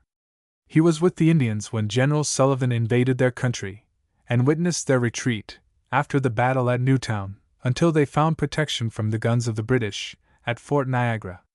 Here they subsisted during the winter by rations from the garrison, and to induce them to return again to their villages, on the Genesee River, the officers pledged them an increased bounty for American scalps. On one occasion, while with the Delaware family at Niagara, he came near being a victim of the British bounty for scalps. Left alone with some Indians, who were having a carousal, he overheard a proposal to kill the young Yankee, and take his scalp to the fort, and sell it for rum. In a few moments one of them took a large brand from the fire and hurled at him, but being on the alert he dodged it, and made his escape. The Indians pursued, but it was dark and they did not find him. From the Delaware family, he was sold to an Indian of the Mohawk tribe, called Captain David Hill. At a council of the British and Indians, he was afterwards adopted with much ceremony into the family of Captain Hill, as his own son. He resided with him at the Mohawk settlement near the present village of Lewiston, till the close of the war, and being surrendered in accordance with the stipulations of the treaty at Fort Stanwix in 1784, he returned once more to his own father's house. It was with some effort he recovered again the use of his own native tongue. During his captivity he had acquired and could speak fluently the language of 5 different tribes, and his qualifications as an interpreter, together with his known faithfulness and integrity, coming to the knowledge of our government, he received an appointment in the Indian service, and during the greater part of his subsequent life, was actively employed in business relating to the welfare of the Indians. He died at his residence in Canandaigua, July 12, 1836, in the 69th year of his age. Captain Horatio Jones was a native of Chester County, Pennsylvania. At the age of 16 he enlisted as a volunteer, in a company commanded by Captain John Boyd. It was when the Indians, led by the notorious Butler, Brant, and Nellis, were committing their depredations and massacres among the settlers of the frontier, sparing neither age nor sex, from the tomahawk and scalping knife. With the ardor of youth he engaged in the active employments of a soldier, and accompanied Captain Boyd on several important and dangerous expeditions, in which himself and commander had the good fortune to escape unhurt. At length, in the spring of 1781, while Captain Boyd and his men, numbering 32, were in pursuit of Nellis, they were surprised by a large party of Indians, who killed about half their number, and of the rest took 8 prisoners, Jones and his commanding officer being among the number. The Indians conducted them to their towns on the Genesee River, where they had to run the gauntlet, and having passed with safety through this trying ordeal, they next came near losing their lives in a savage frolic. The warriors, on returning from their excursion, gave themselves up to drinking and merriment. Partaking freely of the intoxicating bowl, they soon became much excited, and the ferocity, which a time of war engenders, was thoroughly aroused among them. One of the prisoners they killed, and severing his head from the body, carried it about the camp on the end of a pole, with wild shouts and frantic yells. They next meditated the death of Boyd and Jones, and while discussing the manner in which they would have them suffer, a few squaws conveyed them away and hid them. Jones was subsequently adopted into an Indian family, became familiar with their customs and language, and after the declaration of peace, was appointed by President Washington as Indian interpreter, the duties of which office he discharged with fidelity, until within a year or 2 of his death. Mr. Jones was about the ordinary stature, firmly built, and qualified by nature for duties requiring activity and endurance. Possessing uncommon mental vigor and quick perception, he was enabled to form a just estimate of character, and determine with readiness the springs of human action. His bravery, physical power, energy, and decision of character gave him great command over the Indians with whom he was associated, and having their entire confidence, he was enabled to render the government invaluable service in her treaties with the northern and northwestern tribes. He was a favorite interpreter of Red Jacket, and his style is said to have been energetic, graphic, and chaste. He died at his residence near Genesee on the 18th of August 1836. It was not far from the time of this council at Canawangas that Red Jacket visited Hartford, Connecticut. In the adjustment of the land difficulties between the states of Connecticut and Pennsylvania, owing to the indefinite terms of their original charters, Connecticut obtained, as we have seen, a title to that part of Ohio, called Western Reserve. The Senecas laying claim to this, on the ground of conquest, negotiations were entered into with them for the extinguishment of their title. This was the occasion of the orator's visit, concerning which there is but a very brief record. His appearance, however, has been spoken of in terms of high commendation, and a single passage only of the speech he made on that occasion has been preserved. "We stand," said he, when representing the condition of his people, "a small island in the bosom of the great waters. We are encircled, we are encompassed. The evil spirit rides upon the blast, and the waters are disturbed. They rise, they press upon us, and the waves once settled over us, we disappear forever. Who then lives to mourn us? None. What marks our extermination? Nothing. We are mingled with the common elements." The entire speech was listened to with feelings of profound admiration, and his action elicited praise for its dignity and grace. He entered the august assemblage, before which he was called to appear, with a step measured, firm and dignified, a countenance erect, bold and discursive, without manifesting surprise, fear, or curiosity, and his efforts sustaining fully his high reputation as an orator, made the occasion one of great interest to those whom it had been the means of bringing together, or who had been attracted by curiosity, to see one whose fame had reached the land of steady habits. Footnote: Colonel Stone, from collections by J. W. Moulton. Chapter 14. Cornplanter in disrepute, effort to regain his standing, Red Jacket charged with witchcraft, his defense, further notices of Cornplanter, early recollections, at the defeat of General Braddock in 1755, with the English in the War of the Revolution, takes his father a prisoner, his address, releases him, address to the Governor of Pennsylvania, visit of President Alden, close of his life. Not long after the large sale of their domain to Robert Morris, which had been negotiated at Big Tree, the Senecas began to realize that they had committed a great mistake. The broad lands, mountain, hill, and valley, over which they had roamed, the springs and streams of water by whose side they had been wont to encamp, and above all the graves of their sires, where affection's altar had been hallowed by their sighs and tears. These were still in view, but they appeared not as in days gone by, to wear for them the smiles of old and long-tried friends. They seemed to present a look and utter a voice of reproach, as though chiding them for having broken in upon the harmony of those time-honored arrangements, which had bound them together, and the thought of this filled their minds with anxiety and grief. Had they been aware of the sorrow they would experience in looking upon these lands, as no longer their own, their consent to part with them would not so readily have been given. The reverse which thereupon took place in their minds fell heavily on those who had taken the most active part of the business of selling their country. Cornplanter, having borne a prominent part in these proceedings, fell deeply under the displeasure of his people. Their displeasure was so marked as to lead him to cast about for some means of relief. Aware of the credulity and superstition of his people, he resolved to avail himself of these characteristics of his nation, to accomplish the end he had in view. For this purpose he was in consultation with his brother Giannioddio, who on one occasion terminated a scene of great dissipation by the announcement that he had been delegated by the Great Spirit with a new revelation and with supernatural gifts.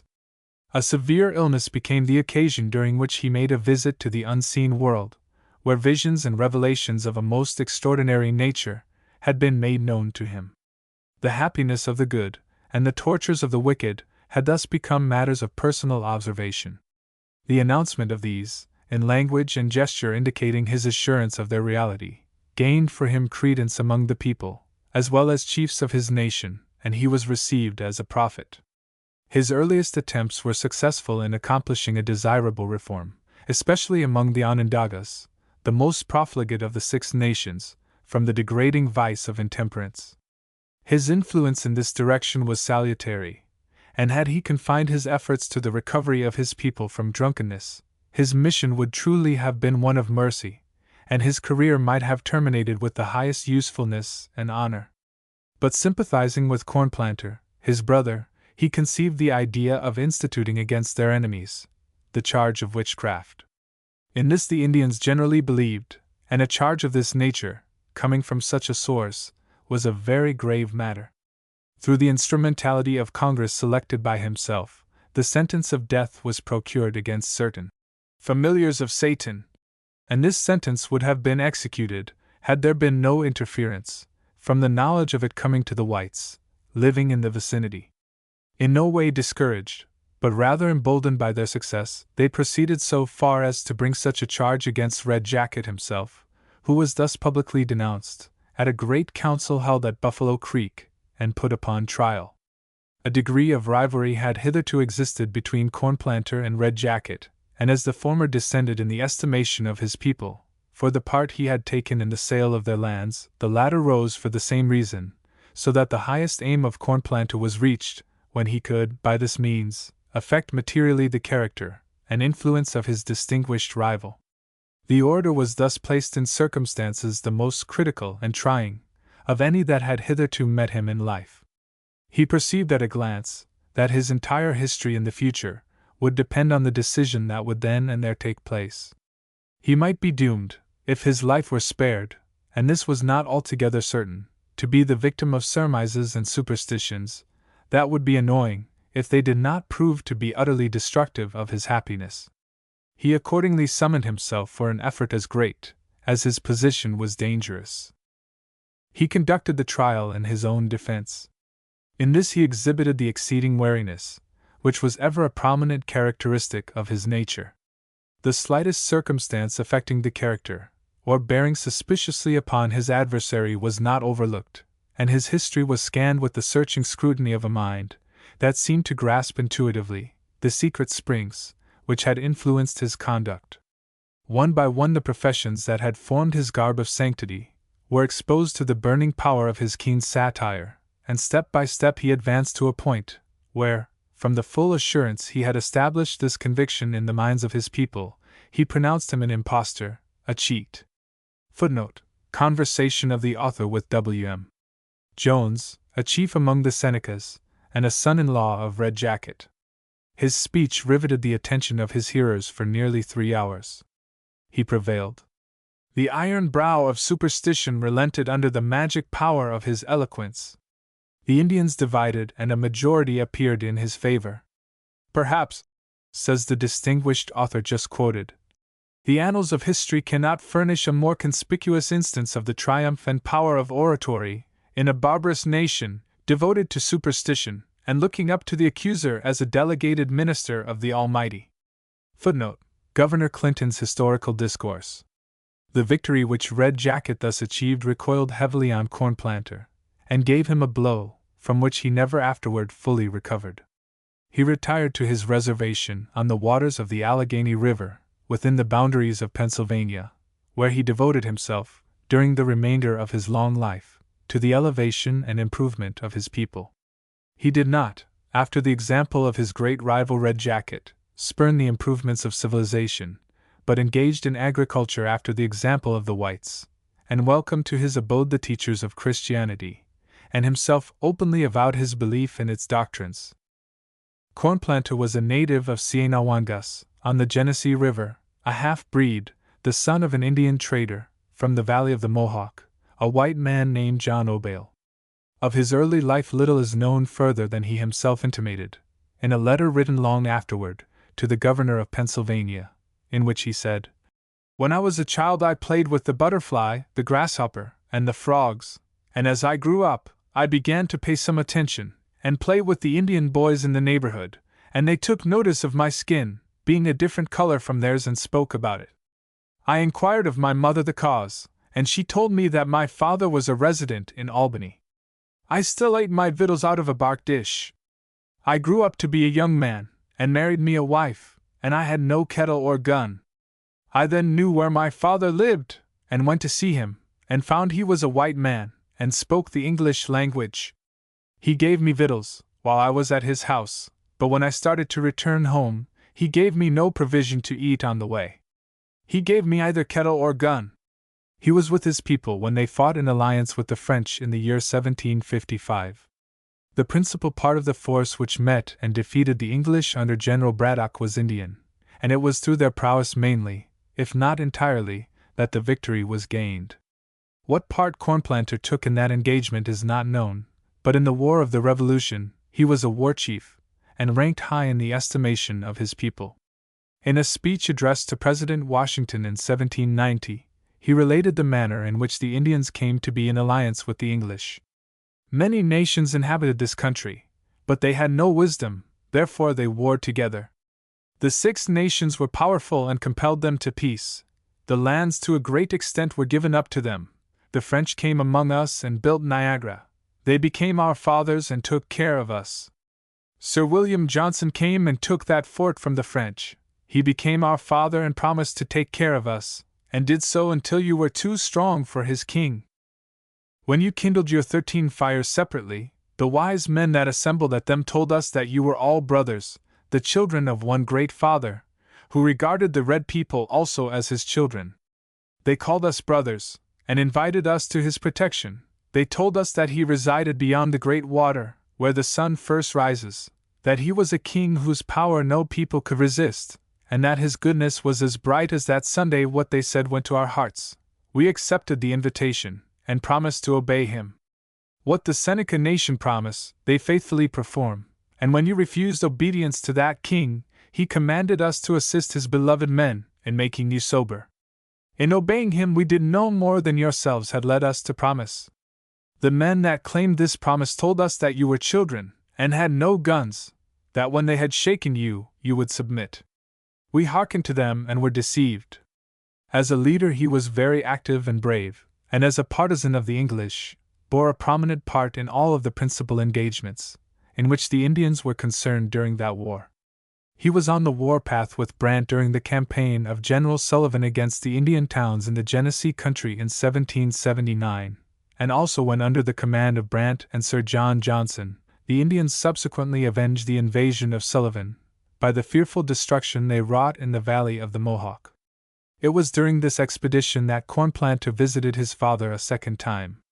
He was residing then in the vicinity of Fort Plain, and ascertaining where he lived, Cornplanter watched his opportunity and made his father a prisoner, but managed so adroitly, as to avoid recognition. He marched his sire 10 or 12 miles up the river, and then stepped in front of him, faced about, and addressed him in the following manner. My name is John O'Bale, commonly called Cornplanter. I am your son. You are my father. You are now my prisoner, and subject to the customs of Indian warfare. But you shall not be harmed, you need not fear. I am a warrior.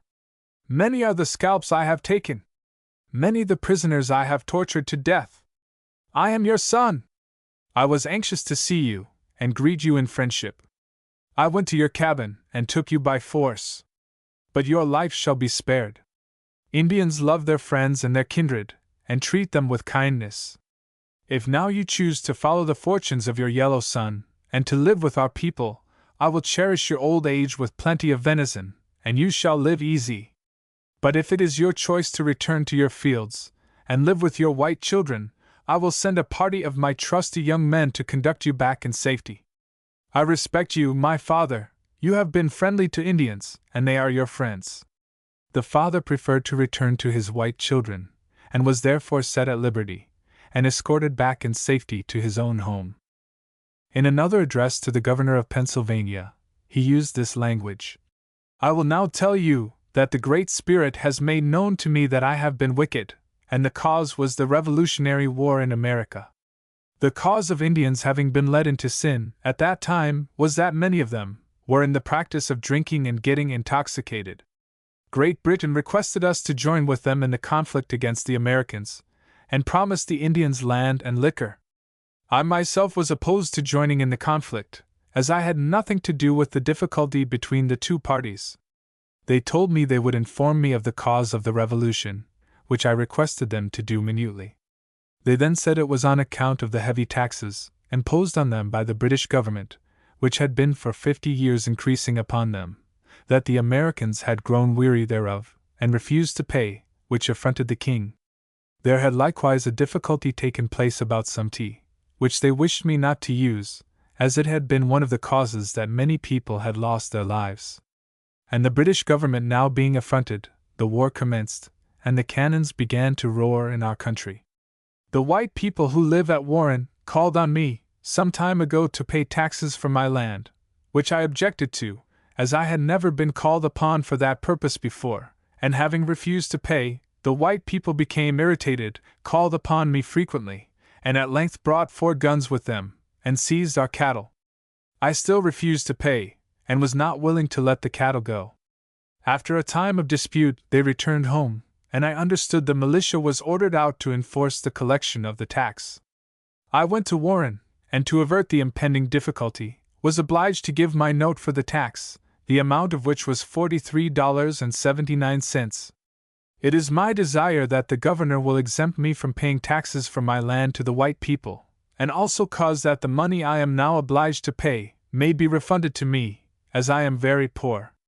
This appeal was brought before the legislature of Pennsylvania, and an act was passed by which the chief was exonerated from the tax. One writer speaks of him as possessing uncommon genius, a strong and discriminating mind, and as having the power of enduring great mental application. He anxiously inquired into the evidences in support of the Scripture account of creation, and of the scheme of doctrines which Christianity unfolded. President Alden of Allegheny College speaks with delight of a visit he made to the old chief. He found him on the banks of the Allegheny, on a piece of first-rate bottom land, a little within the limits of Pennsylvania.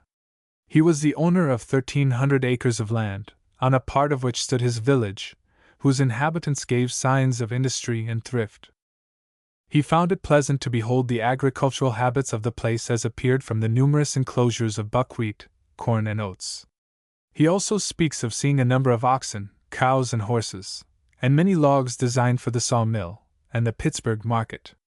Cornplanter had for some time been very much in favor of the Christian religion, and hailed with joy such as professed it. When apprised of Mr. Alden's arrival, he hastened to welcome him to his village, and to wait upon him. And notwithstanding his high station as a chief, having many men under his command, he chose rather, in the ancient patriarchal style, to serve his visitors himself. He therefore took care of their horses, and went into the field and cut and brought oats for them. Footnote: Drake's Book of the Indians. He died at his reservation March 7, 1836, 100 winters having passed over him, and was buried beneath the sheltering branches of a noble tree standing in his field. No other monument marks his grave. Chapter 15. Change in Red Jacket's views. How caused. His opposition to Christianity. Visit of a missionary. Missionary's speech. Red Jacket's reply. Unpleasant termination of the council. As time advanced, the mind of Red Jacket gradually receded from the favorable opinion he had entertained, with respect to the introduction among his people, of the customs of civilized life. Before this he regarded with favor the philanthropic designs of Washington and others, which contemplated such a change. But henceforth his influence and energies were uniformly exerted, in resisting any innovation, upon the anciently established usages of the Iroquois. Several causes seemed to influence such a result. First of all was the condition of his people, as affected by the whites. They had been wasted and greatly enfeebled by the wars carried on between the whites, taking sides, as in the Revolution, against each other. And in their own conflicts, though in some instances successful, they had been so effectually overcome, that no hope now remained to them of resistance by war, no matter what combinations they might be able to effect among themselves. A still deeper source of regret was the loss of so large a portion of their wide and beautiful country. Since parting with it, swarms of settlers had been flocking to the more favored portions, and were irresistibly advancing to full and entire possession. The idea that they could have their country to hunt in, as well after it was sold as before, was rapidly dissipated by the busy sounds, all through the forest, of the woodman's axe, and by the roar of the stately trees, as they fell down before the enterprising pioneer. The Indian brooded over this in silence, while all of these sounds, delightful to the emigrant, were as a knell of death to his ear. The eloquence of Red Jacket had been exerted in vain to arrest the progress of the white men. Onward they swept, bidding defiance to all the obstacles in their way. They were in possession of the ancient seats of the Iroquois. The red man's inheritance was but a beggarly portion when compared with his former princely domain. The thought of this weighed heavily upon Red Jacket's lofty spirit, and affected materially the disposition with which he regarded the white man. He had observed also that the Indian had not been improved, but rather made worse by intercourse with the white man. He more readily acquired his vices than his virtues. The schools likewise that had been established among the Indians had not been attended with very salutary results. And some of the Indian boys that had been sent to the schools of the whites had failed to be qualified for usefulness among white men, and were unfitted in their tastes and habits for a life among the Indians. As was observed by Red Jacket, they have returned to their kindred and color, either white men nor Indians. The arts they have learned are incompatible with the chase, and ill adapted to our customs. They have been taught that which is useless to us. They have been made to feel artificial wants, which never entered the minds of their brothers. They have imbibed, in your great towns, the seeds of vices, which were unknown in the forest. They become discouraged and dissipated, despised by the Indians, neglected by the whites, and without value to either, less honest than the former, and perhaps more knavish than the latter. Footnote: Washington had always been earnest in his desire to civilize the savages, but had little faith in the expedient which had been pursued, of sending their young men to our colleges. The true means, he thought, was to introduce the arts and habits of husbandry among them. Irving's Life of Washington. Red Jacket was not alone in this opinion. One of Cornplanter's sons, Henry O'Bale, had been educated in Philadelphia, but on returning to his people, became a drunkard, and was discarded by his father. He had other sons, but resolved that no more of them should be educated among the whites, for, said he, it entirely spoils Indian. What have we here? Exclaimed Red Jacket on one occasion, addressing one of them. What have we here? You are either a white man or an Indian. For heaven's sake, tell us, what are you? But further than this, Red Jacket had witnessed among the whites so many evidences of deceit and fraud, he had so often seen the Indians circumvented by their avarice and craft, that he looked with suspicion even on their attempts to do the Indians good. The language of the Trojan patriot concerning the Greeks represents very nearly the feelings he entertained toward the whites. Timeo deneos et dona ferentes. The Greeks I fear, e'en in the gifts they bear. Hence Red Jacket began to look unfavorably on the attempts that had been made to civilize the Indian. He scorned to use the white man's axe, or hoe, or any implement of husbandry. He would not even use his language. Understanding well what was said to him in English, he spurned the idea of holding any communication with a white man, save through an interpreter. The Indian he looked upon as the rightful lord of this part of creation, the white man as an intruder.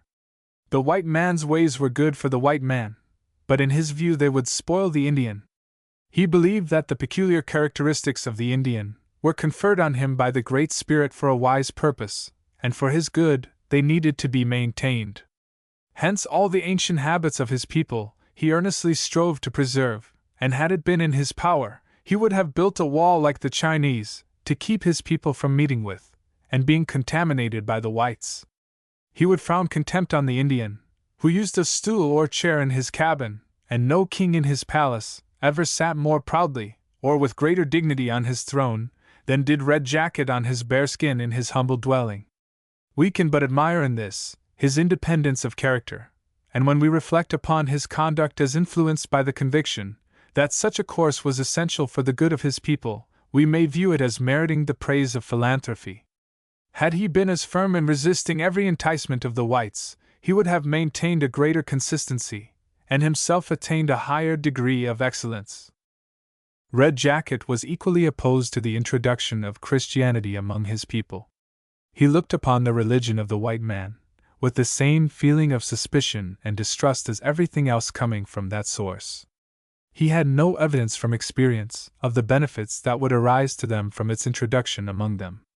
On the contrary, his convictions, arising from observation, were against it, because he saw his people were made worse by associating with the whites. When asked on one occasion why he was opposed to the coming of missionaries among his people, he replied, "Because they do us no good. If they are not useful among the white people, why do they send them among the Indians? If they are useful to the white people, why do they not keep them at home?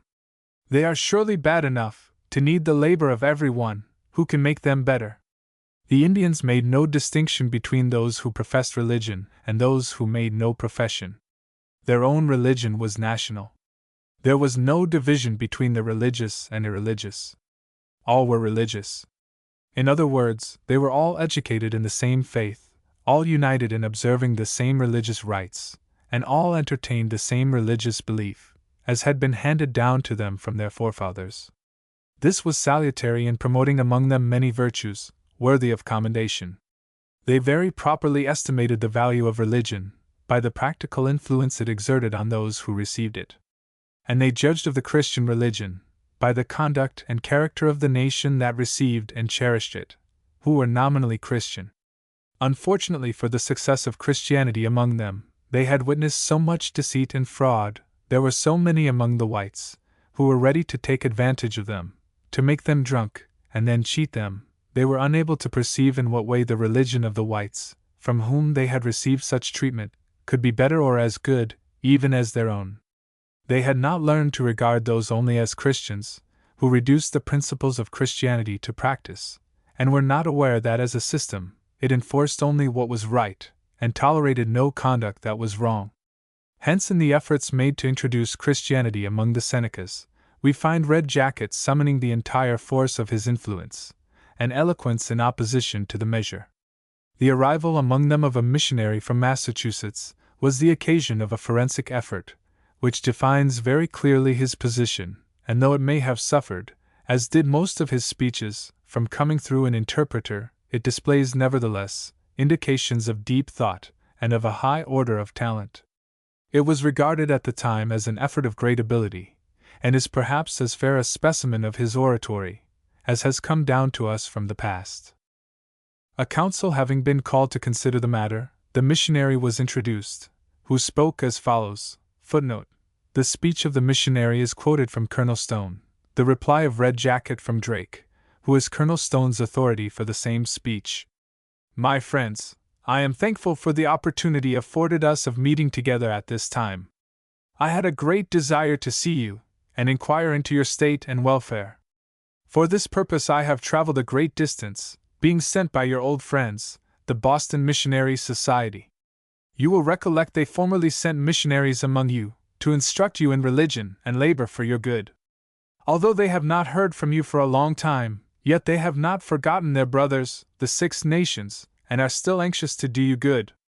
Brothers, I have not come to get your lands, or your money, but to enlighten your minds, and instruct you how to worship the Great Spirit, agreeably to His mind and will, and to preach to you the gospel of His Son, Jesus Christ. There is but one religion, and but one way to serve God, and if you do not embrace the right way, you cannot be happy hereafter. You have never worshipped the Great Spirit, in a manner acceptable to Him, but have all your lives been in great errors and darkness.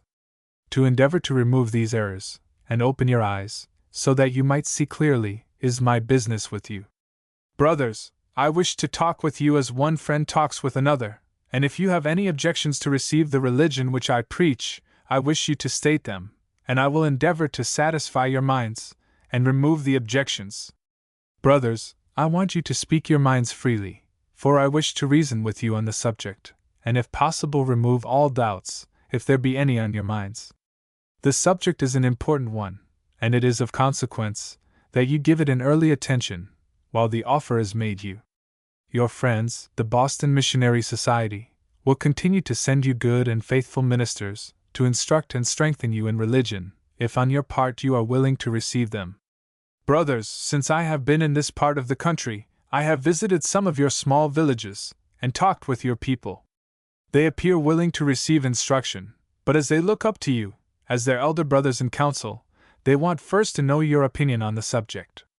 You have now heard what I have to propose at present. I hope you will take it into consideration, and give me an answer before we part. The chiefs were in consultation for about 2 hours, when Red Jacket arose and spoke as follows. Friend and brother, it was the will of the Great Spirit that we should meet together this day. He orders all things, and has given us a fine day for our council. He has taken His garment from before the sun, and caused it to shine with brightness upon us. Our eyes are opened that we see clearly, our ears are unstopped, that we have been able to hear distinctly the words you have spoken.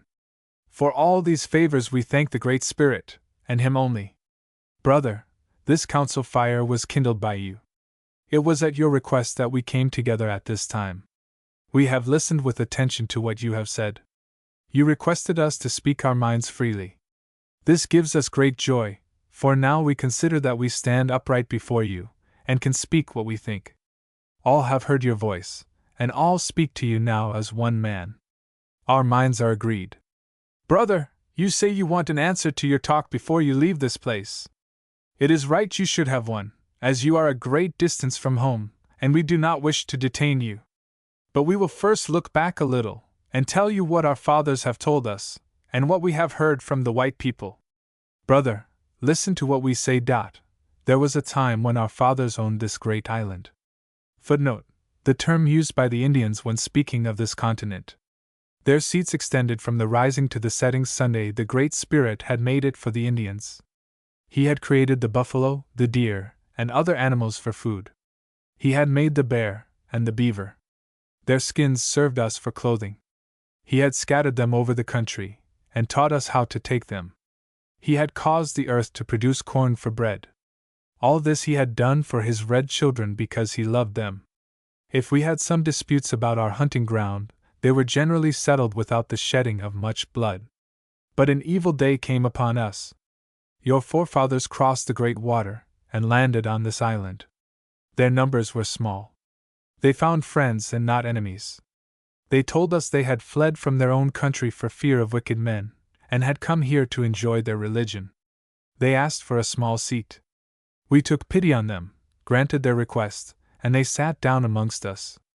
We gave them corn and meat, they gave us poison in return. Footnote: spirituous liquors. The white people had now found our country. Tidings were carried back, and more came amongst us. Yet we did not fear them.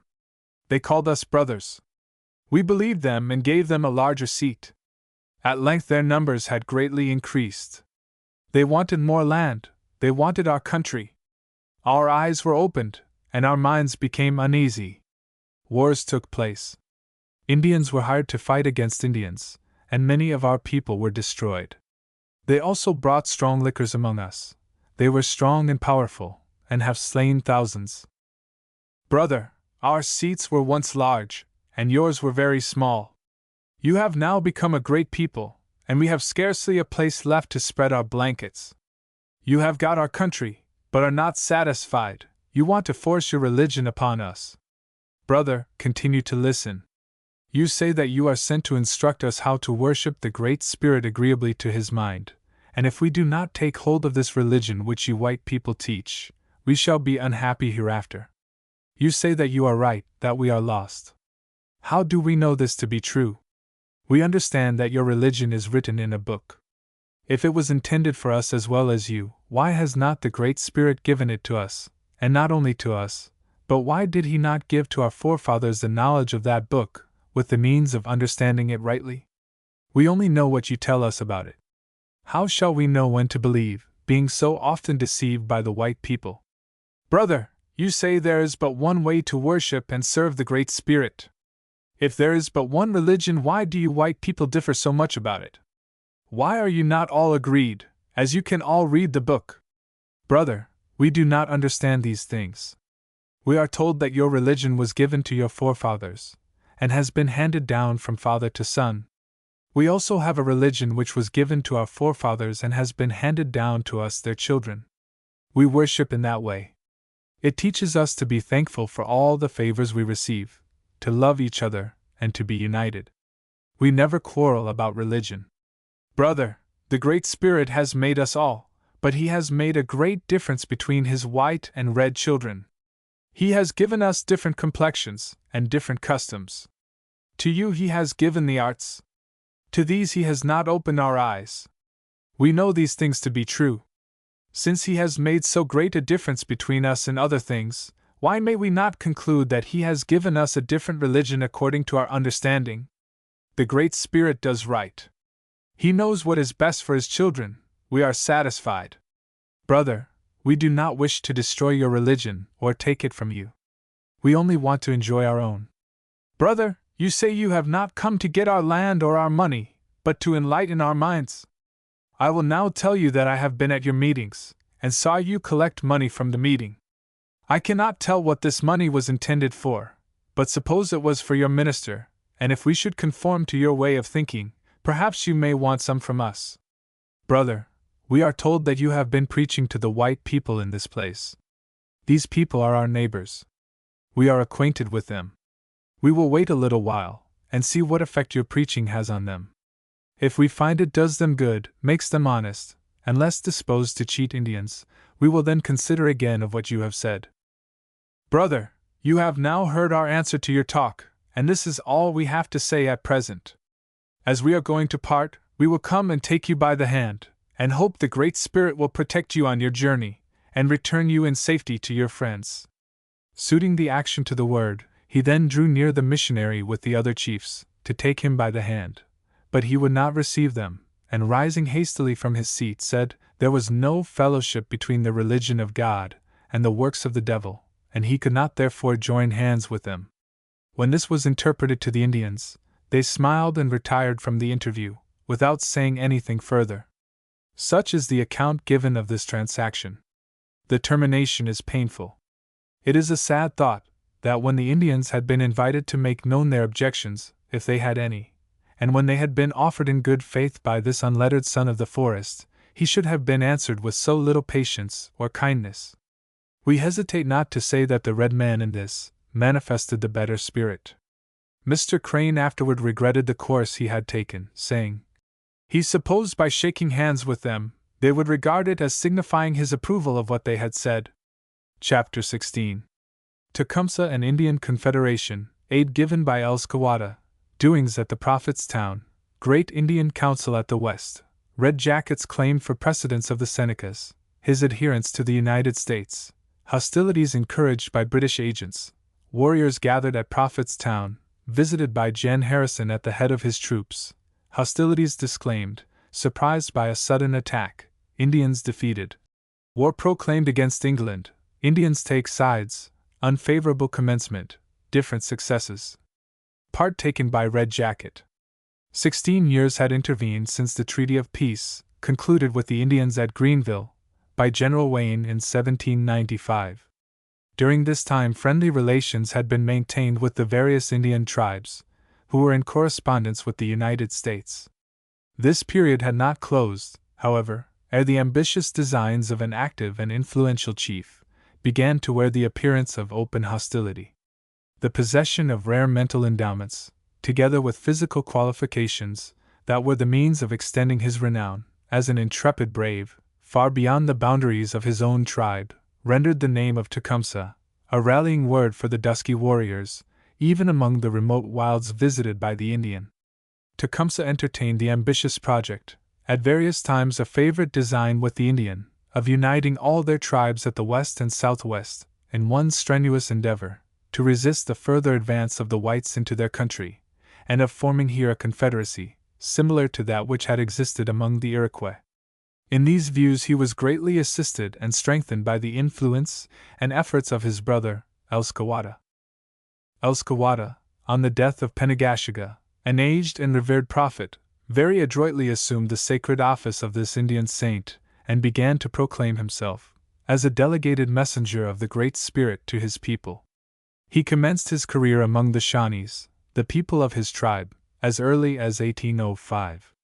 But not content with so narrow a sphere for his endeavors, he went from tribe to tribe, and assembled as he was able different nations, that he might make known to them the important instructions he had been divinely authorized to communicate.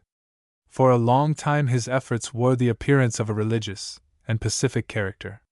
He proclaimed the high superiority of the Indians over the whites, and of his own tribe among the Indian tribes. He declared it to be the will of the Great Spirit that the Indians should abandon the use of intoxicating drinks, refrain from intermarrying with the whites, live at peace with each other, have their property in common, and maintain their customs, as they had been anciently established. At a later period he affirmed with much solemnity that he had received power from the Great Spirit to cure all diseases, confound his enemies, and stay the arm of death in sickness or on the field of battle. As time advanced, the prophet passed from nation to nation, artfully sustaining his assumptions and proclaiming his doctrines. He gathered around him adherents from various tribes, encouraged pilgrimages to his camp, became conspicuous in all their general councils, and extended his influence to the various Indian towns in the vicinity of the northern lakes, and on the broad plains, watered by the Mississippi and its branches. He could now, as he did, forward very effectively the ambitious views of his brother Tecumseh. From the prophet's town, which was established on the banks of the Wabash, near the mouth of its tributary the Tippecanoe, as early as 1808, a correspondence was kept up with the numerous tribes at the north and west, and means were taken also to extend the combination they were forming to the Cherokees and other nations of the south. Runners were sent as far even as the country of the Senecas, and the Iroquois in New York and Canada were solicited to join the Great Western Confederacy. Connected with this movement was the holding of Indian councils at different places in the West. A very large council was held at or near Detroit, which embraced in it deputations from the most distant tribes. A strong deputation was sent from the Senecas, with Red Jacket at its head. At the opening of this council a question arose as to precedence in debate, which is said to have been the occasion of one of Red Jacket's most effective and brilliant speeches, and was the means of securing for himself and fellow delegates the high position he ever claimed, as belonging rightfully to his nation. The right of precedence was claimed by the Wyandots, a large and powerful nation, which for a long time had been preeminent among the western tribes. To them had been committed for preservation and safekeeping the Great Belt, the symbol of a previous union among the tribes. It had been used in gathering them to form their league, to resist the settlements of the whites north and west of the Ohio River. The concert of action among the Indians, in the wars at the west between 1790 and 1795, is to be traced to this league. To the Wyandots also had been given the original duplicate of the Treaty of Peace, concluded at Greenville in 1795. Hence the claim they presented to precedence at this council, a claim which was eloquently supported by their most able chiefs. This claim was denied by Red Jacket, who maintained that the place in question belonged rightfully to the Senecas, and sustained his position by a reference to facts and usages in the past, which displayed a minute and accurate knowledge of the history of the different Indian tribes, that surprised as well as delighted his hearers. His speech was characterized throughout by great ability, and displayed such a power of oratory, particularly of invective, as to excite the wonder of all present, who could understand his language, and comprehend the force of his allusions. His effort was entirely successful. No attempt was made at reply. The first rank after this, without further hesitation, was given to the Senecas.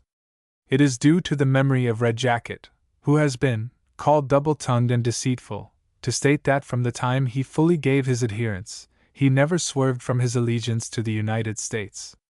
Ever afterward he was their faithful friend and ally. The impatient affirmation of Brant, that Red Jacket had vowed fidelity to the United States, and sealed his promise by kissing the likeness of General Washington, though in a measure true, as expressive of his fidelity, had never any occasion to be qualified by a statement to the contrary. During the present council, his views were in opposition to those generally entertained and expressed, and no consideration availed with him to break faith with the United States.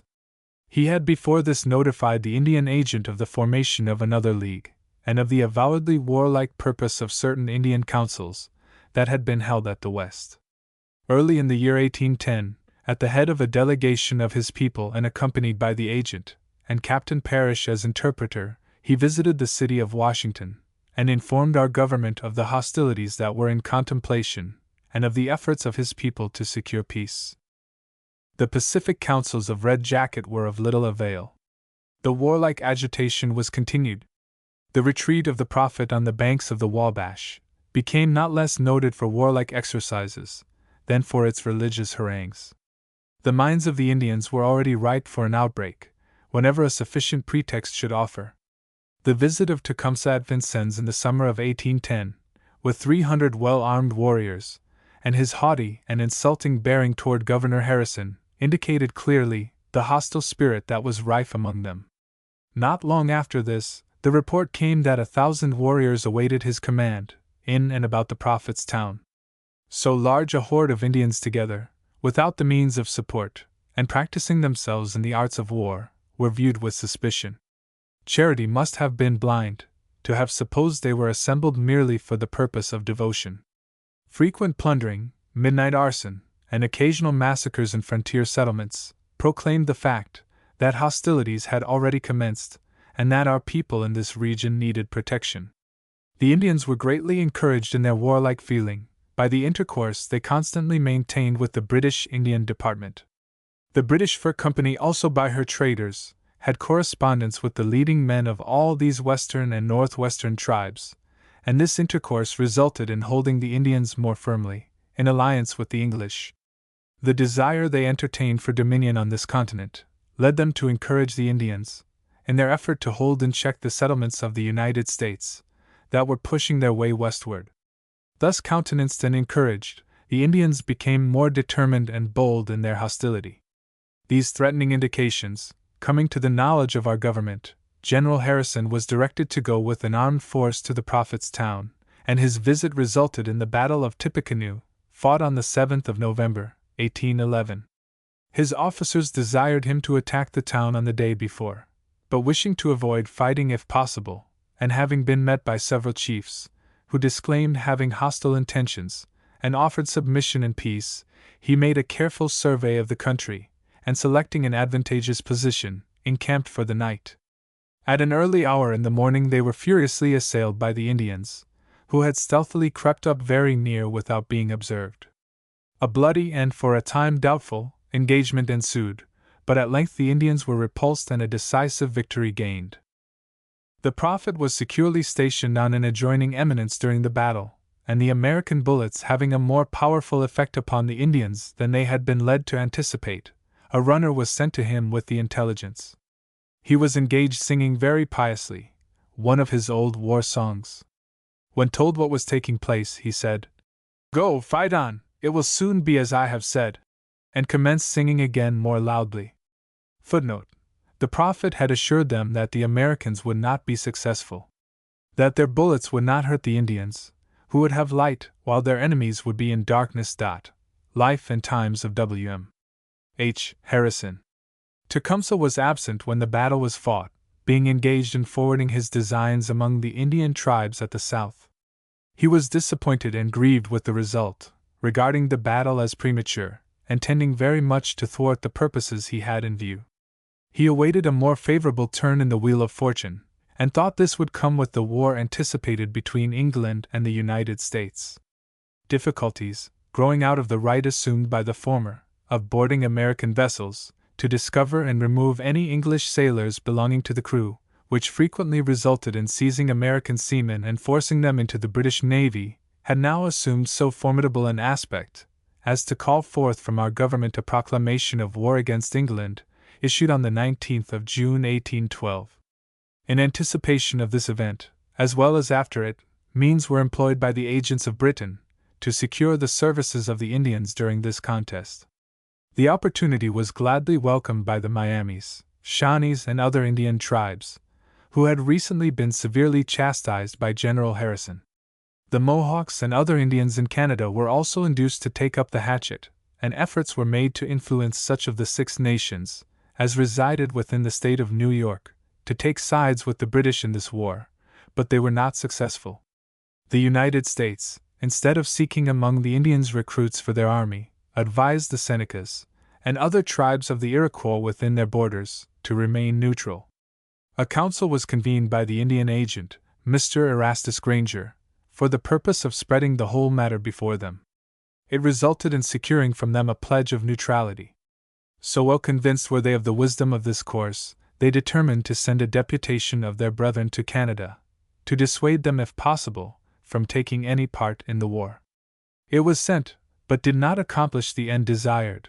The Mohawks had fully resolved upon engaging in the contest. It was difficult, however, for the Senecas to enforce their decision upon their young braves, who were made restless by the sound of war, and were eager to engage in it, yet their sympathies were with the United States. The stirring music, martial array, noise, and pomp of war wrought so effectually on their minds, they would fain have persuaded their nation to declare war on their own account. The circulation among them of a rumor that the British had taken possession of Grand Island, a part of their own domain, led them to convene a council, which Mr. Granger was invited to attend, and after stating the case to him, Red Jacket declared the purpose of the Senecas in the following language: "Brother, you have told us that we have nothing to do with the war that has taken place between you and the British. But we find that the war has come to our doors.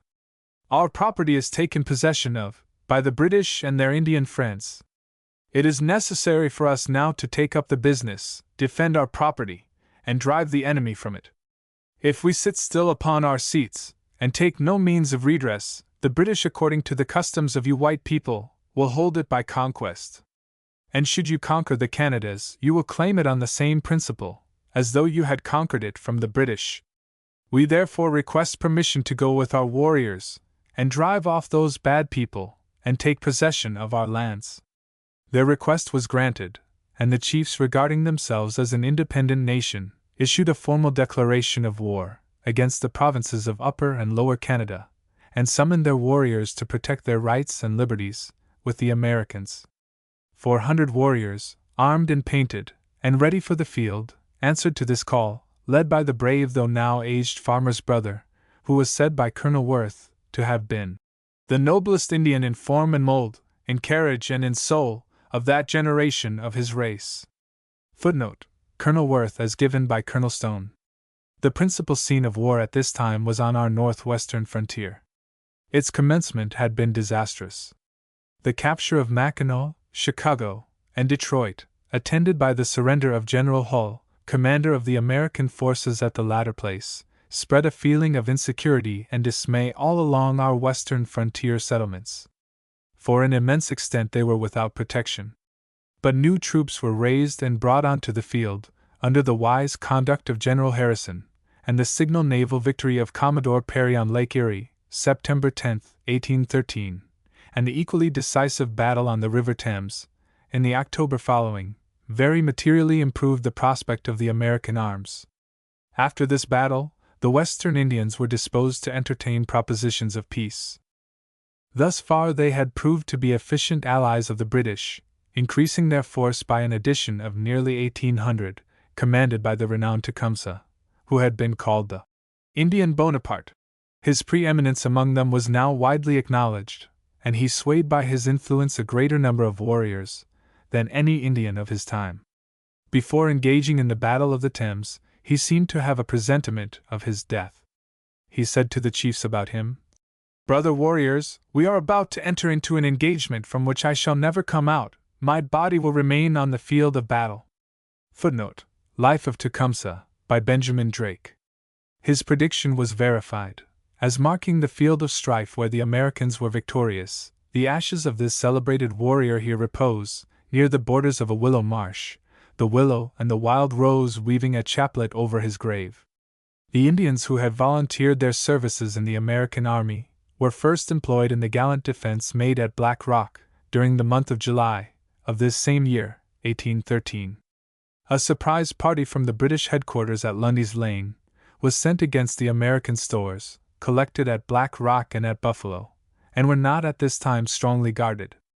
They were successful in their first attempt, but were in turn unexpectedly met by the adroit management of General Porter, under whose supervision the forces in this vicinity had been placed, who rallied volunteers at Buffalo, turned back the retreating garrison, and by a well-planned attack, succeeded in driving the enemy from the post they had taken a short time before. The Indians were soon after in another engagement, in the vicinity of Fort George, and from an official report made at the time, it appears that this formed a part of Red Jacket's military experience. A company of volunteers and Indians commanded by Major Chapin, to which was added a force of about 200 regulars under Major Cummings, amounting in all to about 500, the whole being under the direction of General Porter, proceeded to attack the British and Indian encampment, and were entirely successful. In an official statement of this affair given by General Boyd, then commanding the post at St. George, he says, "Those who participated in this contest, particularly the Indians, conducted with great bravery and activity. General Porter volunteered in the affair, and Major Chapin evinced his accustomed zeal and courage. The principal chiefs who led the warriors this day were Farmer's Brother, Red Jacket, Little Billy, Pollard, Black Smoke, Johnson, Silverheels, Captain Halftown, Major Henry O'Bale, and Captain Cold, who was wounded. In a council held with them yesterday, they covenanted not to scalp or murder, and I am happy to say that they treated the prisoners with humanity, and committed no wanton cruelties on the dead." Chapter 17. Taking of Fort Erie, Battle of Chippewa, Service rendered by the Indians, General Porter's account of the campaign, Red Jacket commended, Withdrawal of Indian forces, Other successes, Conclusion of peace. Directly across from Buffalo, at the head of Niagara River, on the Canada side, stood Fort Erie. Chippewa, at that time headquarters of the British Army, was 18 miles below, on the same side. Fort Erie was garrisoned by about 170 men. At Chippewa, and within available distances from it, was stationed the principal part of the British force in this region. The plan with which it was proposed to open the campaign of 1814 contemplated an attack on both of these places. The campaign of the previous year, though favorable in a good degree, did not close with entire success to the American arms. The idea was entertained of descending the St. Lawrence, with a view of capturing Montreal, a design which signally failed. Taking advantage of the feeble defense of our frontier, by the withdrawal of the regular troops for the purpose named, the enemy, on the 18th of December, surprised and took Fort Niagara, and sweeping along our frontier settlements on the Niagara River, ravaged the country by fire and sword, as they passed rapidly on, carrying the works at Lewiston and Manchester, and laying in ashes the thriving villages of Black Rock and Buffalo.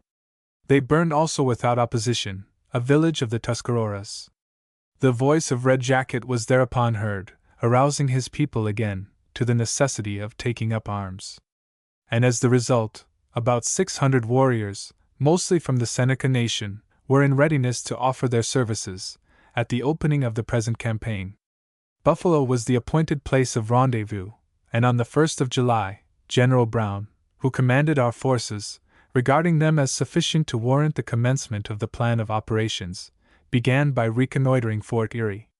During the night of the 2nd of July, General Ripley, with a part of his brigade, embarked in boats, with a view of landing on the opposite shore, 1 mile above the fort, at about daybreak the next morning. General Scott with his brigade was to cross the Niagara River, through a difficult pass in the Black Rock Rapids, and make a simultaneous landing below the fort. The 2 brigades enclosing the fort could prevent the escape of the garrison, until artillery to reduce it should be brought from Buffalo. General Scott, with his usual promptness, made good his landing, and was on the ground at the hour appointed, and by the aid of a few Indians and volunteers who accompanied him as guides, invested the fort, so as to secure its garrison. General Ripley, though prompt in his departure, was delayed in reaching his position by a dense fog which misled his pilots. As the sun rose, the British commandant and his officers could see the busy operations going on in ferrying across from Buffalo, artillery, Indians and soldiers, with their various preparations of war. They discovered also how completely they were invested. At the demand of General Brown, without firing a gun or making any attempt at resistance, the fort and garrison were surrendered. This part of their enterprise being accomplished, they next turned their thoughts toward Chippewa. The Chippewa or Welland River is a considerable stream not far from 100 yards wide, and from 12 to 20 feet deep, entering the Niagara at right angles, as it flows in from the west. On the north or left bank of this stream, near its mouth, the British Army had its station and defenses, consisting of 2 blockhouses, connected and flanked by a parapet. Street's Creek was 2 miles above, or south of this, a small sluggish stream, which enters the Niagara in a direction parallel with the Chippewa. The mouth of this creek was selected by the American commanders, as affording a favorable position for their army before the battle. On the evening of the same day of the capture of Fort Erie, General Scott with his brigade and Towson's artillery proceeded down the river on his way toward Chippewa, and on the morning of the 4th, encamped in the open field on the south side of Street's Creek, having driven in some advanced posts of the enemy. In the evening he was joined by General Brown, with General Ripley's brigade, which took post in the same field, in rear of General Scott. General Porter with the Indians and Pennsylvania volunteers crossed the Niagara at Black Rock during the night of the 4th, and on the morning of the 5th marched for the camp, arriving there at about noon. The 2 armies, nearly equal in numbers, and well qualified by their thorough equipments, and the skill of their commanders, to harm each other effectually, were now encamped with only 2 miles, and the 2 streams, on whose banks they rested, between them. But though thus near, intervening objects prevented their seeing each other. Between them was a strip of woodland about 1/4 of a mile in width, extending from the forest on the west, near to the bank of the river, where it was cleared for the public highway. This effectually shut out from the view of the other the maneuvers of each army. The Indians and militia from the British Army infested these woods, and became annoying to our forces. General Porter, being well acquainted with the country, and having charge of the Indians, was requested to take them, and a part of his Pennsylvania volunteers, and dislodge this portion of the enemy, General Brown assuring him that none of the British regulars would be found south of the Chippewa on that day, and promising him, in case of so improbable a contingency, the support of General Scott's brigade. At about 3 o'clock of the same day of his arrival, General Porter formed his men, half a mile in rear of the main camp, into single or Indian file, placing the Indians on the left, and a part of the Pennsylvanians on the right. Thence he marched into the woods in the same order, in a line at right angles to the river, until the whole Indian force was immersed in the forest, leaving the white troops in the open field. They had only to halt and face to the right, when the whole were formed in line of battle, 3/4 of a mile long and 1 man deep, looking in the direction of Chippewa. Red Jacket was placed on the extreme left of the line, and General Porter took his station on the margin of the woods between his white and red troops, accompanied by Captain Pollard, a Seneca chief, who, in this campaign, was considered first in command among the Indians, Colonel Fleming, the quartermaster of the Indian Corps, Lieutenant Donald Fraser his aide, and Henry Johnson his interpreter. He was also accompanied by Major Jones and Major Wood of the Engineers, as volunteers, and was supported by a company of regular infantry, marching in column in rear, as a reserve. The Indians were commanded by their war chiefs, who were indulged in their own mode of conducting the attack, marching about 20 yards in advance of the warriors of their respective tribes. General Porter having sent out scouts to reconnoiter the enemy, the march was commenced by signal, and proceeded at first with great stillness and caution. The chiefs have signals, by which, on the discovery of any circumstance requiring consultation, or change of route or action, they convey notice through their ranks with great celerity, on which the whole line of warriors drop instantly on the ground, and remain there until further orders. 2 maneuvers of this kind occurred on the march, the first of little moment, but the second communicating through the scouts the exact position of the enemy, who, apprised of their assailants' approach, lay concealed in a thicket of bushes, along the margin of Street's Creek. A consultation was thereupon held, and new orders given, the purport of which was to change the line of march, so as to meet the enemy to more advantage, to increase the speed as much as was consistent with the preservation of order, and to receive their first fire, but not to return it except singly, and when it could be done with certain effect, and then to raise the war whoop, pursue, capture, and slay as many as practicable, until they should reach the open ground in front of Chippewa, and thence return to camp. The march was accordingly resumed, the fire of the enemy received, and a rush accompanied with savage yells made upon them, and continued for more than a mile, through scenes of frightful havoc and slaughter, few only of the fugitives offering to surrender as prisoners, while others, believing that no quarter would be given, suffered themselves to be cut down with the tomahawk, or turning back upon their pursuers, fought hand to the last. On reaching the open field in front of Chippewa, the assailants were met by a tremendous discharge of musketry, by which the warriors, who were principally in front, were thrown back upon the volunteers in reserve, who for want of equal speed were a short distance in the rear. Presuming that the fire had come from the enemy he had been pursuing, and who had rallied on reaching the open ground, General Porter made an effort, not without success, to reform his line with volunteers, reserve, and a portion of the warriors, but on again advancing to the margin of the woods, found himself within a few yards of the whole British regular army, formed in line of battle, and presenting within a given space at least 3 men fresh from their camp, to a single one in his own attenuated and exhausted line. After receiving and returning 2 or 3 fires, the enemy rushed forward with charged bayonets, when hearing nothing from General Scott, he gave the order to retreat and form again on the left of General Scott's brigade, wherever it should be found.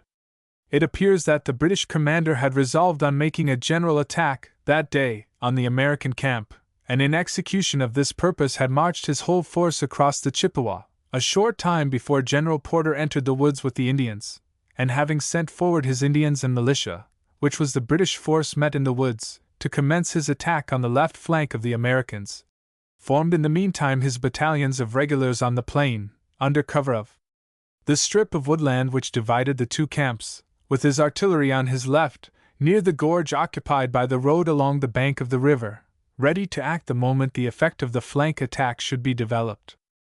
The repulse of General Porter's command was thus effected by the main body of the British army, while General Scott's brigade was more than a mile in the rear, and had not yet crossed the bridge over Street's Creek. In a retreat of a mile in a diagonal direction to the right, so as to uncover the enemy to the fire of the American line, then just beginning to form, they gained but little distance on the British columns, who were in hot pursuit.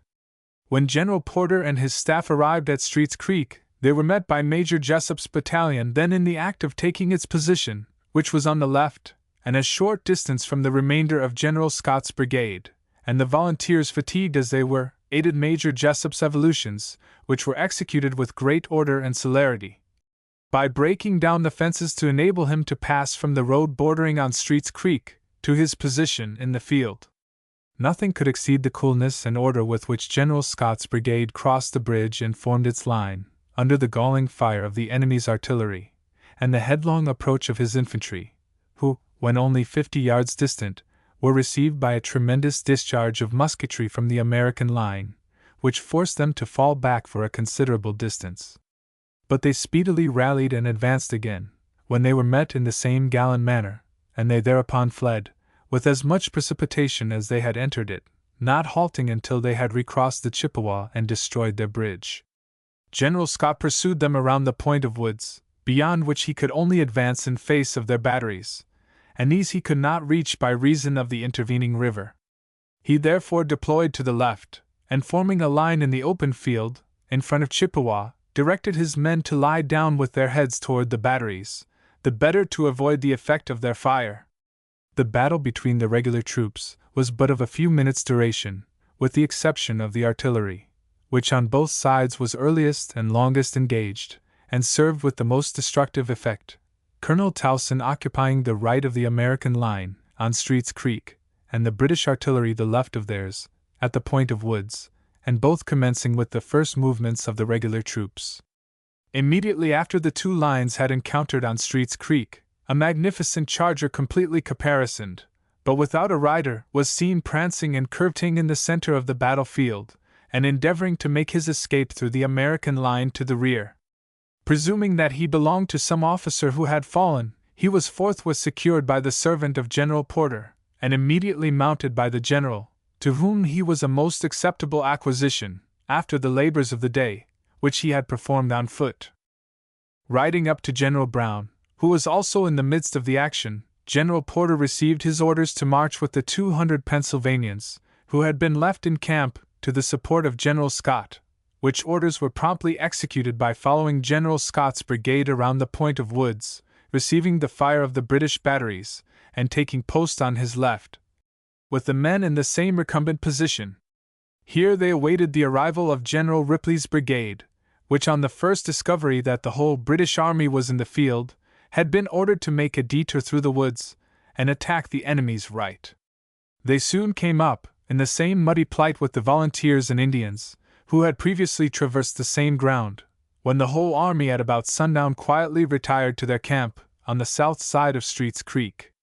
And thus ended the Battle of Chippewa, which probably produced more important results in favor of the American arms, than any other engagement by land in the course of that war, although there were several battles fought on the Niagara, if not elsewhere, during the same campaign, exhibiting a greater number of combatants engaged, a larger number of slain, and a result equally creditable to the gallantry and good conduct of the American soldiers. The first advantage gained was in driving from the British army those troublesome enemies, their Indian allies, who had been the terror of our troops in the West during all the preceding stages of the war, and had kept the camps of General Dearborn, General Lewis, and General Boyd in a perpetual panic during the campaign of 1813. Terrified and disheartened by the reception they met with at Chippewa, they fled from the battlefield to the head of Lake Ontario, a distance of 30 miles, without halting, and never again during the remainder of the war appeared in the British camp. Footnote: Colonel Stone's Life and Times of Red Jacket. Mr. Stone refers to General Porter as his authority, representing him as having voluntarily prepared the account given of this campaign. The Indians during this engagement performed a most important service. Their conduct was highly commended by General Porter.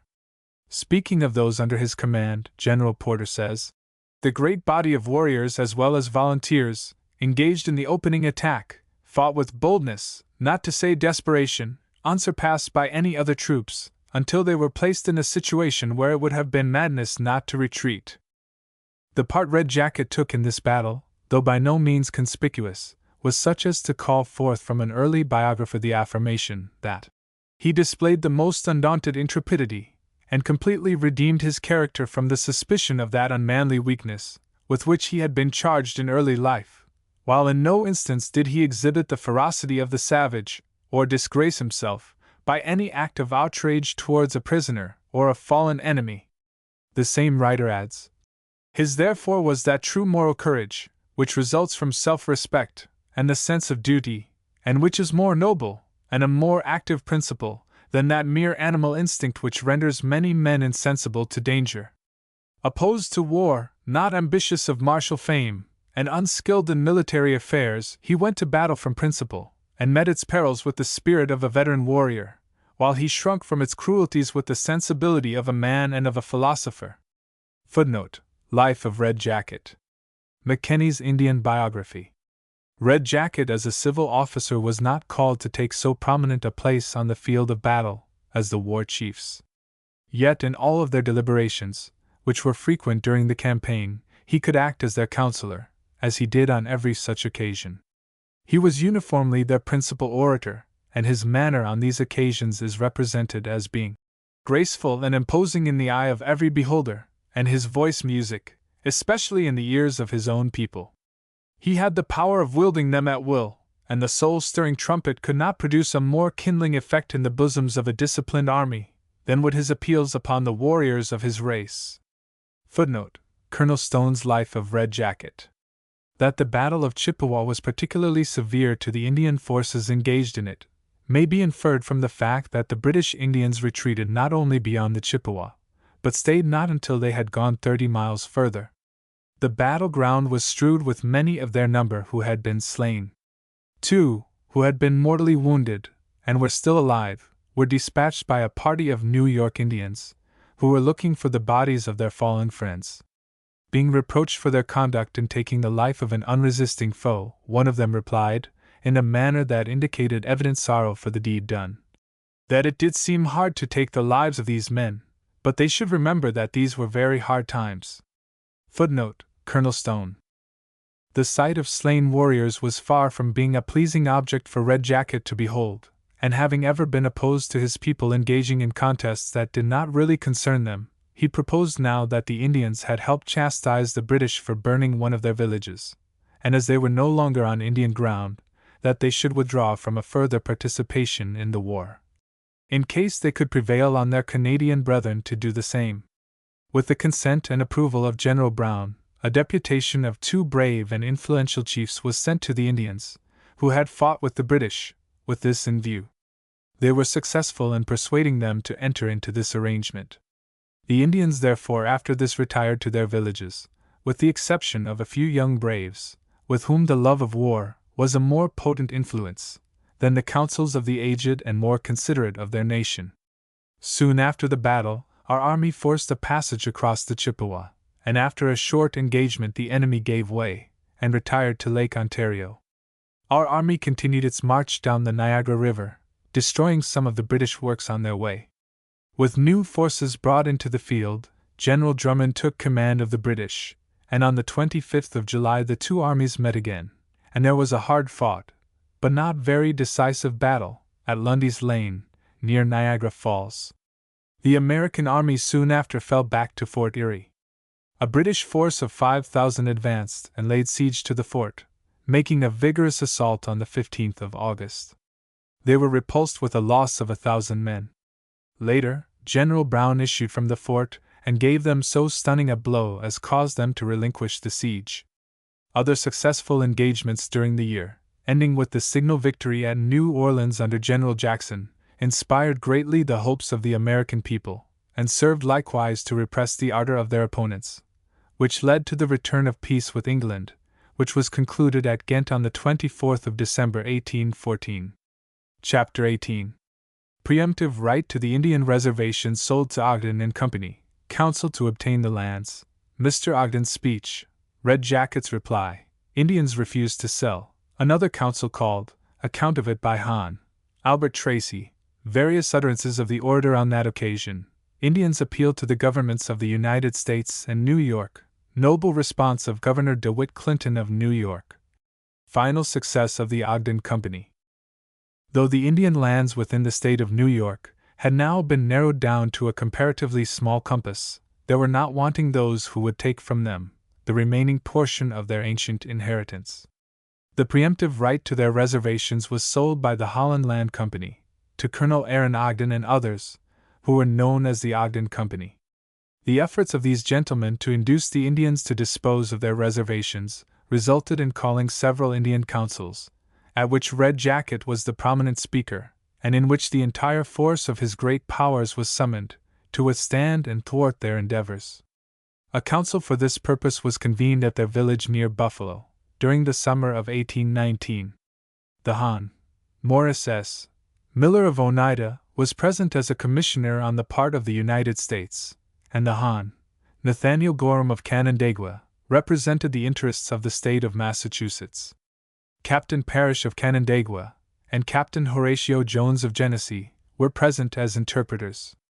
As it was known Red Jacket was to speak in opposition to the interests of the land company, the occasion drew together a large concourse of people, pale faces as well as red, who were interested in the result of the negotiations contemplated, as also by a desire to hear the speech of the distinguished orator of the Senecas. Of this Colonel Stone remarks, "No subsequent assemblage of the Indians within the state of New York has presented so numerous and imposing an array, nor is it likely that so many of them will ever again meet on the soil of their fathers." A gentleman who was present at this treaty by the invitation of a friend speaks of it in the following terms: "My friend and myself having arrived on the ground at an early hour, we saw at a little distance from the wigwams a group of Indians, under the shade of a cluster of plum trees, lying on the ground. Among these were a number of chiefs, of whom in a conspicuous place was Red Jacket, apparently in deep thought, with a pile of little small sticks, 2 or 3 inches long, before him. I inquired of a gentleman who was conversant with Indian proceedings, what Red Jacket was doing. He replied that he was studying his speech, and advised us to retire, as he perceived it disturbed him. About this time the commissioners, Governor Ogden, his friends, and the 2 celebrated Indian interpreters, Parrish and Jones, and a large concourse of people, gentlemen and ladies, began to assemble under another cluster of trees, where benches had been prepared in 2 parallel lines, with a wide space between, and seats across the upper end, for the commissioners. The long seats were occupied on the right by Messrs. Ogden, their officers, and other gentlemen and ladies, the left by Red Jacket, a large number of chiefs, and other Indians. There was order, dignity, and perfect silence. The contest soon commenced. Governor Ogden, a dignified, fine-looking man, rose and opened the case. Mr. Parrish, a man of large stature, stood up at the same time, and interpreted it to the Indians sentence by sentence.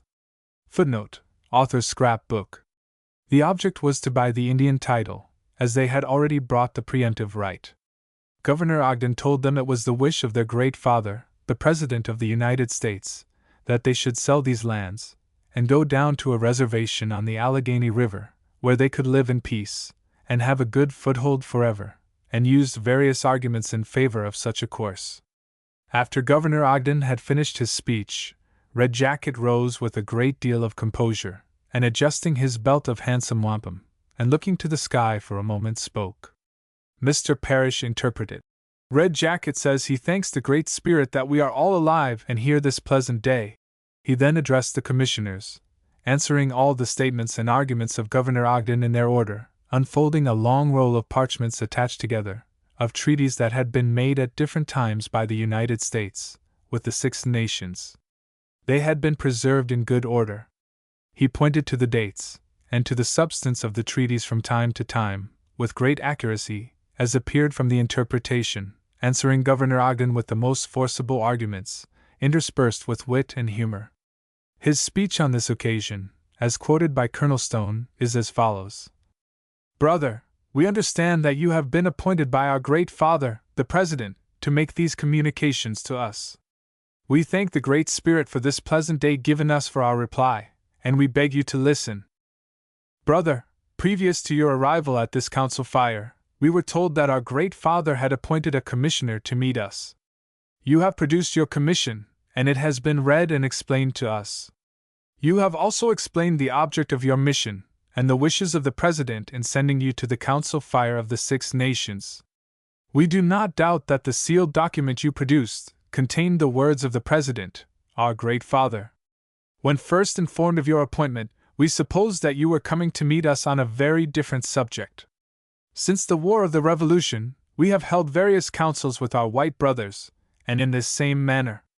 We have made various speeches, and entered into several treaties, and these things are well known to our great father, they are lodged with him. We, too, perfectly understand them all. The same interpreters were then present as now. In consequence of what took place during the late war, we made it known to our great father, through our interpreter, that we wished to have a talk. Our application was not complied with. We sent a messenger to brighten the chain of friendship with our great father, but he would not meet around the council fire, and we were disappointed.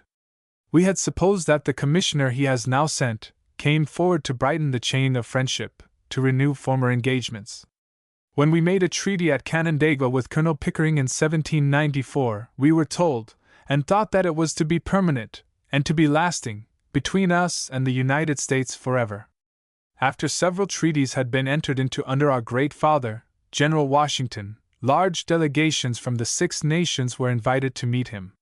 We went and met him in Philadelphia. We kindled a council fire. A treaty was then made, and General Washington then declared that it should be permanent between the red and white brothers, that it should be spread out on the largest and strongest rocks, that nothing could undermine or break, that it should be exposed to the view of all. Brother, we shall now see what has been done by the United States. After this treaty had been formed, I then said that I did not doubt, but that the United States would faithfully perform their engagements. But I told our white brothers at that time that I feared eventually they would wish to disturb those contracts. You white brothers have the faculty to burst the stoutest rocks. On our part, we would not have disturbed those treaties. Shortly after our interview with our great father, General Washington, at Philadelphia, a treaty was made at Canandaigua, by which we widened our former engagements with our white brothers, and made some new ones.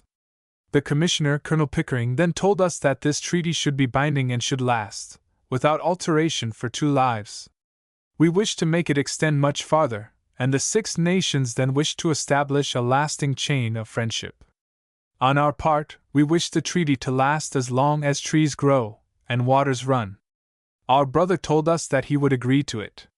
Brother, I have reminded you of what had taken place between our confederates, the 6 nations, and our white brothers, down to the Treaty of Canandaigua. At the close of that treaty it was agreed, it being as strong and binding, as by my former comparisons I have explained, that if any difficulty should occur, if any monster should cross the chain of friendship, that we would unite to remove those difficulties, to drive away the monster, that we would go hand in hand and prolong the chain. So it was agreed. Brother, many years ago we discovered a cloud rising that darkened the prospect of our peace and happiness. We heard eventful things from different quarters, from different persons, and at different times, and foresaw that the period was not very distant, when this threatening cloud would burst upon us. Brother, during the late war we intended to take no part. Yet residing within the limits of the United States, and with the advice of General Porter, we agreed around our council fire that it was right, and we took a part. We thought it would help to promote our friendship with our white brothers, to aid the arms of the United States, and to make our present seats still stronger. These were our reasons. What were the results? We lost many of our warriors. We spilt our blood in a cause between you, and a people not of our color. Brother, these things may be new to you, but they are not new to your government. Records of these things are with our great father, the President. You have come, therefore, for a very different purpose from the one we expected. You come to tell us of our situation, of our reservations, of the opinion of the President that we must change our old customs for new ones, that we must concentrate in order to enjoy the fair means you offer of civilization and improvement in the arts of agriculture. Brother, at the Treaty of Canandaigua, we were promised that different kinds of mechanics, blacksmiths, and carpenters should be sent among us, and farmers with their families, that our women might learn to spin. We agreed to receive them. We even applied for these benefits. We were told that our children were too young to be taught. Neither farmers or mechanics were sent. Brother, we had thought that the promises made by one president were handed down to the next. We do not change our chiefs as you do. Since these treaties were made, you have had several presidents. We do not understand why the treaty made by one is not binding on the other. On our part, we expect to comply with our engagements. Brother, you told us when the country was surrounded by whites and in possession of Indians that it was unproductive, not being liable to taxes, nor to make roads nor improvements. It was time to change. As for the taxing of Indians, this is extraordinary, and was never heard of since the settlement of America. The land is ours by the gift of the Great Spirit. How can you tax it? We can make such roads as we want, and did so when the land was all ours. We are improving our condition.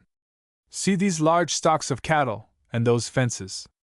We are surrounded by the whites, from whom we can procure cattle, and whatever is necessary for our improvement. Now that we are confined to narrow limits, we can easily make our roads, and improve our lands. Look back to the first settlement by the whites, and then look at our present condition. Formerly we continued to grow in numbers, and in strength. What has become of the Indians, who extended to the salt water? They have been driven back and become few, while you have been growing numerous and powerful. This land is ours, from the God of heaven. It was given to us. We cannot make land. Driven back and reduced as we are, you wish to cramp us more and more. You tell us of a preemptive right. Such men you say own one reservation, and such another. But they are all ours, ours from the top to the bottom. If Mr. Ogden had come from heaven, with flesh on his bones, as we now see him, and said that the Heavenly Father had given him a title, we might then believe him. Brother, you say that the President has sent us word that it is for our interest to dispose of our lands. You tell us that there is a good tract of land at Allegheny.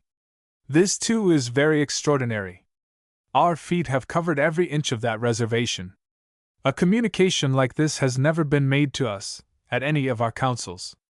The President must have been disordered in mind, when he offered to lead us off by the arms, to the Allegheny Reservation. I have told you of the treaty we made with the United States. Here is the belt of wampum, that confirmed that treaty. Here too is the parchment. You know its contents. I will not open it. Now the tree of friendship is decaying, its limbs are fast falling off. You are at fault. Formerly we called the British brothers. Now we call the President our father. Probably among you are persons with families of children. We consider ourselves the children of the President. What would be your feelings, were you told that your children were to be cast upon a naked rock, there to protect themselves? The different claims you tell us of, on our lands, I cannot understand. We are placed here by the Great Spirit, for purposes known to Him. You have no right to interfere. You told us that we had large and unproductive tracts of land. We do not view it so. Our seats we consider small, and if we are left here long, by the Great Spirit, we shall stand in need of them. We shall be in want of timber. Land after many years' use wears out, our fields must be renewed, and new ones improved, so that we have no more land in our reservations than we want. Look at the white people around us, and back. You are not cramped for lands. They are large. Look at that man. Footnote: Mr. Ellicott, agent of the Holland Land Company. If you want to buy, apply to him. He has lands enough to sell. We have none to part with. You laugh, but do not think I trifle. I am sincere. Do not think we are hasty in making up our minds. We have had many councils, and thought for a long time upon this subject. We will not part with any, not with one of our reservations. We recollect that Mr. Ogden addressed his speech to you, therefore I have spoken to you. Now I will speak to Mr. Ogden. Brother, you recollect when you first came to this ground, that you told us you had bought the preemptive right. A right to purchase given you by the government. Remember my reply. I told you, you had been unfortunate in buying. You said you would not disturb us. I then told you as long as I lived, you must not come forward to explain that right. You have come. See me before you. You have heard our reply to the commissioners sent by the President. I again repeat that, one and all, chiefs and warriors, we are of the same mind. We will not part with any of our reservations. Do not make your application anew, nor in any other shape. Let us hear no more of it. Let us part as we met in friendship. Colonel Stone refers to the kindness of Major Joseph Delafield, for the speeches made at this council, as given in his work, and the most important of which is presented here. They were taken down at the time from the lips of the interpreter, who stated that he could not translate some of Red Jacket's figurative flights, they were too wild and difficult to be rendered in English, and he did not attempt it. Much doubtless that served to give point and zest to his speech was either omitted, or lost its force, in being transferred to our language. The writer of the sketch previously alluded to, among several points in this speech which were impressed on his memory, mentions one not found in the above. The gentleman says that our great father says, we can go Allegheny, and have a good foothold forever. Yes, a good foothold, for it is all rock. Though the efforts of the Ogden Company to obtain the consent of the Indians to sell their remaining lands were at this time unsuccessful, they were nevertheless repeated. The demand of Red Jacket, "Do not make your application anew, nor in any other shape," was unheeded. Colonel Stone, on the authority of the Hon. Albert Tracy, mentions a treaty held for this same purpose in 1822 or 1823, in which Red Jacket replied to a speech made by the Commissioner, and also by Governor Ogden, entering, as in the preceding speech, upon a regular and connected history of the transactions of the Indians with the whites, up to that time, and in the course of his speech, used the language very happily alluded to by Mr. Bryant, in his memorial address.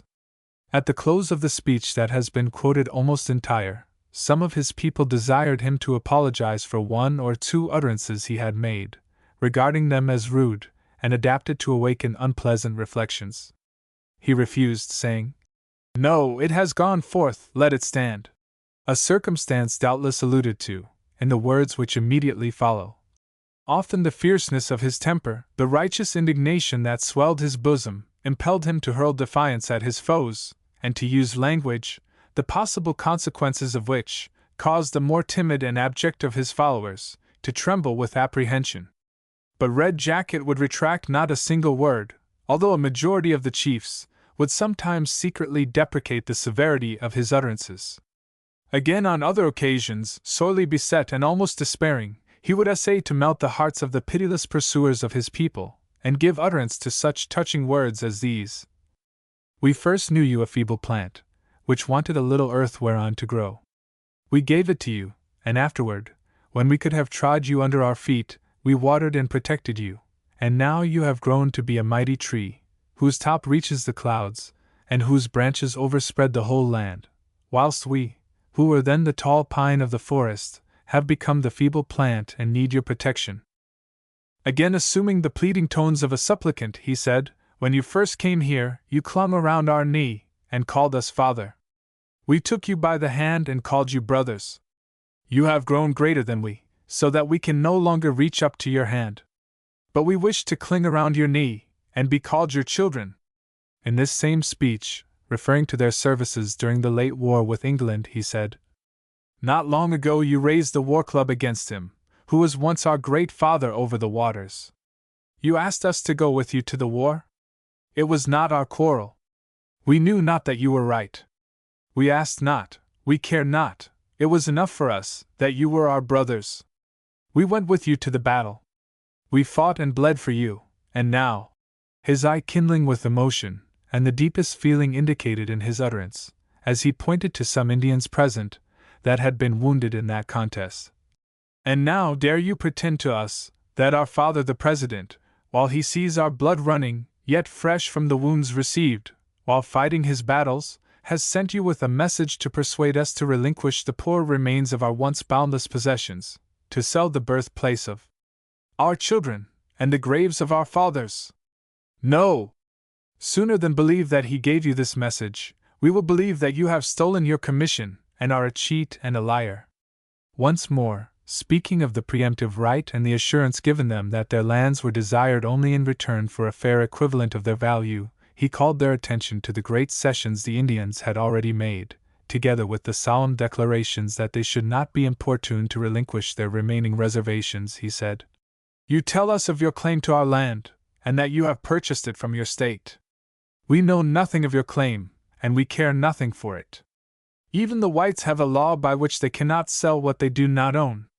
How then has your state, which never owned our land, sold it to you? We have a title to it, and we know that our title is good, for it came direct from the Great Spirit, who gave it to us, his red children. When you can ascend where he is," pointing toward the skies, "and will get his deed, and show it to us, then, and never till then, will we acknowledge your title. You say you came not to cheat us of our lands, but to buy them. Who told you that we have lands to sell? You never heard it from us. Then rising up and giving Mr. Ogden a look of deep earnestness, if not of indignation, he said, "Did I not tell you the last time we met, that whilst Red Jacket lived, you would get no more lands of the Indians? How then, while you see him alive and strong," striking his hand violently on his breast, "do you think to make him a liar?" The persistence with which the Senecas were importuned to sell their lands led them to make an appeal to the President, and afterward to the Governor of New York. The latter, Governor DeWitt Clinton, sent them a reply worthy of his name and office. It is as follows: "All the right that Ogden and his company have to your reservations is the right of purchasing them when you think it expedient to sell them, that is, they can buy your lands, but no other person can. You may retain them as long as you please, and you may sell them to Ogden as soon as you please. You are the owners of these lands in the same way that your brethren the Oneidas are of their reservations. They are all that is left of what the Great Spirit gave to your ancestors. No man shall deprive you of them without your consent. The state will protect you in the full enjoyment of your property. We are strong and willing to shield you from oppression. The Great Spirit looks down on the conduct of mankind, and will punish us if we permit the remnant of the Indian nations which is with us to be injured. We feel for you, brethren. We shall watch over your interests. We know that in a future world we shall be called upon to answer for our conduct to our fellow creatures." Colonel Stone refers to the Hon. Albert H. Tracy as having furnished the notes of the council we have just been considering. The same authority, speaking of the eloquence of Red Jacket, says, "It is evident that the best translations of Indian speeches must fail to express the beauty and sublimity of the originals, especially of such an original as Red Jacket. It has been my good fortune to hear him a few times, but only of late years, and when his powers were enfeebled by age, and still more by intemperance. But I shall never forget the impression made on me, the first time I saw him in council. Deep on his front engraven, deliberation sate, and public care, and princely counsel in his face yet shone, majestic though in ruin. I can give no idea of the strong impression it made on my mind, though conveyed to it through the medium of an illiterate interpreter. Even in this mangled form, I saw the disjecta membra of a regular and splendid oration." Footnote: Colonel Stone's Life and Times of Red Jacket.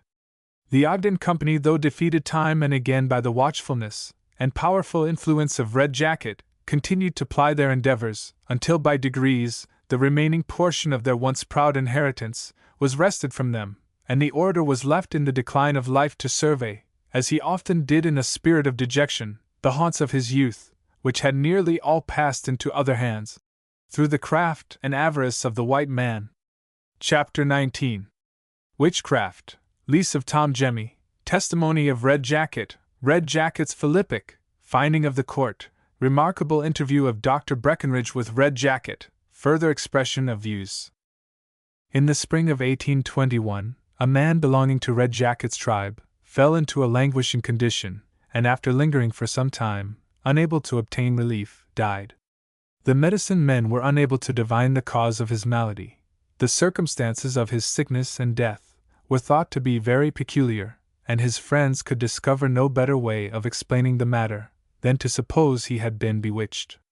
The Indians believed in sorcery, and at different times in their history had been known to execute summary judgment on those whom they supposed to be guilty of practicing the satanic art. In the present instance, suspicion rested on the woman, by whom he had been attended during his sickness. In pursuance of the customs of their nation, she was condemned to die. The sentence was executed by Sunongais, a chief, commonly called Tom Jemmy. It took place at their reservation near Buffalo. Coming to the knowledge of the whites in the vicinity, it excited feelings of horror, mingled with indignation. The case was taken in hand by their authorities, who, without regard to Indian jurisdiction, arrested Tom Jemmy and threw him into prison. At his trial, the plea was set up in his defense that the Indians were a sovereign and independent nation, having their own laws, and their own mode of carrying them into execution, that the offense was within the acknowledged bounds of their own territory, that according to their laws, it was not a crime, inasmuch as the act of the prisoner was in the execution of a sentence that had been passed upon the woman in question. The trial was conducted with reference to this issue, and numerous witnesses were examined to substantiate the facts having a bearing on the case. Red Jacket, among others, was called upon the stand, and examined with reference to the laws and usages of his people. The counsel who conducted the prosecution, wishing to exclude his testimony, inquired whether he believed in the existence of a God. "More truly than one who could ask me such a question," was his instant and indignant reply. On cross-examination the inquiry was made, as to the rank he held among his own people. "Look at the papers, which the white men keep the most carefully," meaning the treaties ceding their lands, "and they will tell you." The orator's testimony, as did also that of other witnesses, who testified in the case, went to show that this woman, according to the judgment of the Indians, was a witch. That she had been regularly tried, and condemned by their laws, and her death was in conformity with usages that had been in existence among them, from time immemorial. During the course of this examination, Red Jacket perceived that the belief of the Indians in witchcraft was made a subject of ridicule among the bystanders, as well as legal gentlemen present, and he took occasion when an opportunity offered to break forth in the following language. "What? Do you denounce us as fools and bigots, because we still believe that which you yourselves believed 2 centuries ago? Your black coats thundered this doctrine from the pulpit, your judges pronounced it from the bench, and sanctioned it with the formalities of law, and you would now punish our unfortunate brother for adhering to the faith of his fathers and of yours. Go to Salem. Look at the records of your own government, and you will find that hundreds have been executed for the very crime which has called forth the sentence of condemnation against this woman, and drawn down upon her the arms of vengeance. What have our brothers done, more than the rulers of your own people have done? And what crime has this man committed, by executing in a summary way the laws of his country, and the command of the Great Spirit?" Footnote: Colonel Stone, and also Drake's Book of the Indians. It has been observed of Red Jacket's appearance on this occasion. There is not, perhaps in nature, a more expressive eye than that of Red Jacket. When fired by indignation or revenge, it is terrible, and when he chooses to display his unrivaled talent for irony, his keen sarcastic glance is irresistible. Footnote: Drake. This trial resulted in finding the allegations in the prisoner's plea to be true, yet the judgment being suspended, it was referred finally to the Supreme Court. A thorough examination of the laws, treaties, and history relating to our correspondence with the Indian tribes gave evidence of a sort of sovereignty among them, but as it was thought inexpedient to render a decision that would recognize their independent jurisdiction, the prisoner was liberated, and the case dismissed.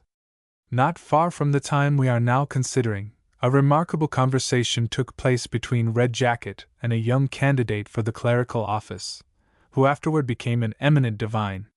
Footnote: Rev. John Breckenridge, D.D. It serves very much to illustrate the orator's character and views, and as we have permission, we give it entire, as follows.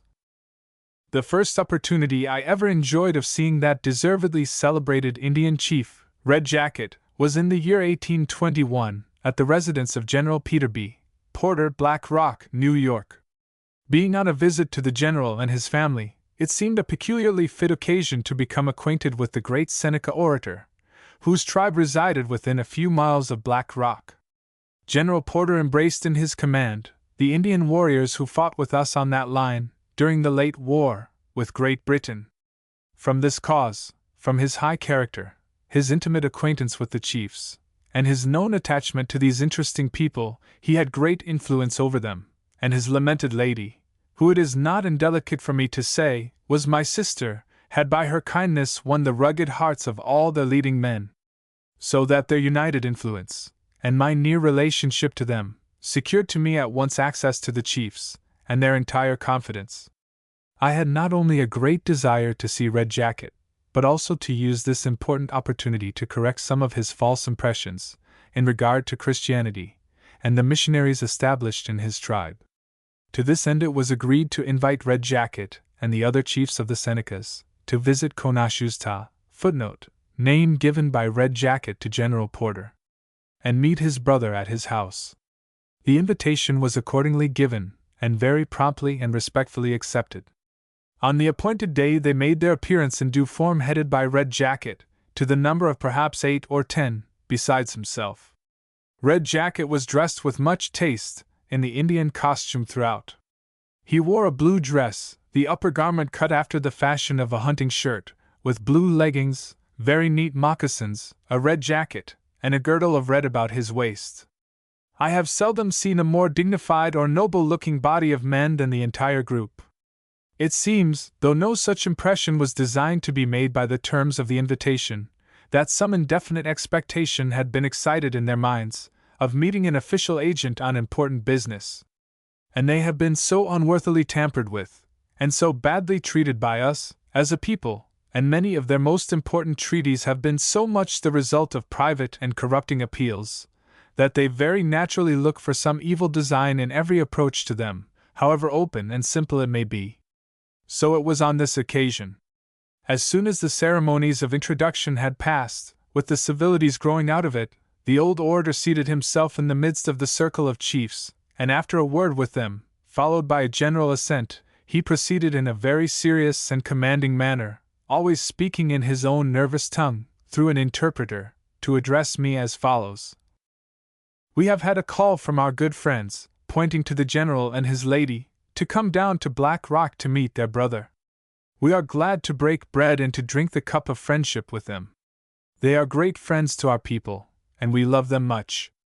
Konashuzta is a great man. His woman has none like her.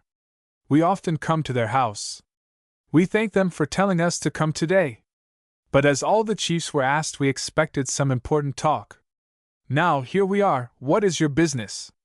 This, as may be readily supposed, was an embarrassing position to a young man just out of college.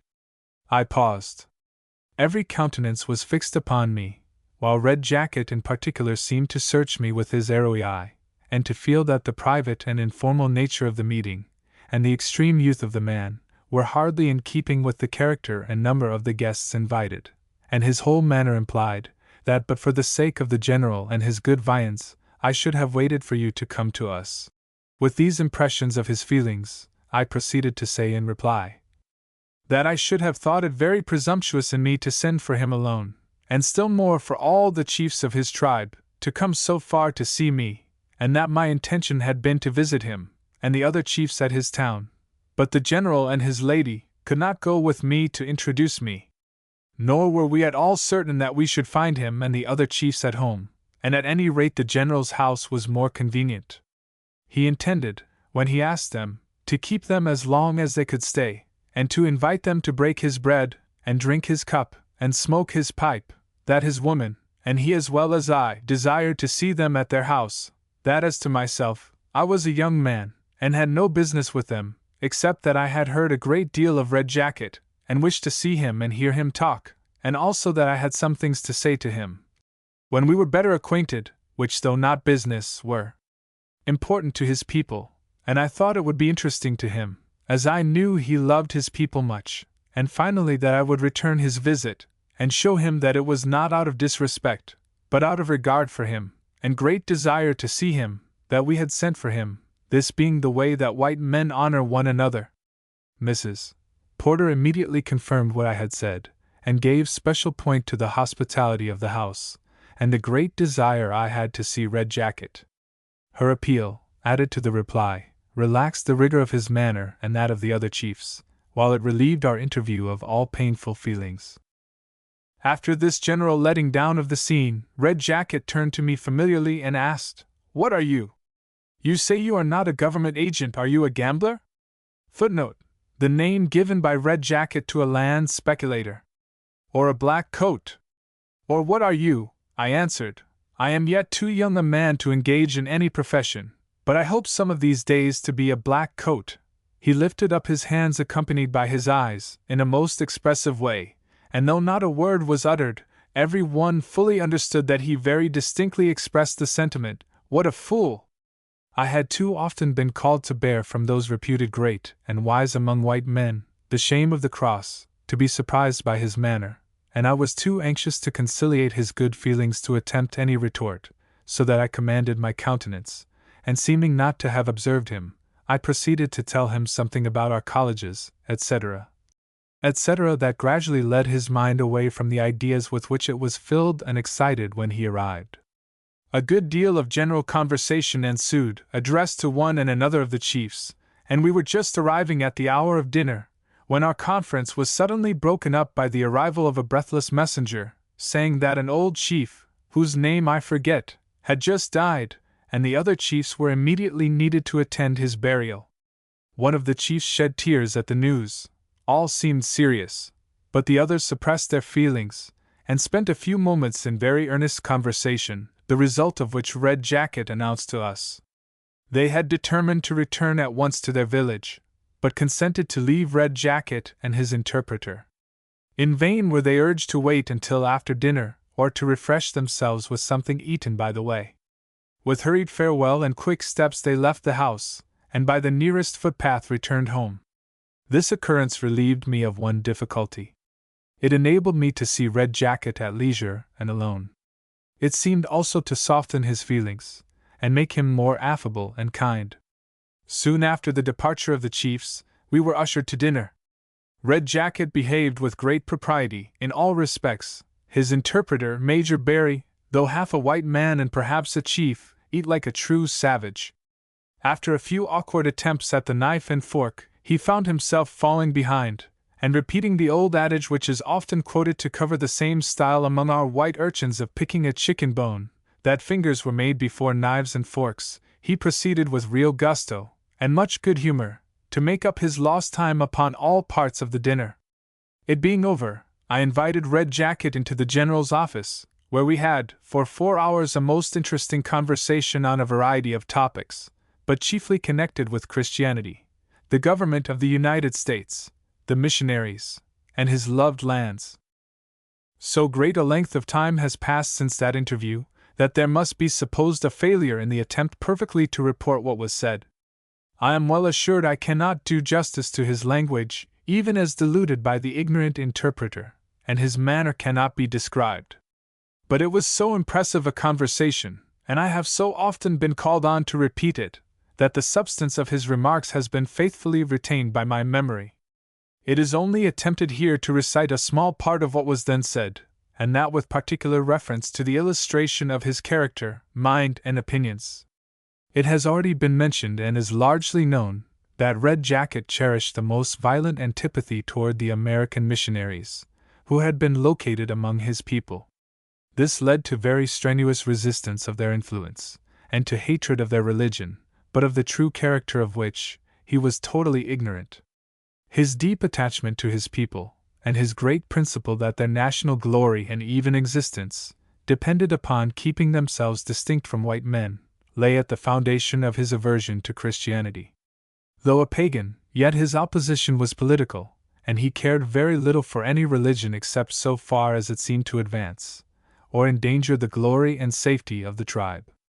He had unfortunately been led by designing and corrupt white men, who were interested in the result, falsely to associate the labors of the missionaries with designs against his nation, and those who wished the Senecas removed from their lands that they might profit by the purchase, and who saw in the success of the mission the chief danger to their plans, artfully enlisted the pagan party, of which Red Jacket was the leader, to oppose the missionaries, and thus effectually led to the final frustration of Red Jacket's policy, in and by the defeat of the missionary enterprise. But as this question is discussed in the sequel, I will not anticipate. Thus much it was necessary to premise, in order to explain the nature and ends of my interview with Red Jacket. My object was to explain the true state of the case to him, and after this to recommend the doctrine of Christ to his understanding and heart. My first step, therefore, was to ask him why he so strongly opposed the settlement and labors of the missionaries? He replied, because they are the enemies of the Indians, and under the cloak of doing them good are trying to cheat them out of their lands. I asked him what proof he had of this. He said he had been told so by some of his wise and good friends among the white men, and he observed that the missionaries were constantly wanting more land, and that by little and little, for themselves, or those who hired them to do it, they would take away all their lands and drive them off. I asked him if he knew there was a body of white men who had already bought the exclusive right to buy their lands from the government of New York, and that therefore the missionaries could not hold the lands given or sold them by the Indians, a moment after the latter left their lands and went away. He seemed to be startled by the statement, but said nothing. I proceeded to tell him that the true effect of the missionary influence on the tribe was to secure to them the possession of their lands, by civilizing them, and making them quit the chase, for the cultivation of the soil, building good houses, educating their children, and making them permanent citizens and good men. This was what the speculators did not wish. Therefore they hated the missionaries. He acknowledged that the Christian party among the Indians did as I said, but that was not the way for an Indian to do. Hunting, war, and manly pursuits were best fitted to them. But, said I, your reservation of land is too little for that purpose. It is surrounded by the white people, like a small island by the sea. The deer, the buffalo, and bear have all gone. This won't do. If you intend to live so much longer, you will have to go to the great western wilderness, where there is plenty of game, and no white men to trouble you. But he said, we wish to keep our lands and to be buried by our fathers. I know it, and therefore I say that the missionaries are your best friends, for if you follow the ways they teach, you can still hold your lands though you cannot have hunting grounds, and therefore you must either do like white men, or remove from your lands very soon. Your plan of keeping the Indians distinct from the white people is begun too late. If you would do it and have large grounds, and would let the missionaries teach you Christianity, far from the bad habits and big farms of the white people, it would then be well. It would keep your people from being corrupted and swallowed up by our people who grow so fast around you, and many of whom are very bad. But it is too late to do it here, and you must choose between keeping the missionaries and being like white men and going to a far country. As it is, I continued, Red Jacket is doing more than anybody else to break up and drive away his people. This conversation had much effect upon him. He grasped my hand and said if that were the case it was new to him. He also said he would lay it up in his mind, putting his hand to his noble forehead, and talk of it to the chiefs and the people.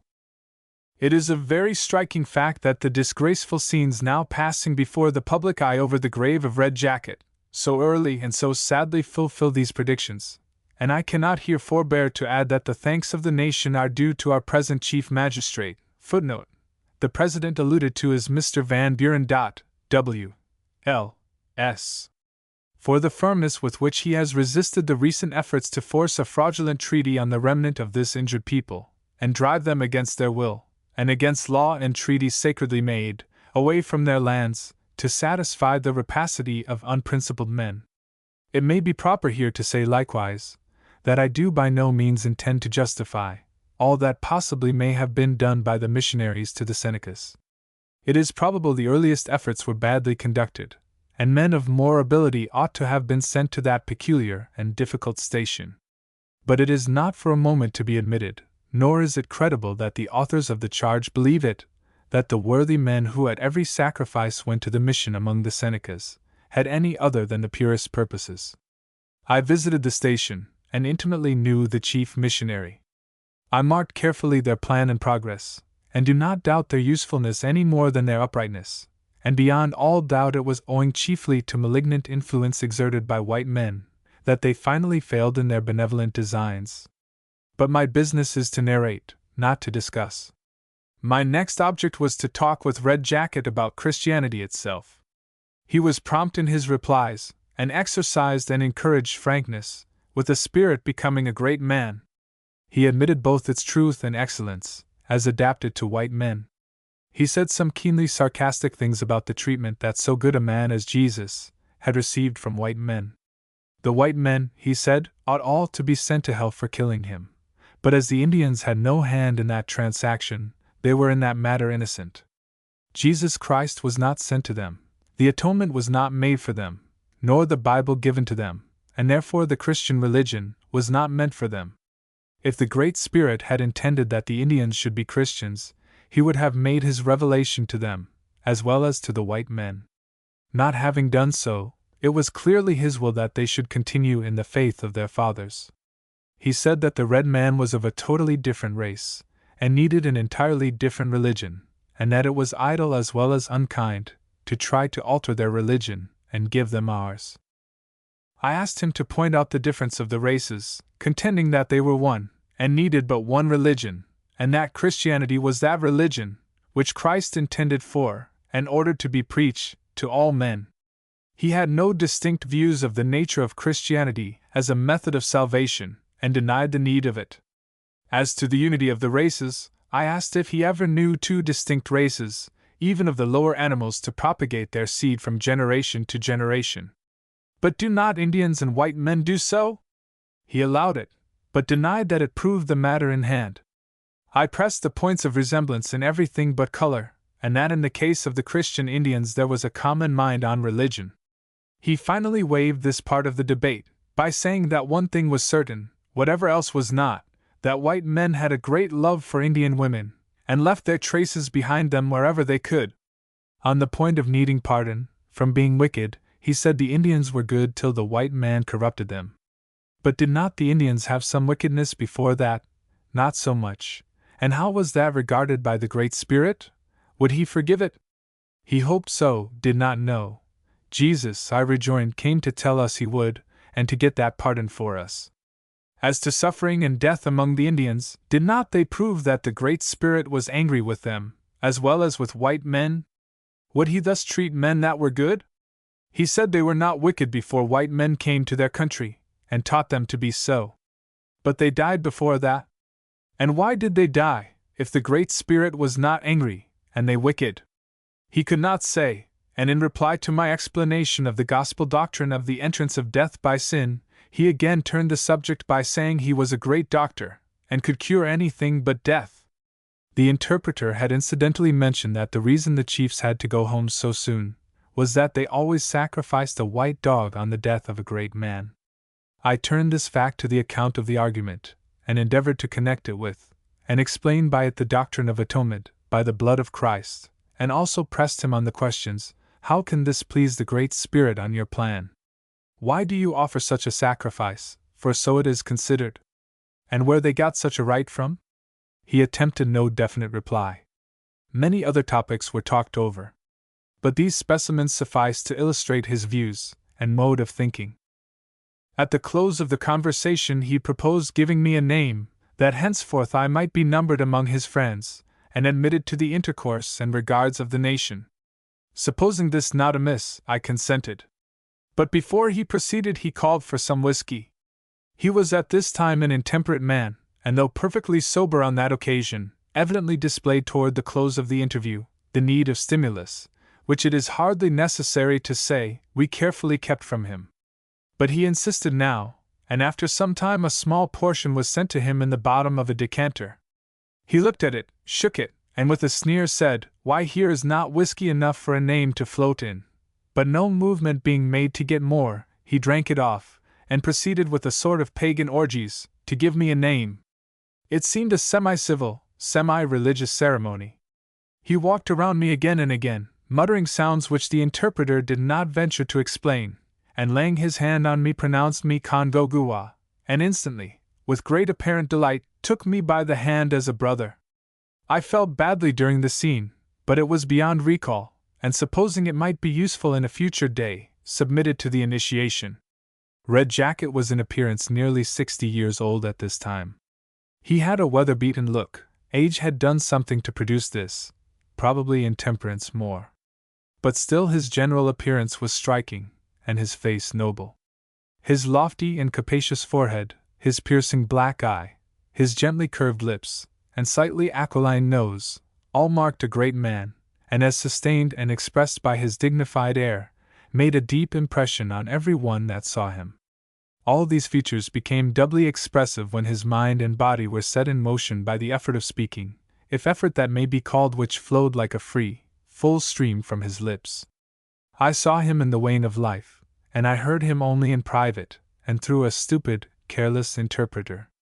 Yet notwithstanding these disadvantages, he was one of the greatest men and most eloquent orators I ever knew. His cadence was measured and yet very musical. In ordinary utterance it amounted to a sort of musical monotony. But when excited he would spring to his feet, elevate his head, expand his arms, and utter with indescribable effect of manner and tone some of his noblest thoughts. After this interesting conference had closed, the old chief with his interpreter bade us a very civil and kind farewell, and set forth on foot for his own wigwam.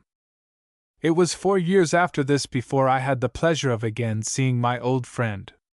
I was then on a flying visit to Black Rock. At an early day I repaired to his village, but he was not at home.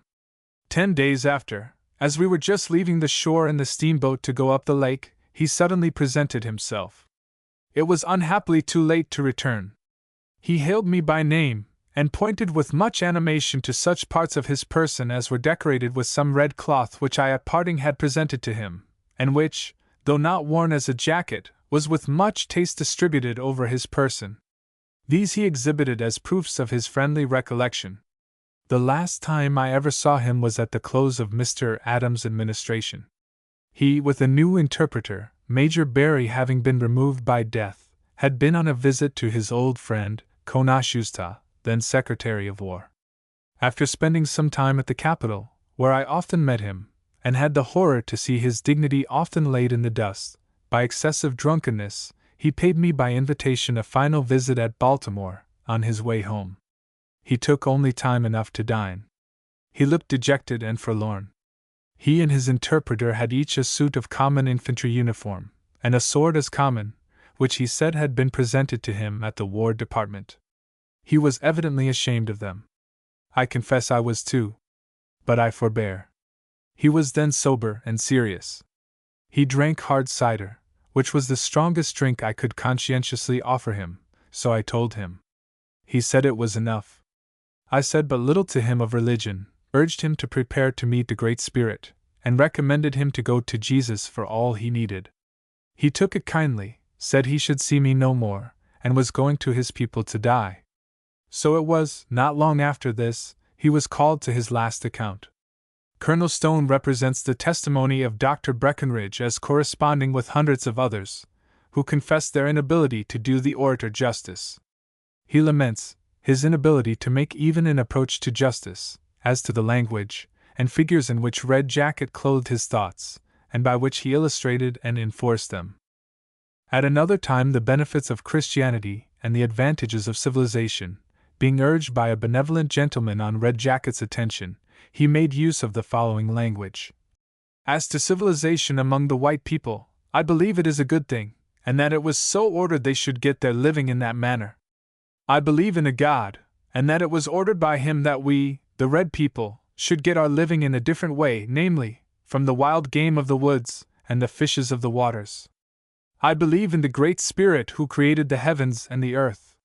He peopled the forests, and the air and the waters.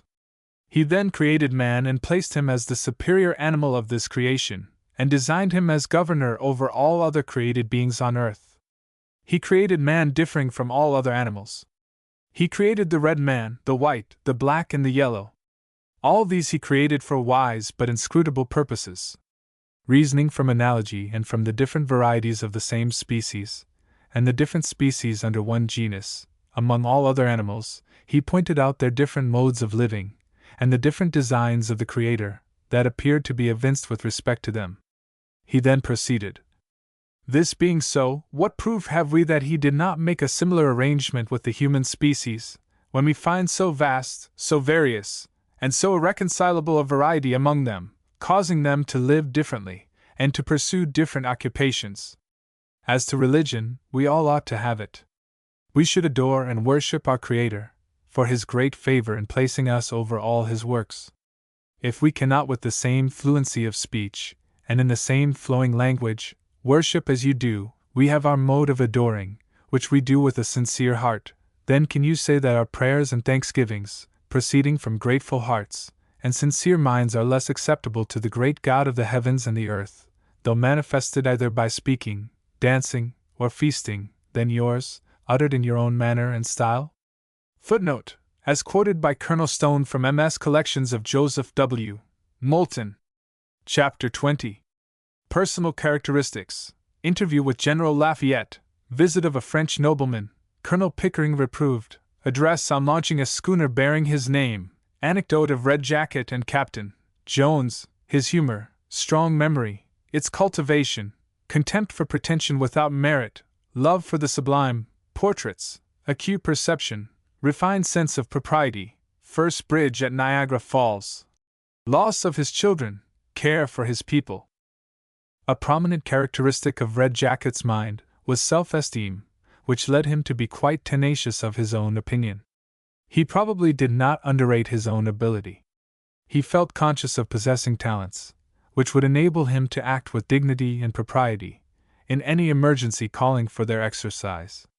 He never appeared to be intimidated or embarrassed at the thought of meeting with great men, but seemed always to be at home in their society, and to feel and act as though he regarded himself on an equality with them.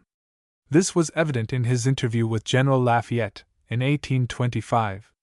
On being presented to the general, the orator inquired if he recollected being present at the Treaty of Peace with the Six Nations at Fort Stanwix in 1784. Lafayette replied that he remembered that great council very well. "And what," said he, "has become of the young chief, who resisted so strenuously and eloquently on that occasion, the idea of the Indians burying the hatchet?" "He is before you," was the instant reply. Upon which the general remarked that time had wrought very great changes upon them both since that memorable period. "Ah," said Red Jacket, "time has not been so severe on you as it has on me. It has left you a fresh countenance, and hair to cover your head, while to me, behold," and taking a handkerchief from his head, with an air of much feeling, he disclosed the fact that he was nearly bald. Several persons present could not refrain from smiling at the simplicity of the Indian, who appeared ignorant of the way the white man was wont to repair the ravages of age in this respect. His simplicity was enlightened by the fact that the general was indebted to a Whig for his generous supply of hair. Whereupon the orator playfully remarked, referring to the practice of his people in war, that it had not occurred to him before that he might supply the deficiency by scalping some of his neighbors. M. Levasseur, the secretary of General Lafayette, remarks of the orator's appearance at that time: "This extraordinary man, although much worn down by time and intemperance, preserves yet in a surprising degree the exercise of all his faculties. He obstinately refuses to speak any language but that of his own people, and affects a great dislike to all others. Although it is easy to discern that he perfectly understands the English, he refused nevertheless to reply to the general before his interpreter had translated his questions into the Seneca language." Footnote: see Drake, Colonel Stone, and others.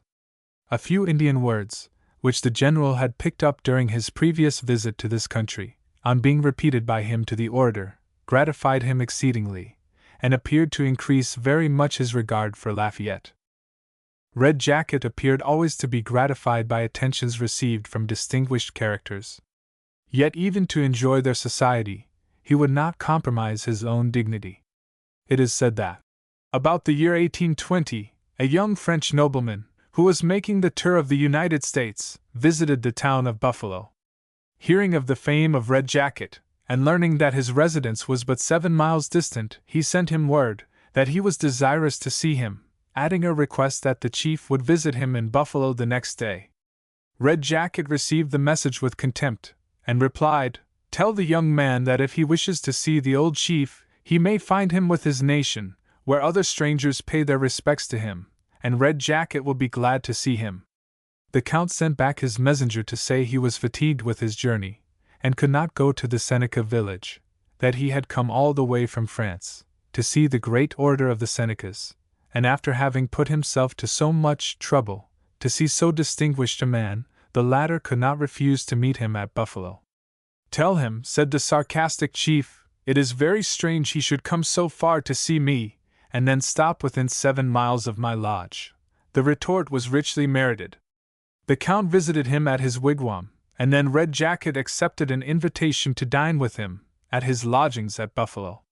The young nobleman was greatly pleased with him, declaring that he considered him a greater wonder than the Falls of Niagara. This remark was the more striking as it was made within view of the Great Cataract. But it was just.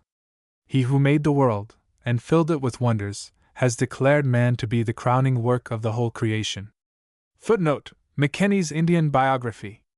On one occasion at a treaty attended by Colonel Pickering, Red Jacket observed that the attention of the colonel, who was in the habit of taking down, as they were interpreted, the Indian speeches made, was withdrawn from himself, and his eye directed to the paper on which he was writing.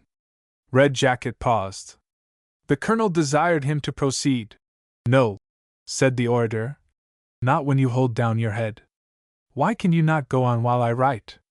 "Because," replied the chief, "if you look me in the eye, you will then perceive if I tell you the truth or not." Footnote: Colonel Stone. On another occasion, Colonel Pickering turned, while the orator was addressing him, to speak to a person near. The chief thereupon rebuked him, saying with much emphasis, "When a Seneca speaks he ought to be listened to with attention, from one extremity of this great island to the other." Footnote IB. Toward the close of his life he was present by invitation, at the launching of a schooner at Black Rock, bearing his name. He made a short address on the occasion which indicates the estimation in which he regarded his own merit. In the course of his speech, addressing himself directly to the vessel, he said, "You have a great name given you, strive to deserve it. Be brave and daring.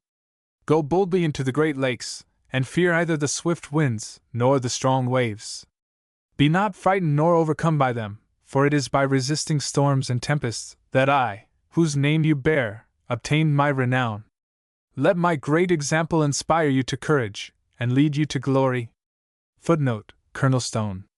Also late in life, when at one of the hotels in Auburn, N.Y., observing a person whom he thought did not treat him with proper deference, he came and stood before him, and stamping his foot on the floor, exclaimed with much emphasis, "I am Red Jacket!" Footnote: Incident given to the author by J. C. Iveson, Esq. of Auburn. He did not relish being trifled with even in playfulness. At one time, when visiting the house of Captain Jones, on taking his seat at the breakfast table with the family, Mrs. Jones, knowing his extreme fondness for sugar, mischievously prepared his coffee without the addition of that luxury. On discovering the cheat, the chief looked at the captain with an offended expression, and thus rebuked him, "My son," stirring his cup with energy, "do you allow your squaw thus to trifle with your father?" Perceiving at the same time, by the giggling of the children, that they had entered into the joke, he continued, "And do you allow your children to make sport of their chief?" Jones and his wife thereupon apologized, and the latter made the amende honorable by handing him the sugar bowl, which he took, and with half-angry sarcasm filled the cup to the brim with sugar. The liquid not holding so large a quantity in solution, he ate the whole with his spoon. Footnote: Colonel Stone. Still he enjoyed a laugh when he was making the sport. He was very entertaining in conversation, and would sometimes, in the presence of his associates, relax his dignity, and for a time, when he felt in the mood, keep them in a roar of laughter by his anecdotes, or by taking off something ludicrous he had observed among the whites. When he had carried it sufficiently far, he would draw himself up, and resume his dignity, when by common consent, the sport would cease. Footnote: W.M. Jones, to the author. He very often entertained his people also, by recounting his interviews with distinguished persons, or by describing what he had seen in great places. One conversant with him thus speaks of the manner in which he represented to his people what he had seen during his visit at the seat of government. "I remember having seen him on one of those occasions, when, after having seated the Indians around him in a semicircle, taking the cocked hat that had been presented to him by General Knox, then Secretary of War, in his hand, he went round bowing to the Indians, as though they were the company at the President's house, and himself the President. He would then repeat to one and another all the compliments which he chose to suppose the President had bestowed upon him, and which his auditors and admiring people supposed had been thus bestowed." Footnote: Thomas Morris to Colonel Stone. Red Jacket had a very tenacious memory. The Indians were noted for the care they bestowed on this faculty of the mind. In the absence of written records, they formed a device, which was quite ingenious, and indicated a high degree of intelligence, by which they perpetuated the knowledge of important events in their history. They used belts and strings of wampum. For instance, they are assembled to form some important treaty. This treaty would be represented by the belt. Each string in that belt would represent a distinct article, or provision in that treaty. As they fixed their eye upon the belt, they knew it as well as though it had been labeled. As they took hold of each string, they could, as it were, read each article of the treaty. For the preservation of these belts they had what were termed their council houses, where they were hung up in order, and preserved with great care. At times they were reviewed. The father would go over them, and tell the meaning of each belt and of each string in the belt to the son, and thus the knowledge of all their important events was transmitted from one generation to another. Red Jacket, without any doubt, excelled all of his race in the perfection to which he had brought this faculty of his mind. Nothing escaped the tenacious grasp of his memory. The following is an instance in point. At a council held with the Indians by Gov. Tompkins of New York, a contest arose between him and Red Jacket in regard to a fact connected with a treaty of many years' standing. Mr. Tompkins stated one thing, and the Indian chief corrected him, insisting that the reverse of his assertion was true. But, it was rejoined, "You have forgotten. We have it written down on paper." "The paper then tells a lie," was the confident answer. "I have it written down here," he added, placing his hand with great dignity on his brow. "You Yankees are born with a feather between your fingers, but your paper does not speak the truth. The Indian keeps his knowledge here. This is the book the Great Spirit gave them, it does not lie." A reference was immediately made to the treaty in question, when, to the astonishment of all present, and the triumph of the unlettered statesman, the document confirmed every word he had uttered. Footnote: McKinney's Indian Biography. He held in utter contempt pretensions without merit. On one occasion not many years before his death, a gentleman from Albany, on a visit at Buffalo, being desirous of seeing the chief, sent a message to that effect. The gentleman was affluent in money and in words, the latter flowing forth with great rapidity, and in an inverse ratio to his ideas. He had also a habit of approaching very near to any person with whom he was conversing, and chattering with almost unapproachable volubility. On receiving the message, Red Jacket dressed himself with the utmost care, designing, as he ever did when sober, to make the most imposing impression, and came over to the village. Being introduced to the stranger, he soon measured his intellectual capacity, and made no effort to suppress his disappointment, which was indeed sufficiently disclosed in his features. After listening, for a few moments, to the chatter of the gentleman, Red Jacket, with a look of mingled chagrin and contempt, approached close to him and exclaimed, "Cha, cha, cha," as rapidly as utterance would allow. Then, drawing himself to his full height, he turned proudly upon his heel, and walked away in the direction of his own domicile, as straight as an Indian, nor deigned to look behind while in sight of the tavern. The gentleman, with more money than brains, was for once lost in astonishment, and longer motionless and silent than he had ever been before. Footnote: Colonel Stone. He held the mere sensualist in equal contempt. Many years ago, before the Indian towns were broken up along the valley of the Genesee, a clan of the Senecas resided at Canawangas, in the vicinity of the present town of Avon. The chief of the clan was a good, easy man named Hot Bread. He was a hereditary sachem, not having risen by merit, was weak and inefficient, and of gluttonous habits. On a certain occasion, when Mr. George Hosmer was accompanying Red Jacket to an Indian council, in the course of general conversation he inquired the chief's opinion of Hot Bread. "Wah!" exclaimed Red Jacket, "he has a little place at Canawangas, big enough for him. Big man here," laying his left hand on his abdomen, "but very small here," bringing the palm of his right hand with significant emphasis to his forehead. Footnote IB. He loved to hold communion with the sublime and grand in nature. He never wearied when viewing the falls of Niagara, and their roar, the baritone of nature's anthem, stirred within depths that other harmonies failed to reach. When Mr. Catlin, the celebrated Indian portrait painter, desired to obtain the orator's picture, his consent was given, but he must be represented as standing on Table Rock. "For," said he, "when I pass to the other world, my spirit will come back, and that is the place around which it will linger." Footnote: Cadam's North American Indians. The artist gratified the orator, and represents him as standing there in the attitude of deep thought, dressed with much care in complete Indian costume, a very interesting memorial, presenting evident marks of being one of nature's noblemen. Since then Red Jacket has gone to his grave, and this rock where he often stood and feasted his soul on sublimities unrivaled in nature, has likewise fallen, while the world, like the impetuous flood, rolls on unconscious of both. Of the various paintings of Red Jacket, Colonel Stone remarks: the picture by Mr. Robert W.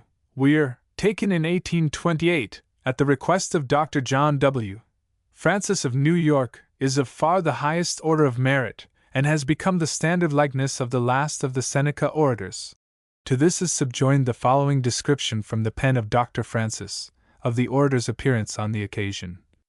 For this purpose he dressed himself in the costume which he deemed most appropriate to his character, decorated with his brilliant overcovering and belt, his tomahawk, and Washington medal. For the whole period of nearly 2 hours, on 4 or 5 successive days, he was as punctual to the arrangements of the artist as any individual could be. He chose a large armchair for his convenience, while his interpreter, as well as himself, was occupied for the most part in surveying the various objects which decorated the artist's room. He had a party of several Senecas with him, who, adopting the horizontal position, in different parts of the room, regaled themselves with the fumes of tobacco, to their utmost gratification. Red Jacket occasionally united in this relaxation, but was so deeply absorbed in attention to the work of the painter, as to think, perhaps, of no other subject. At times he manifested extreme pleasure, as the outlines of the picture were filled up. The drawing of his costume, which he seemed to prize as peculiarly appropriate, and the Falls of Niagara, scenery at no great distance from his residence at the reservation, forced him to an indistinct utterance of satisfaction. When his medal appeared complete in the picture, he addressed his interpreter, accompanied by striking gestures, and when his noble front was finished, he sprang upon his feet with great alacrity, and seizing the artist by the hand, exclaimed with great energy, "Good! Good!" The painting being finished, he parted with Mr. Weir with a satisfaction apparently equal to that which he doubtless, on some occasions, had felt on effecting an Indian treaty. Red Jacket must have been beyond his 70th year when the painting was made. He exhibited in his countenance somewhat of the traces of time and trial on his constitution. Nevertheless, he was of a tall, erect form, and walked with a firm gait. His characteristics are preserved by the artist to admiration, and his majestic front exhibits an attitude surpassing every other that I have ever seen of the human skull. As a specimen for the craniologist, Red Jacket need not yield his pretensions to those of the most astute philosopher. He will long live by the painting of Weir, the poetry of Halleck, and the fame of his own deeds. Red Jacket had a quick and acute perception. He was very adroit. He at one time exposed the false pretenses of Jemima Wilkinson by arranging it with a few Indians to converse in her presence, in a manner that excited her curiosity. The ruse was successful. She anxiously inquired what they were talking about. Turning upon her a searching glance, he exclaimed, "What? Are you Jesus Christ? And not no Indian?" Though unacquainted with the usages of society, in the refined circles where he often appeared, he readily adapted himself to the new position, and conducted with propriety and ease, careful to conceal his ignorance at the time. Mr. Thomas Morris, in a letter to Colonel Stone, observes, "He once on his return from Philadelphia, told me that when there he perceived many things, the meaning of which he did not understand, but he would not make inquiry concerning them there, because they would be imputed to his ignorance. He therefore determined on his return to ask me." He said when he dined at General Washington's, a man stood all the time behind his chair, and would, every now and then, run off with his plate, and knife and fork, which he would immediately replace by others. "Now," said Red Jacket, "what was this for?" I replied that he must have observed on the President's table a variety of dishes, that each dish was cooked in a different manner, and that the plates and knives and forks of the guests were changed as often as they were helped from a different dish. "Ah," said he, "is that it?" I replied in the affirmative. "You must then suppose," he continued, "that the plates, and knives, and forks, retain the taste of the cookery?" "Yes," I replied. "Have you then," he added, "any method by which you can change your palates every time you change your plates? For I should suppose that the taste would remain on the palate longer than on the plate." I replied that we were in the habit of washing that away by drinking wine. "Ah," said he, "now I understand it." I was persuaded that so general a custom among you was founded in reason, and I only regret that when I was in Philadelphia I did not understand it, when dining with General Washington and your father. The moment the man went off with my plate I would have drunk wine until he brought me another, for although I am fond of eating, I am more so of drinking. Footnote: Colonel Stone's Life of Red Jacket. It has been well observed of him. He had an innate refinement and grace of manner that stamped him the true gentleman, because with him these virtues were inborn, and not simulated or acquired. Footnote: W. C. Bryant's Memorial Address. On one occasion when Mr. George Hosmer of Avon, and several others of his tribe, were on their way to attend a certain treaty, the Indians one evening after the fatigues of the day, were unusually mirthful. Red Jacket, conceiving the idea that Mr. Hosmer, who was unacquainted with their language, might suppose he was the subject of their mirth, caused them to be silent, and through his interpreter, Captain Parrish, thus addressed him: "We have been made uncomfortable by the storm. We are now warm and comfortable. It has caused us to feel cheerful and merry. But I hope our friend who is traveling with us will not feel hurt at this merriment, or suppose that we are taking advantage of his ignorance of our language, to make him in any manner the subject of our mirth." To which Mr. Hosmer replied, that knowing himself to be in the company of brave and honorable men, he could not allow himself to entertain such an impression. After which they resumed their merriment, and Red Jacket his gravity. Footnote: Colonel Stone. The first efforts to construct a bridge at Niagara Falls was unsuccessful. It was supposed the force of the water where it flowed smoothly would not be as great as where it dashed against the rocks and appeared more boisterous. This was a mistake. Every endeavor to fix a bent where the water was smooth proved utterly abortive. At length an architect conceived the idea of placing the bridge down where the water began to be broken in its descent, and of obtaining a foothold for his bent behind some rock against which the water dashed. This resulted in the successful completion of a bridge leading to Goat Island. After its completion, Red Jacket, in company with General Porter, was passing over it one day, when the chief, whose curiosity was excited, examined minutely every part of its construction, evidently regarding it as a great wonder. At length, discovering the secret, he exclaimed, "Ugh! Still water!" and immediately added, "D. and Yankee." Footnote: Given to the author by T. M. Howell, Esq., of Canandaigua, N.Y. Red Jacket was not a stranger to tender and refined sensibilities. William Savary, in his journal, while attending the Indian treaty held at Canandaigua in 1794, speaks of the children of Red Jacket in terms of high commendation.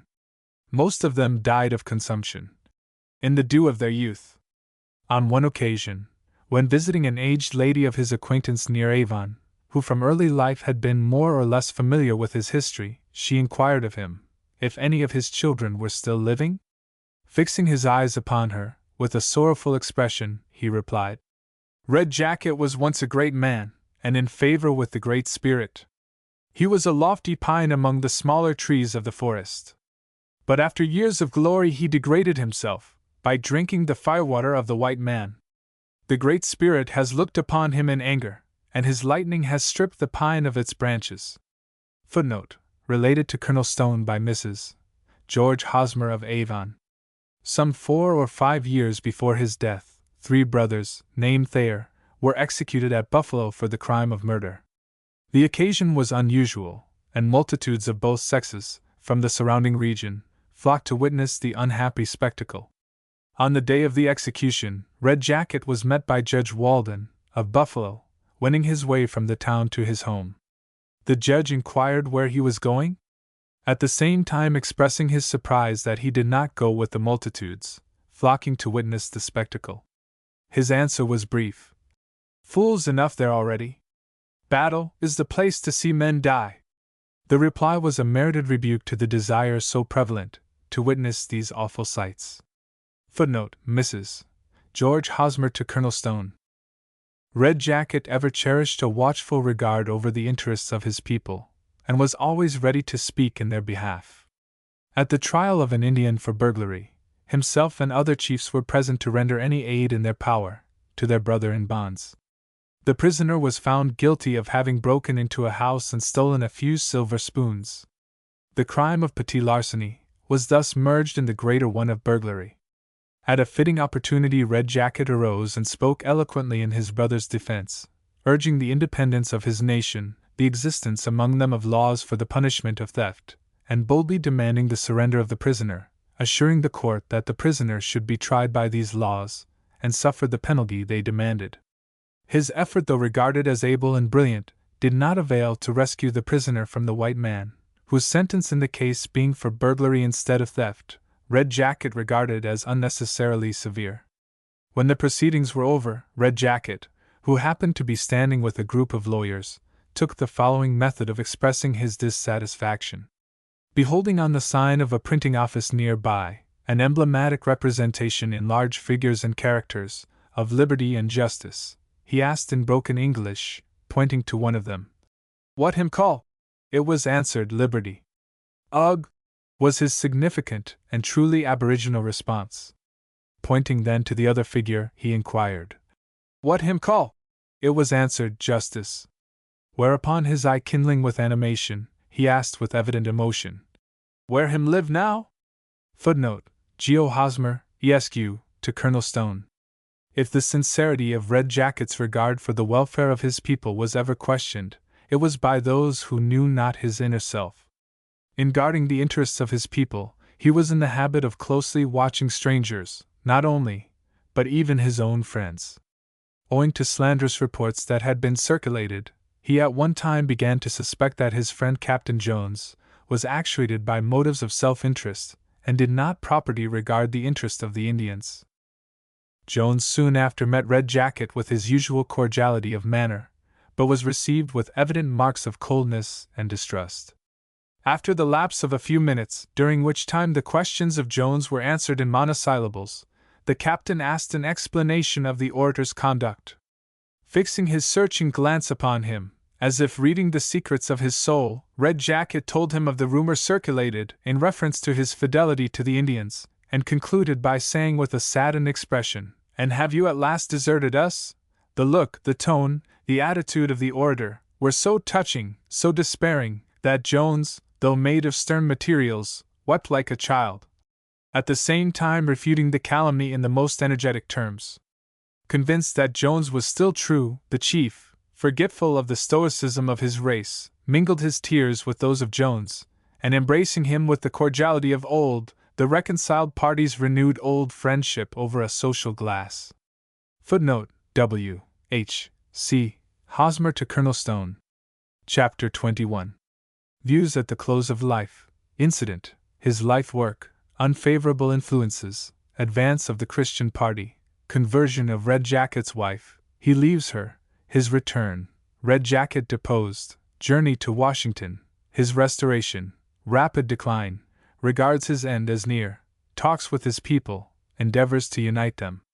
With the views entertained by Red Jacket, the objects that met him on every side, as he drew near the close of life, were far from pleasant. Yonder hillside, exposed to the gaze of the world, its huge rocks laid bare, those fields, stretching further than I could reach, bounded not by woodland, lake, or river, but by the white man's fence, 10,000 dwellings, smiling with the abundance and thrift of the husbandman, city and village, bustling with tumult, and the noise of busy hammers, and rattling wheels, and roaring engines, all of these, however gratifying to the white man, as marks of improvement, afforded him no pleasure. He saw in them the sepulchre of his people's pride and glory. The hillside opened to the sunlight, for the innocent lamb to sport upon, or to make the stable ox a home, he would have loved better, as when sheltered once by the sturdy oak or stately pine, its rocks jutting out from behind the ivy, and its bosom threaded by the path of the deer. The fields might have appeared inviting and green, but the white man's barrier would have warned him away, the road he would have looked upon as a prison path, and he would have taken to the woods, as a place more congenial to his spirit. It is said of him, that in the days of his youth he was wont to join the hunters in the beautiful valley of the Genesee, with great enthusiasm. Game was then plenty, and they were the finest hunting grounds he could traverse. Toward the close of his life he went thither to indulge once more in the pleasures of the chase, where a forest apparently of considerable extent yet remained. He entered it, recognizing some of his ancient friends among the more venerable of the trees, and hoping yet to find abundant game. But he had not proceeded far before he approached an opening, and his course was presently impeded by a fence, within the enclosure of which one of the pale faces was guiding the plow. With a heavy heart he turned in another direction, the forest seeming yet to be deep, and where he hoped to find a deer, as in the days when he was young. But he had not traveled long before another opening broke upon his view, another fence impeded his course, and another cultivated field appeared within. He sat down and wept. Footnote: Circumstances related to Colonel Stone by a Seneca chief. It has been well observed. The whole life of the Seneca chief was spent in vain endeavors to preserve the independence of his tribe, and in active opposition as well to the plans of civilization proposed by the benevolent, as to the attempts at encroachment on the part of the mercenary. He yielded nothing to persuasion, to bribery, or to menace, and never to his last hour remitted his exertions, in what he regarded the noblest purpose of his life. Footnote: McKenney's biography.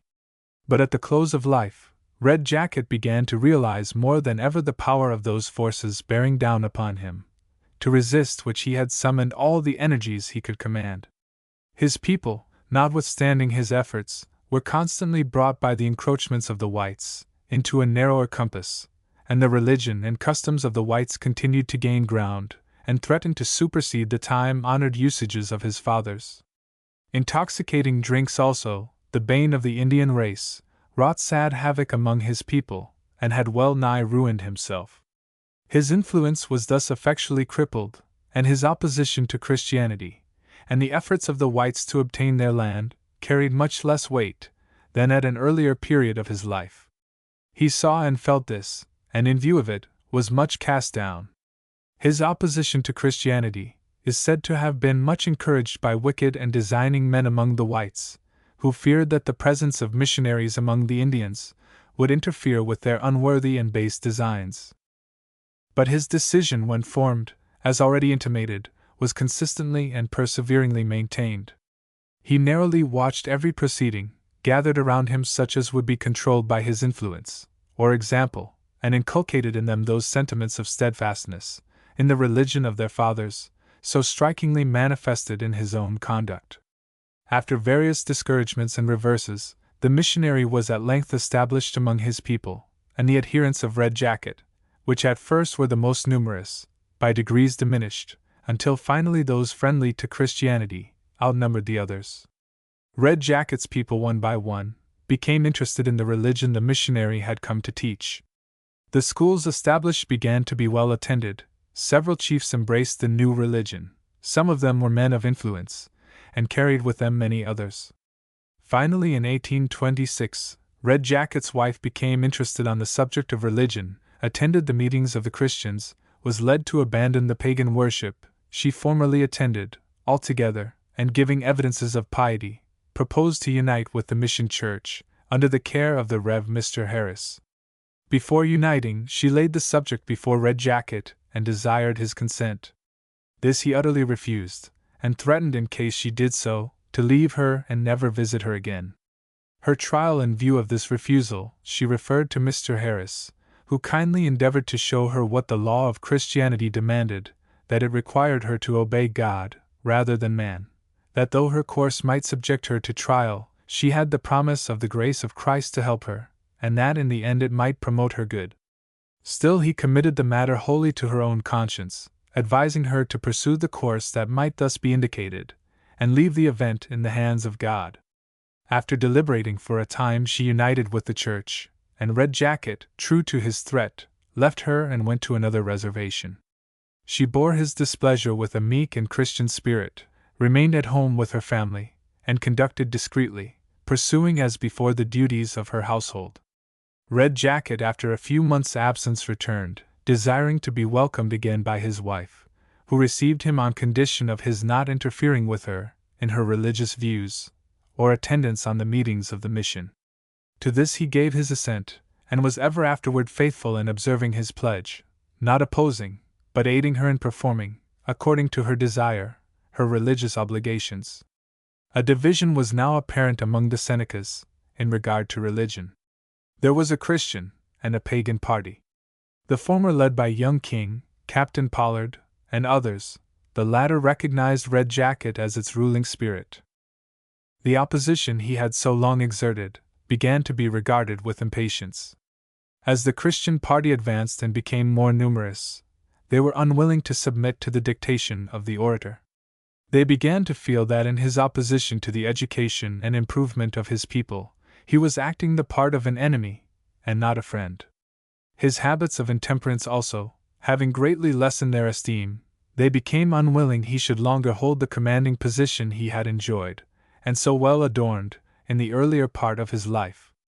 At a council held in September, 1827, a paper was drawn up, containing charges against the orator, which were assigned as a reason for the extraordinary course they pursued, closing with the declaration that they renounced him as their chief, and forbade him to act as one, affirming that he should thereafter be regarded as a private man. This proceeding stung the orator to the quick, and aroused him to action. He could not endure the thought of the humiliation thus brought upon him, at the close of life. The thought, too, that it had been effected by those who differed from him in their religious sentiments, and would be regarded as a triumph over him, touching the views he had long entertained, as to what would best promote the welfare of his people, affected him in a point so near his heart, as to forbid his resting under it. It shall not be said, thought he, that Sa-Go-Ye-Wat-Ha lived in insignificance, and died in disgrace. Am I not yet strong? Have I not yet power to withstand my enemies? He set out for Washington, to spread his griefs before his great father. On arriving there he visited Colonel McKenney, who had charge of Indian affairs. That officer had been informed, through the Indian agent, of all that had transpired among the Senecas, and of the cause of their displeasing Red Jacket.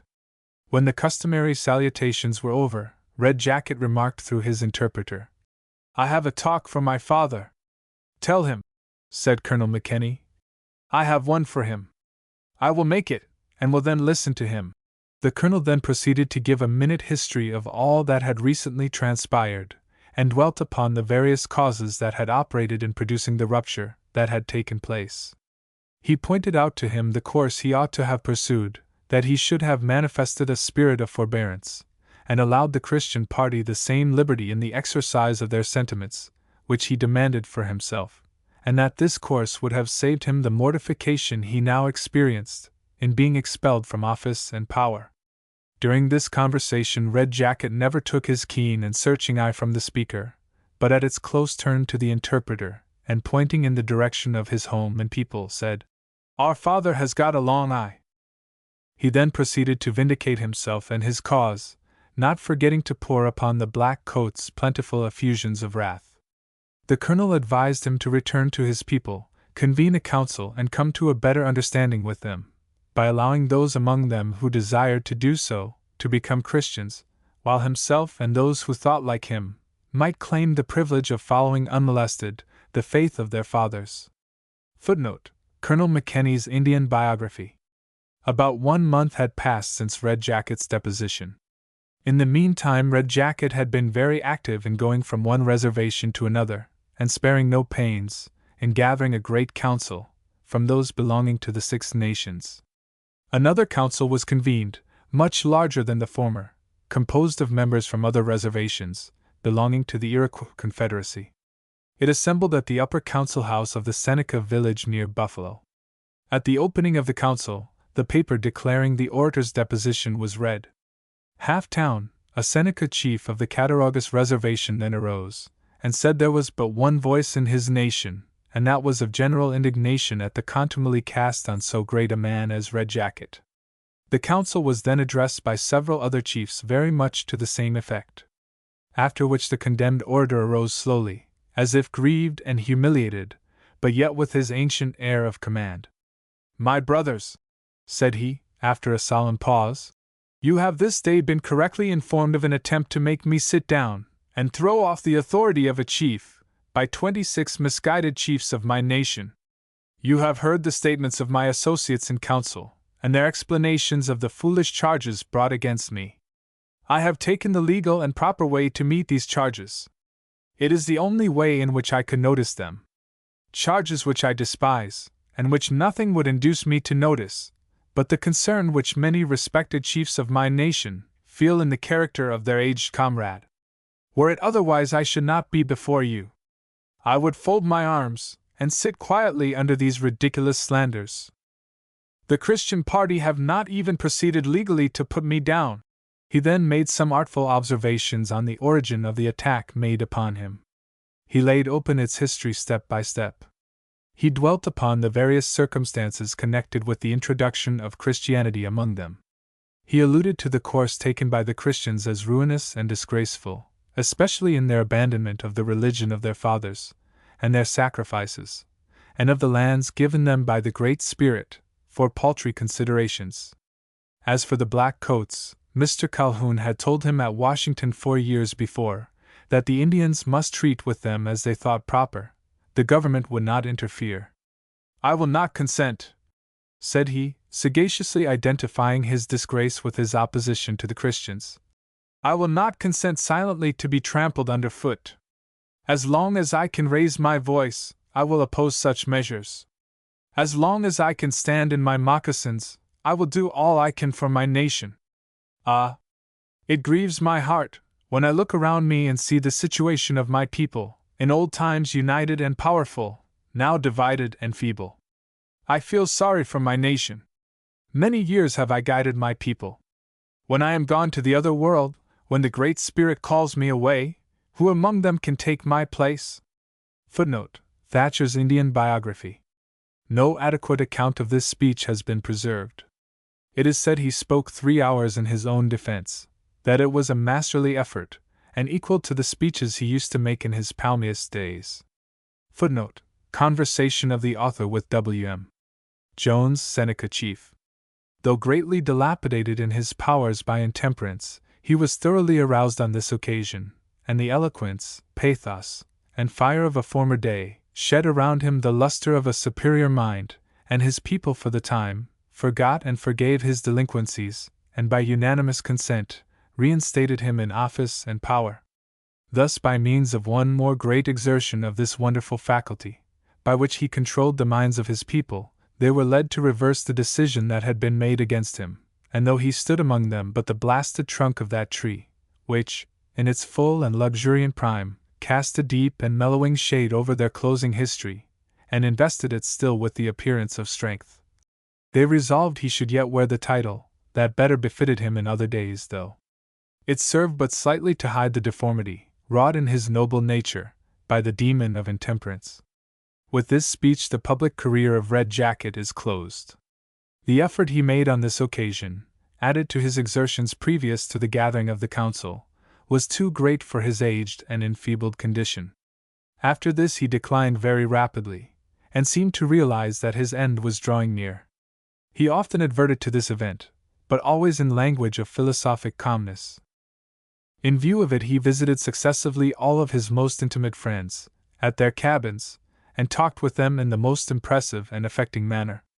He told them that he was passing away, and his counsels would soon be heard no more. He ran over the history of his people, from the most remote period to which his knowledge extended, and pointed out as few could the wrongs, the privations, and the loss of character, which almost of themselves constituted that history. I am about to leave you, said he, and when I am gone, and my warnings shall be no longer heard or regarded, the craft and avarice of the white man will prevail. Many winters have I breasted the storm, but I am an aged tree, I can stand no longer. My leaves are fallen, my branches are withered, and I am shaken by every breeze. Soon my aged trunk will be prostrate, and the foot of the exulting foe of the Indian may be placed upon it in safety, for I leave none who will be able to avenge such an indignity. Think not I mourn for myself. I go to join the spirits of my fathers, where age cannot come, but my heart fails when I think of my people, who are soon to be scattered and forgotten. Many noticed that his feelings at this time were greatly modified and mellowed, with respect to the stand he had taken against Christianity. His wife's example, who was a woman of humble, consistent piety, exerted a salutary and happy influence upon him. It led him to regard Christianity more favorably, and to recede very much from the hostile position he had previously maintained. He talked of peace, and sought to bring about a reconciliation between the two parties. He convened a council with this in view. He made special preparations to attend it, dressing himself with more than ordinary care, with all his gay apparel and ornaments. He went with the intention of making what would have been his farewell speech, and giving them his last counsel. He was taken suddenly ill at the council house, of cholera morbus, and returned home, saying to his wife, "I am sick, I could not stay at the council, I shall never recover."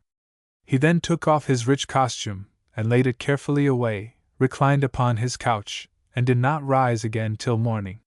His wife prepared him medicine, which he took, but said, "It will do no good. I shall die."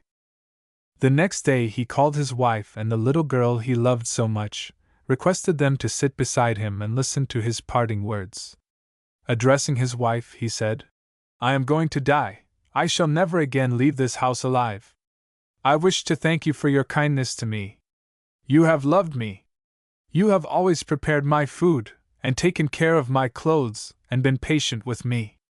I am sorry I ever treated you unkindly. I am sorry I left you, because of your new religion. I am convinced it is a good religion, and has made you a better woman, and wish you to persevere in it. I should like to live longer for your sake. I meant to build you a new house, and make you more comfortable, but it is now too late." Addressing his daughter, he said, "I hope my daughter will remember what I have so often told her, not to go in the streets with strangers, or associate with improper persons. She must stay with her mother, and grow up a respectable woman." He said again, "When I am dead, it will be noised abroad through all the world, they will hear of it across the great waters, and say, 'Red Jacket the great orator is dead.' And white men will come and ask you for my body. They will wish to bury me. But do not let them take me. Clothe me in my simplest dress, put on my leggings and my moccasins, and hang the cross I have worn so long around my neck, and let it lie upon my bosom. Then bury me among my people. Neither do I wish to be buried with pagan rites. I wish the ceremonies to be as you like, according to the customs of your new religion if you choose. Your minister says the dead will rise. Perhaps they will. If they do, I wish to rise with my old comrades. I do not wish to rise among pale faces. I wish to be surrounded by red men. Do not make a feast according to the customs of the Indians. Whenever my friends chose, they could come and feast with me, when I was well, and I do not wish those who have never eaten with me in my cabin to surfeit at my funeral feast." When he had finished, he laid down on his couch and did not rise again. He lived several days, but was most of the time in a stupor, or else delirious. He often asked for Mr. Harris, the missionary, and would afterward unconsciously mutter, "I do not hate him. He thinks I hate him, but I do not, I would not hurt him." The missionary was sent for repeatedly, but was from home at the time, and did not return till after the chief's death. When the messenger told him Mr. Harris had not come, he replied, "Very well, the Great Spirit will order it as he sees best, whether I shall speak with him or not." Footnote: Conversation of the author with W.M. Jones, Seneca Chief, and sketch of Red Jacket in The Iroquois. The account of the orator's closing hours given in this work is more full, but in perfect accord with the statements made to the author by Mr. Jones. Again he would murmur, "He accused me of being a snake, and trying to bite somebody. This was true, and I wished to make satisfaction." The cross he wore was a very rich one of stones set in gold, and large. By whom it was given, his friends never knew. This is all the ornament he requested to have buried with him. It was customary among the Indians to make funeral feasts. No family was so poor as not thus to honor the dead. If all they possessed was a cow, it was slaughtered for the occasion. Red Jacket desired nothing of this kind. A pagan funeral for a distinguished person is a pompous affair, and lasts for 10 days. Every night a fire is kindled at the grave, and around it the mourners gather, and utter piteous wails. The wife and daughter were the only ones to whom he spoke parting words, or gave a parting blessing. As his last hour drew nigh, his family all gathered around him, But the children were not his own, they were stepchildren, his own were all sleeping in the churchyard, where he was soon to be laid. His stepchildren he always loved and cherished, their mother had taught them to love and honor him. The wife sat by his pillow and rested her hand on his head. At his feet stood the two sons, now aged and Christian men, and by his side the little girl, whose hand rested on his withered and trembling palm. His last words were still, "Where is the missionary?" He then clasped the child to his bosom, while she was sobbing in anguish. Her ears caught his hurried breathing. His arms relaxed their hold. She looked up, he was gone. There was mourning in the household. There was great mourning among the people. The orator, the man of matchless gifts, of surpassing eloquence, was no more, and there were none to fill his place. Red Jacket desired after his death, a vial of cold water might be placed in his hand. His reason for this his friends did not understand. Red Jacket felt that intemperance had been the bane of his life. Possibly from this conviction he may have desired to be accompanied in his journey to the spirit land by the beverage of which his better judgment most approved. The arrangements of his funeral Red Jacket committed to his wife's son-in-law W.M. Jones. His friends, who belonged mostly to the Christian party, chose to have at his funeral the simple and appropriate services of that religion. It was largely attended by his own race, and by the whites living in that vicinity. He was buried in the mission burying ground, where were reposing many of his race, the aged and young, warrior, sachem, child. His death was at his residence near the church and mission house at Seneca Village on the 20th of January, 1830.